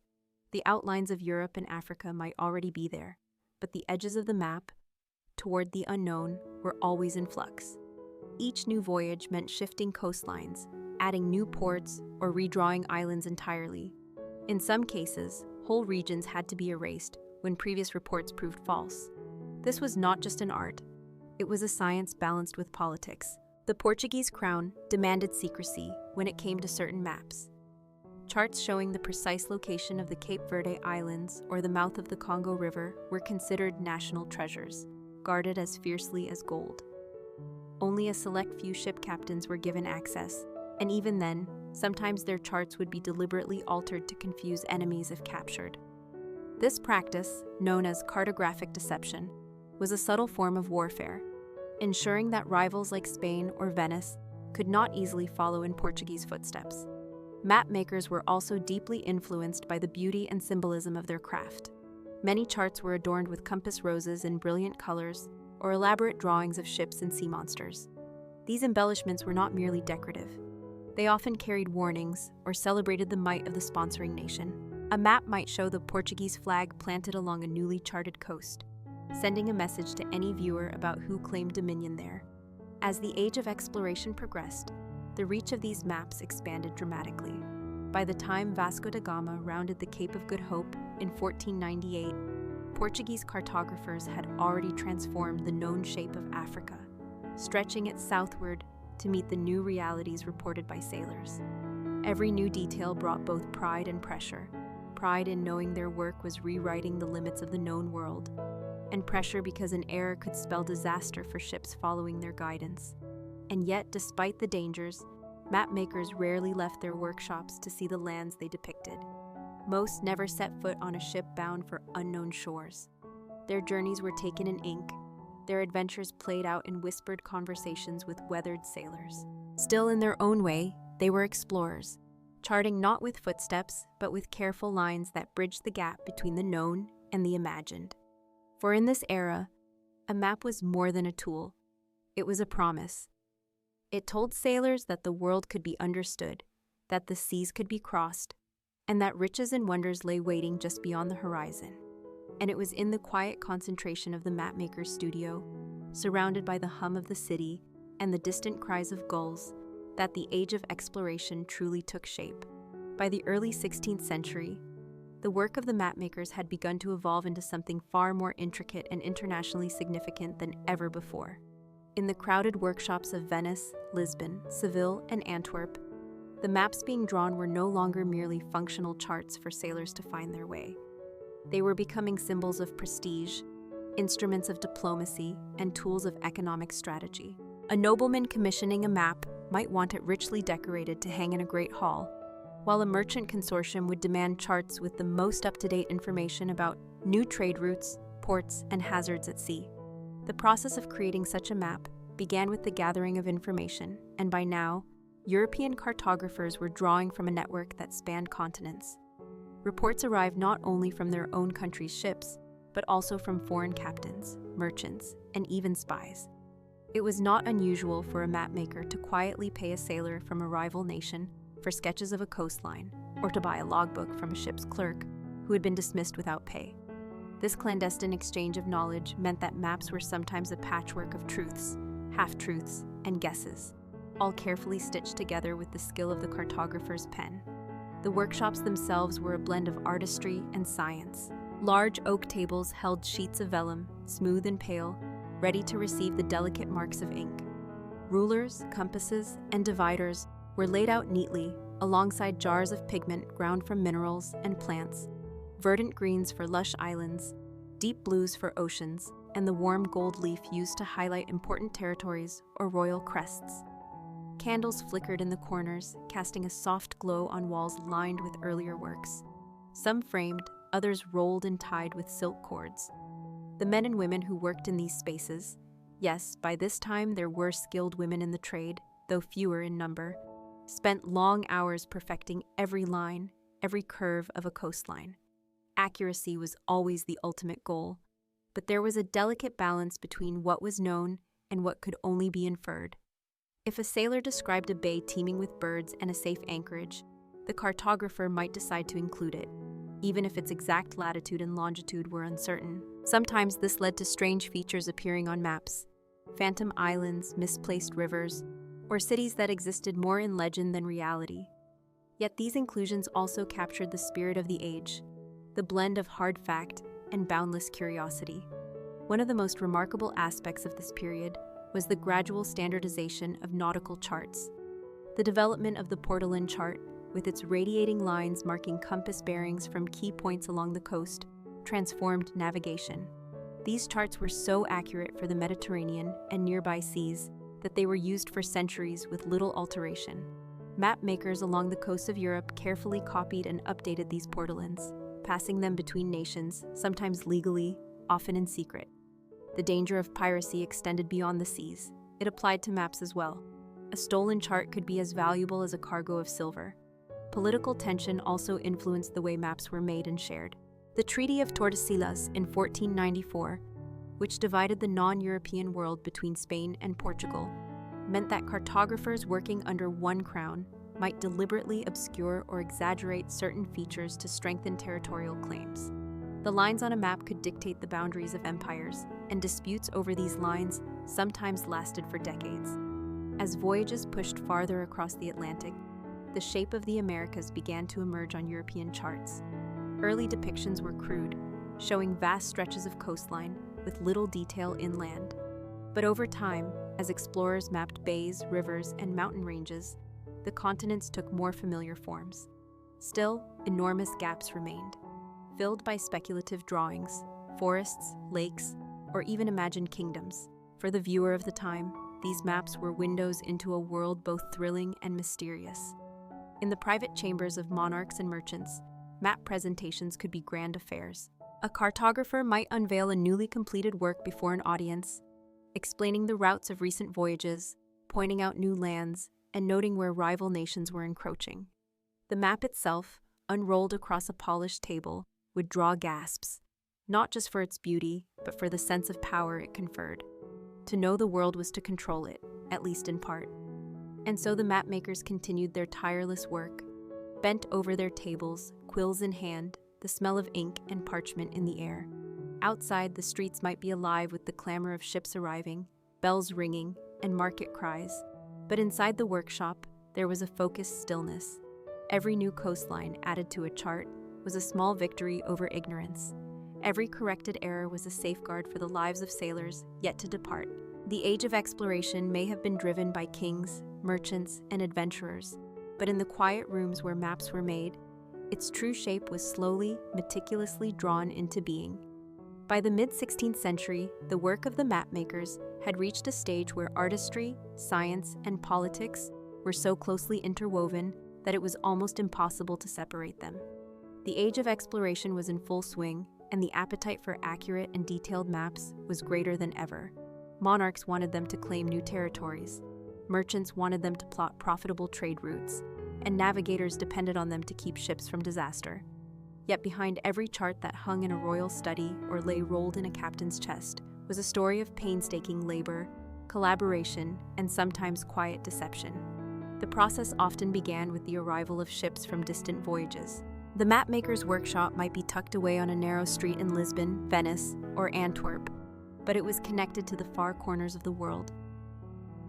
Through the sailors, merchants, and officials who brought in precious scraps of information, captains would describe the curves of a coastline, the presence of islands, or the mouth of a great river, and these oral accounts were recorded with as much precision as possible. Sometimes crude sketches made aboard ship would be handed over, smudged with salt water and grease, but valuable nonetheless. These rough outlines would then be compared against older maps, notes from other navigators, and, when available, astronomical readings taken during the voyage. From this collection of data, the cartographer would begin to piece together a more complete picture. The physical act of mapmaking required both precision and patience. Large sheets of vellum or high-quality rag paper were stretched and smoothed before being marked with faint guidelines. Using compasses, dividers, and rulers, the cartographer would carefully plot points, connecting them to form coastlines or to place islands at their correct bearings. The skill lay not only in accuracy, but in proportion. A coastline might stretch hundreds of miles in reality, but it needed to fit elegantly within the confines of the page, without distorting its essential shape. Once the structure was in place, the artistry could begin. Mountains might be drawn in shaded relief, forests depicted as clusters of tiny trees, and cities indicated with miniature towers or domes. Seas and oceans were often embellished with compass roses, radiating lines that helped navigators plot courses, and sometimes with illustrations of mythical sea creatures, part tradition, part warning. The choice of colors was both aesthetic and functional. Deep blue signified the oceans, pale greens and yellows marked fertile lands, and gold leaf was sometimes applied to highlight the territories claimed by a sponsoring monarch. These touches transformed a utilitarian object into a work of art, worthy of display in a palace or a wealthy merchant's office. But beauty was only one side of the story. Accuracy could mean the difference between profit and ruin. A misplaced island could send a ship days off course, costing precious time and supplies, and in dangerous waters, it could mean disaster. This made the competition for the most accurate maps fierce, and secrecy was paramount. Nations guarded their latest charts as jealously as they guarded their gold. Espionage in cartography was common, with agents attempting to steal or copy rival maps.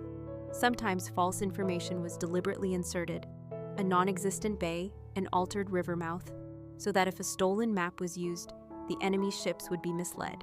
Political treaties added another layer of complexity. The Treaty of Tordesillas, which split the non-European world between Spain and Portugal, meant that cartographers had to be careful about how they represented certain territories. A shift in a boundary line on a map could be used as evidence in a dispute over control of a colony, and such disputes could last for generations. Thus, every line drawn carried weight far beyond the page. The public unveiling of a new map was often a significant event. A cartographer might be summoned to a royal court to present his work, unrolling the vellum before the monarch and his advisors, explaining new discoveries, and pointing out where the empire's reach had expanded. Merchants might gather in a counting house to inspect a fresh chart, tracing with their fingers the routes that could lead to new sources of spice, silk, or gold. In these moments, the map was more than a tool. It was a vision of possibility, a promise of what might be gained if the information it held was acted upon. Even as the 16th century progressed and the shapes of continents became more recognizable, vast areas of the world remained unknown to European mapmakers. These blank spaces were sometimes filled with speculative illustrations. Mountain ranges guessed at from a sailor's distant view, rivers drawn from hearsay, or entire regions labeled simply as terra incognita, the land unknown. For the viewer, these empty areas could be as compelling as the detailed coasts, inviting dreams of discovery and conquest. Yet for the mapmaker, they were reminders of the limits of human knowledge, waiting for the next voyage to fill in the gaps.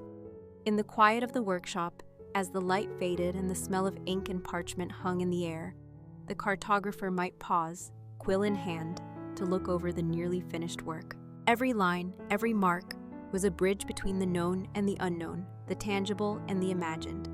And in an age when the world seemed to be expanding with each passing year, that bridge was the most important path of all. By the early 17th century, the craft of map-making during the Age of Exploration had reached an even more intricate and ambitious stage.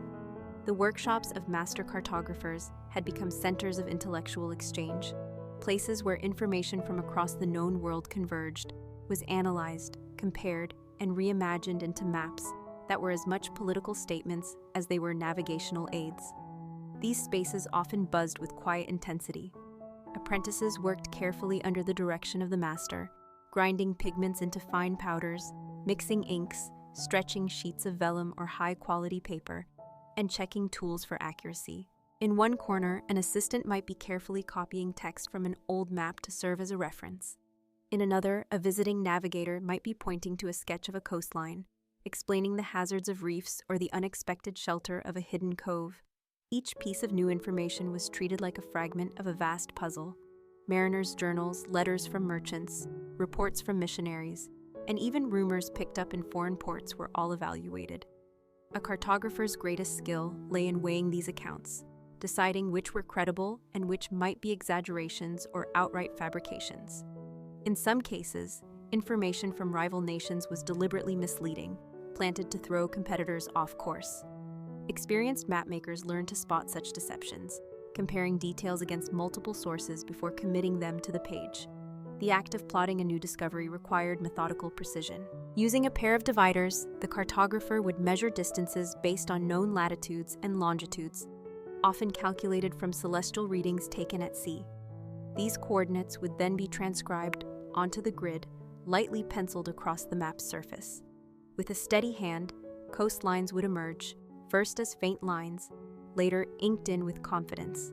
Rivers would snake inland, mountain ranges would be sketched with soft shading, and harbors would be marked with tiny anchor symbols. Alongside these features, notes might be added about prevailing winds, currents, or the location of friendly or hostile ports. Once the basic geography was set, the more decorative elements could begin. Cartouches, ornamental frames that often contained the map's title or dedication, were painted with elaborate flourishes, sometimes featuring allegorical figures representing the continents, the four winds, or the patron commissioning the work. Sea monsters, mermaids, and galleons might populate the open waters, both as artistic embellishments and as symbolic warnings of the dangers that awaited the unprepared. These artistic choices were not merely for beauty. They communicated ideas, hinted at the unknown, and often reinforced the political ambitions of the map's intended owner. In royal courts, the unveiling of a new map was a ceremonial moment. A master cartographer might travel great distances to present his creation to a king, queen, or high-ranking minister. The map would be unrolled with deliberate care, the scent of vellum and pigments filling the air as the gathered audience leaned in to study its details. Fingers would trace newly drawn coastlines. Discussions would spark about potential expeditions, and the value of the map would be measured not just in its artistry, but in the opportunities it represented.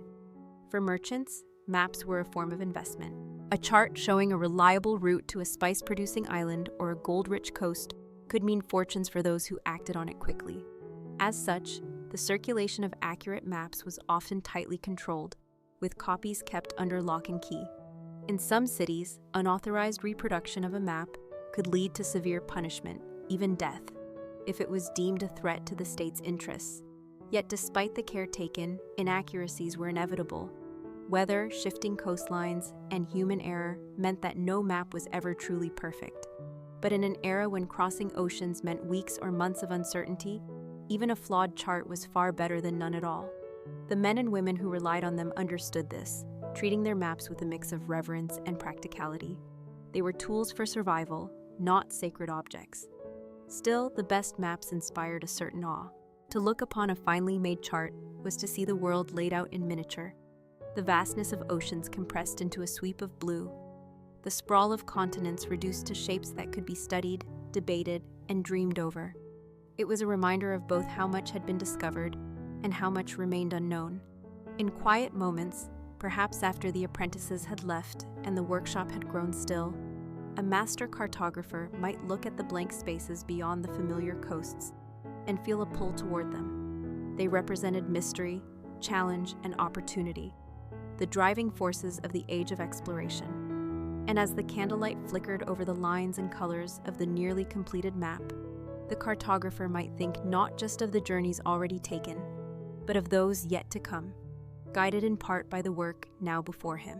By the mid-16th century, the art and science of map-making in the age of exploration had evolved into an intricate blend of empirical observation, inherited tradition, and political intent. In the bustling ports and thriving merchant cities of Europe, Lisbon, Venice, Antwerp, and Seville, mapmakers were no longer solitary craftsmen working in quiet obscurity. Many were part of larger networks, exchanging information through letters, sketch maps, and conversations with sailors fresh from distant voyages. It was in these hubs that one could hear the creak of ships being unloaded just beyond the workshop walls, while inside, the smell of vellum, ink, and pigments filled the air. The process of creating a map often began long before pen touched parchment. Experienced cartographers cultivated relationships with navigators, pilots, and merchants, inviting them to describe in detail the routes they had taken, the landmarks they had seen, and the hazards they had encountered. These debriefings could last hours, sometimes days, as the cartographer cross-referenced accounts to correct for faulty memory or exaggeration. A single bay might be described as wide and welcoming by one mariner and treacherous by another. It was the mapmaker's role to reconcile these discrepancies through careful questioning and comparison to known data. As reports accumulated, the cartographer would begin rough sketches, overlaying them onto existing charts or globes to assess where new information might fit. Instruments such as compasses, dividers, and astrolabes helped ensure accuracy, though precision was always relative. Longitude remained notoriously difficult to measure, and even the most careful charts could contain errors of hundreds of miles. Yet, given the risks of navigation at the time, any chart, no matter how imperfect, offered an advantage over venturing into the unknown without guidance. Once a draft began to take shape, the work shifted toward precision and artistry. Fine lines would be drawn with quills trimmed to needle points, coastlines traced with delicate curves that mirrored the ebb and flow of shorelines described by sailors. Rivers wound their way inland, mountains were represented by shaded mounds, and forests by clusters of stylized trees.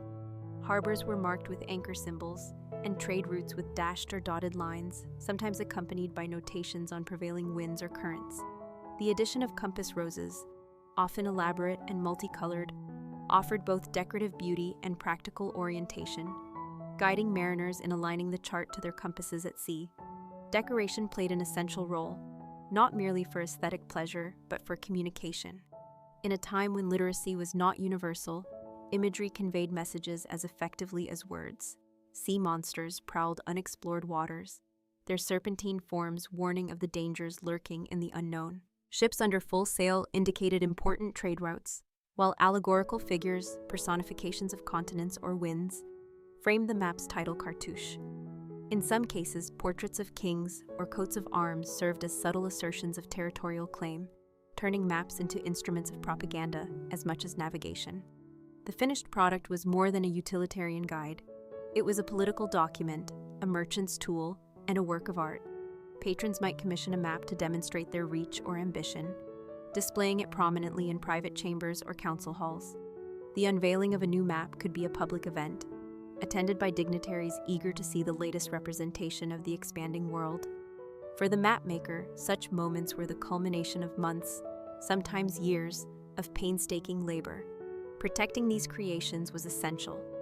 Many states regarded accurate maps as strategic assets, restricting their distribution and guarding them from rival powers.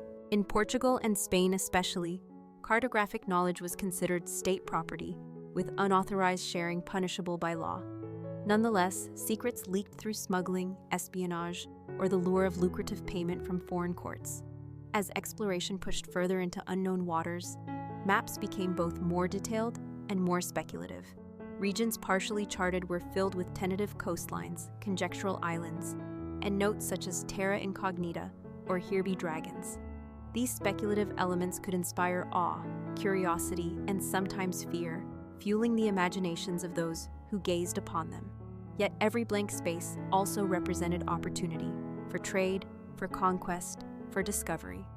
By the close of the century, the craft of map-making stood at the intersection of science and story, charting not only the physical contours of the Earth, but also the ambitions, rivalries, and dreams of an era. A single chart could carry the weight of countless voyages, each line and mark a distilled memory of salt air, distant horizons, and the enduring human desire to know what lay beyond the next stretch of sea. By the late 16th and early 17th centuries, the craft of map-making in the age of exploration reached a level of sophistication that blended precision, artistry, and the geopolitical ambitions of powerful empires. Workshops in coastal cities like Amsterdam, Genoa, Lisbon, and Seville hummed with quiet intensity as master cartographers, apprentices, and engravers labored under candlelight and daylight alike. Their tables were covered with compasses, dividers, and straight edges, alongside sheets of vellum or high-quality rag paper. Nearby lay jars of ink, powdered pigments, and brushes for adding the decorative flourishes that patrons expected. The work began with information gathering, a stage as critical as the drawing itself. Navigators arriving from distant voyages carried journals filled with sketches and notes on coastlines, ports, winds, and hazards. Mapmakers listened intently, asking specific questions to cross-check details, knowing that memory could be distorted by hardship, storms, or the sheer length of a journey. Often, a single stretch of coastline might be described differently by multiple sailors, forcing the cartographer to compare accounts, look for common reference points, and use existing charts as a framework. These consultations were not always formal. They could happen in taverns near the docks, in the shadow of unloading ships, or in the homes of wealthy patrons who hosted both explorers and mapmakers. Once the raw data was assembled, the cartographer began plotting it onto a draft chart. This was a process that demanded patience. The coastline was carefully traced, rivers were inked with delicate curves, and mountains shaded to give a sense of terrain. Important ports were marked with small circles or symbols, often accompanied by annotations on local conditions, safe anchorages, dangerous reefs, or seasonal currents. A compass rose was almost always present, often elaborate, serving as both an orientation tool and a decorative centerpiece. The artistry of maps in this era was not a frivolous addition, but an essential part of their function and appeal. Patronage played a significant role in shaping how maps looked. Wealthy merchants, monarchs, and noble patrons often commissioned maps not just for navigation, but as displays of prestige and influence. For these clients, cartographers added elaborate title cartouches, framed with scrollwork, allegorical figures representing continents or the four winds, and sometimes even portraits of the patron themselves. Borders might be adorned with vignettes of ships, exotic animals, or imagined scenes from the lands depicted, elements that were as much about inspiring curiosity as they were about conveying accurate geography. Yet behind the beauty lay a powerful strategic function. Maps were valuable intelligence tools, often kept under tight control by governments. In maritime powers like Spain and Portugal, the most accurate charts were considered state secrets, locked away in archives such as Spain's Casa de Contratación in Seville. Unauthorized copying or sharing could be punished severely, as the leakage of such information could give rival nations a competitive edge in trade or conquest. Despite these restrictions, maps often circulated through less official channels. Some were smuggled, others sold discreetly to foreign agents, and still others reconstructed from memory by sailors working for new employers. The exchange of geographic knowledge became a quiet form of espionage, with mapmakers sometimes acting as intermediaries, whether knowingly or not, in the rivalry between empires. As exploration expanded, so too did the scope of maps. What began as charts focused on coasts and seas gradually incorporated more of the interior. River systems, mountain ranges, and large settlements were added, often based on secondhand reports from traders, missionaries, or indigenous guides. In places where knowledge was incomplete, cartographers sometimes filled the space with speculative geography, imagined islands, exaggerated mountain chains, or vast empty plains labeled terra incognita. Such guesses could linger for decades before being corrected, and in some cases, they influenced exploration itself, as navigators set out to verify or disprove what the maps suggested. The finished map was more than the sum of its lines and symbols. It was a distillation of years of human effort, voyages that spanned oceans, moments of danger recorded in quick sketches, and countless hours of meticulous work in the cartographer's workshop. When presented to a patron, a new map might be unfurled in a great hall, its colors catching the light, its details admired not only for their utility, but for what they represented. Mastery over knowledge, control of routes, and the promise of riches and power in lands still beyond the horizon. In this way, map-making in the age of exploration was never a passive act. It was active participation in the shaping of the world, deciding which coasts to emphasize, which routes to highlight, and even which regions to leave vague or obscure. Every choice carried meaning, and every finished chart became both a navigational tool and a declaration of how its creator, and often their nation, saw the world and their place within it. By the later stages of the Age of Exploration, the craft of map-making had become a complex web of artistry, science, politics, and commerce, with cartographers increasingly at the center of international intrigue. In cities like Antwerp, Venice, London, and Amsterdam, workshops no longer served only local merchants or regional voyages. They catered to global demand, with clients ranging from naval officers and merchants to scholars, wealthy collectors, and foreign diplomats seeking glimpses of guarded geographic knowledge. These maps were no longer mere navigational tools. They had become commodities, status symbols, and instruments of influence. A single map could embody the economic aspirations of a trading company, the territorial claims of an empire, or the personal ambitions of a monarch eager to display dominance in faraway lands. The production process, though rooted in the meticulous techniques of earlier centuries, had become more streamlined thanks to advancements in printing technology. Copperplate engraving allowed for finer lines and more durable printing surfaces than the older woodblock method, enabling greater detail and a larger number of identical copies.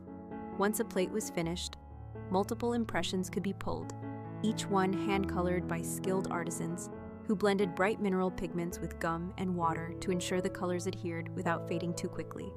The palette was both decorative and functional, often using consistent colors for seas, forests, political boundaries, and trade routes.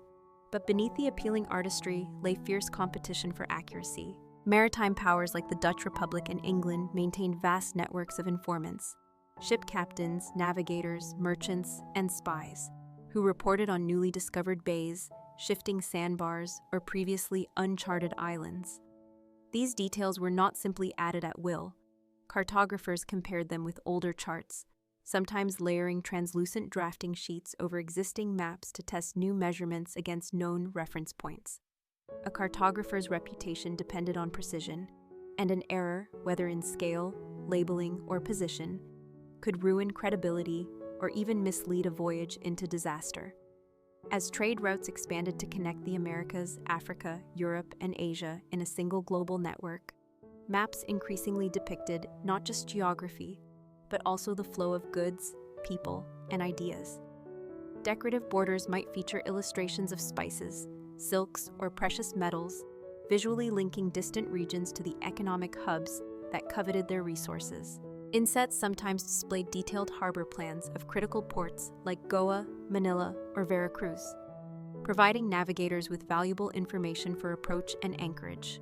Some maps also recorded prevailing wind patterns and ocean currents, knowledge vital for optimizing sailing times and reducing the risk of prolonged voyages. Yet these innovations also carried risks.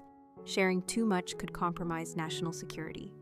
Many states imposed official review processes on map publications, ensuring that certain sensitive information, such as the precise location of strategic fortifications or secret anchorages, remained classified. In some cases, deliberately misleading elements were introduced to foil enemy navigators who might rely on stolen maps. This blending of truth and deception turned cartography into a subtle form of warfare, with the battlefield stretching across oceans and continents. The human element of the craft remained as important as ever. Apprentices still began their careers by grinding pigments, copying existing charts by hand, and learning to read navigational instruments. Gradually, they earned the trust of masters, gaining access to confidential notes and participating in the drafting of new maps. These relationships often spanned decades, with skills passed down like precious heirlooms, guarded against outsiders. For many cartographers, the workshop was more than a place of business. It was a center of learning, conversation, and quiet rivalry. In the evenings, they might gather to compare foreign maps acquired through trade or travel, discussing the accuracy of coastlines, the reliability of sources, or the elegance of engraving styles. In this atmosphere, the lines between artisan, scholar, and spy often blurred. A cartographer could be commissioned by one nation while quietly selling information to another, motivated by profit, politics, or personal belief.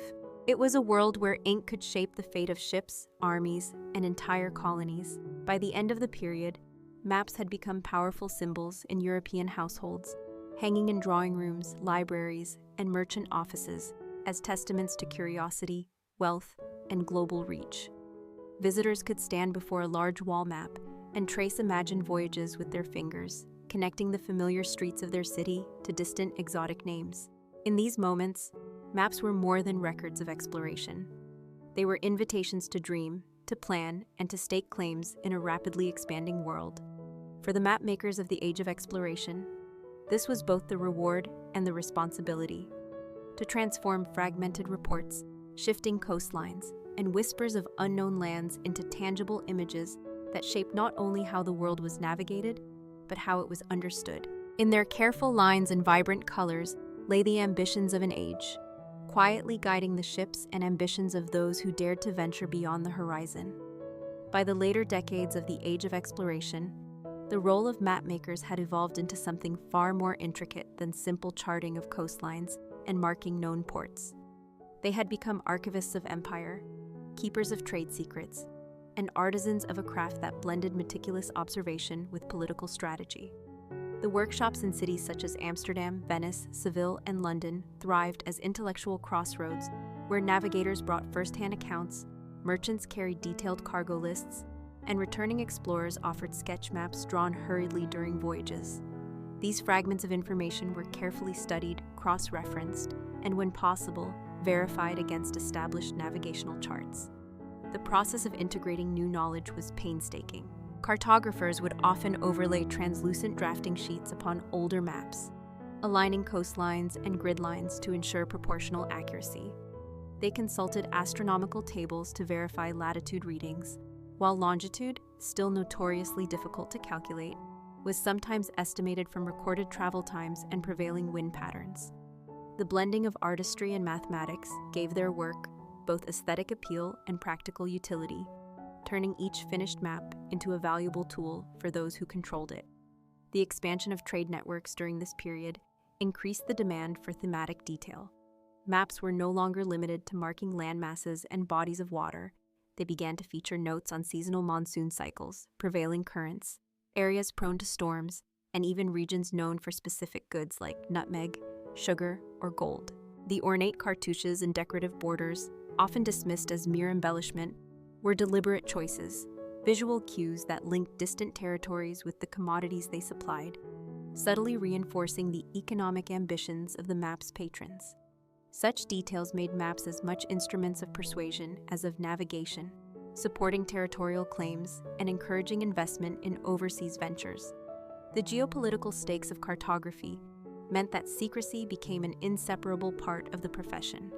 Many European states required official approval before maps could be published, and certain details were deliberately omitted or distorted to mislead rival powers. For example, a bay might be shown as shallow or treacherous, when in reality it offered an ideal anchorage.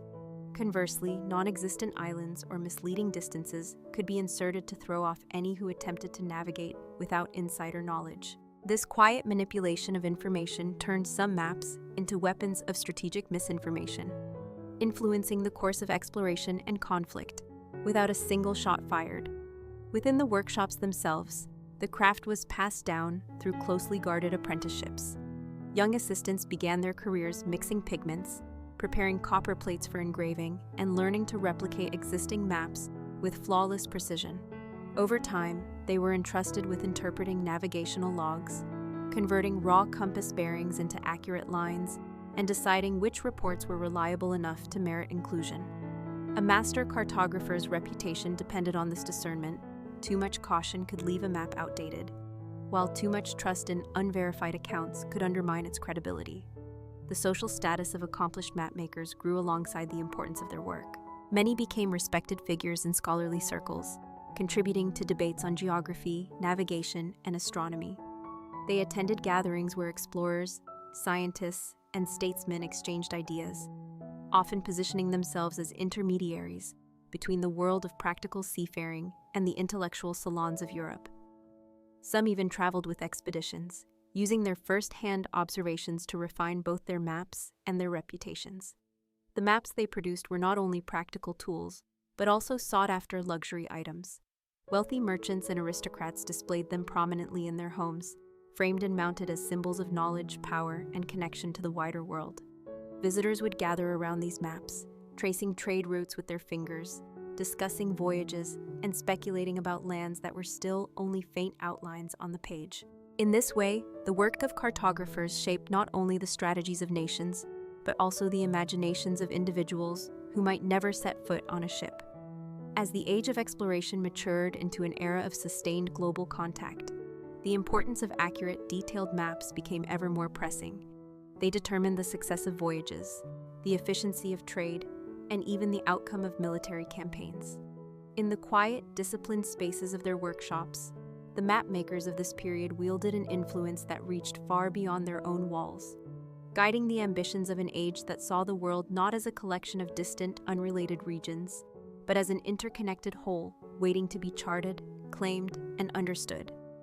Their work, though often unsigned and anonymous, was woven into the very fabric of history, leaving behind not just lines on parchment, but a legacy that would shape the course of human movement for centuries to come. By the final decades of the Age of Exploration, the craft of mapmaking had reached a point where it was both an exacting science and a carefully cultivated art form, one whose influence extended far beyond the confines of any workshop. The master cartographers of the time had grown adept at drawing together streams of information from disparate sources, logbooks from returning captains, merchant records, missionary reports, and even rumors overheard in taverns frequented by sailors. Each scrap of detail, no matter how small, could be the missing piece that completed a coastline or revealed the existence of a previously uncharted island. But nothing was accepted at face value. Each new claim was measured against existing data, tested for plausibility, and sometimes quietly set aside until independent confirmation could be found. This constant balancing act between curiosity and caution defined the most respected practitioners of the craft. The production process itself was labor-intensive and could stretch over months for a single chart. First came the meticulous plotting of geographic coordinates, often based on painstaking astronomical calculations to determine latitude, while longitude remained a challenge solved only imperfectly until much later. Mapmakers worked with compasses, dividers, and protractors, drawing delicate arcs and lines on prepared sheets of vellum or high-quality paper. Ink was applied in stages, with precise black outlines laid down first, followed by color washes to differentiate land from sea, and finally decorative elements, compass roses, ships in full sail, sea monsters, that turned each chart into an object as pleasing to the eye as it was useful to the navigator. The tools of their trade were simple but required mastery: quill pens trimmed to the perfect point, pigments ground by hand to achieve rich but stable hues, and engraving tools capable of cutting fine, clean lines into copper plates for printed editions. As global trade expanded, the maps began to include not only coastlines and ports, but also layers of economic intelligence, locations of valuable resources, seasonal wind patterns, and established trade routes. These details were eagerly sought by merchants and state officials alike, for in the competitive world of colonial expansion, knowing when the monsoon winds shifted or which harbors offered safe anchorage could be worth more than gold. Maps thus became instruments of statecraft, used to negotiate treaties, plan military campaigns, and justify territorial claims. Their influence reached into diplomatic chambers, stock exchanges, and royal courts, shaping decisions that would alter the course of history. The secrecy surrounding cartography intensified as empires realized that a map could be as dangerous to lose as a fortress. Some maps were deliberately falsified, with misleading distances, invented islands, or obscured harbors, all designed to frustrate rivals who might obtain them. Others were locked away in state archives, accessible only to a handful of trusted officials. In certain cases, a ship's pilot might be required to surrender his charts upon returning to port, ensuring that no unauthorized copies made their way into foreign hands. The stakes were high, and the cartographers themselves understood that their livelihood depended as much on discretion as on skill.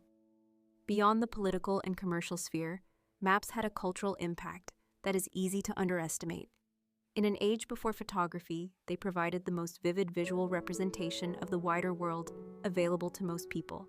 They fueled the imaginations of scholars, inspired the ambitions of young adventurers, and allowed armchair travelers to trace with their fingertips the outlines of continents they would never see. Wealthy patrons displayed them in their homes as both conversation pieces and status symbols, their walls adorned with visions of the world rendered in color and ink. For the mapmakers, this meant that accuracy and beauty were equally important. A map that was factually sound but dull in presentation could be overlooked, while one that married precision with elegance could secure commissions for years to come. By the time the great age of independent exploration began to wane, the work of these cartographers had laid the foundation for the modern understanding of geography. Their maps became reference points for generations, copied, adapted, and refined as new data emerged. Even as the seas grew more familiar and the blank spaces on the charts shrank, the influence of their craft endured. Every modern atlas owes a debt to these Renaissance and early modern artisans who, through patient labor and a blend of scientific rigor and artistic vision, turned the chaos of exploration into ordered knowledge. Their legacy is not merely in the lines they drew, but in the way they reshaped the very idea of the world, transforming it from a scattering of mysterious, disconnected lands into a coherent whole, interconnected by the roots, currents, and cultural exchanges that their maps so carefully documented. In this quiet, deliberate way, they charted not only geography, but also the path of human history itself. Thank you for staying with us until the very last moment of this story.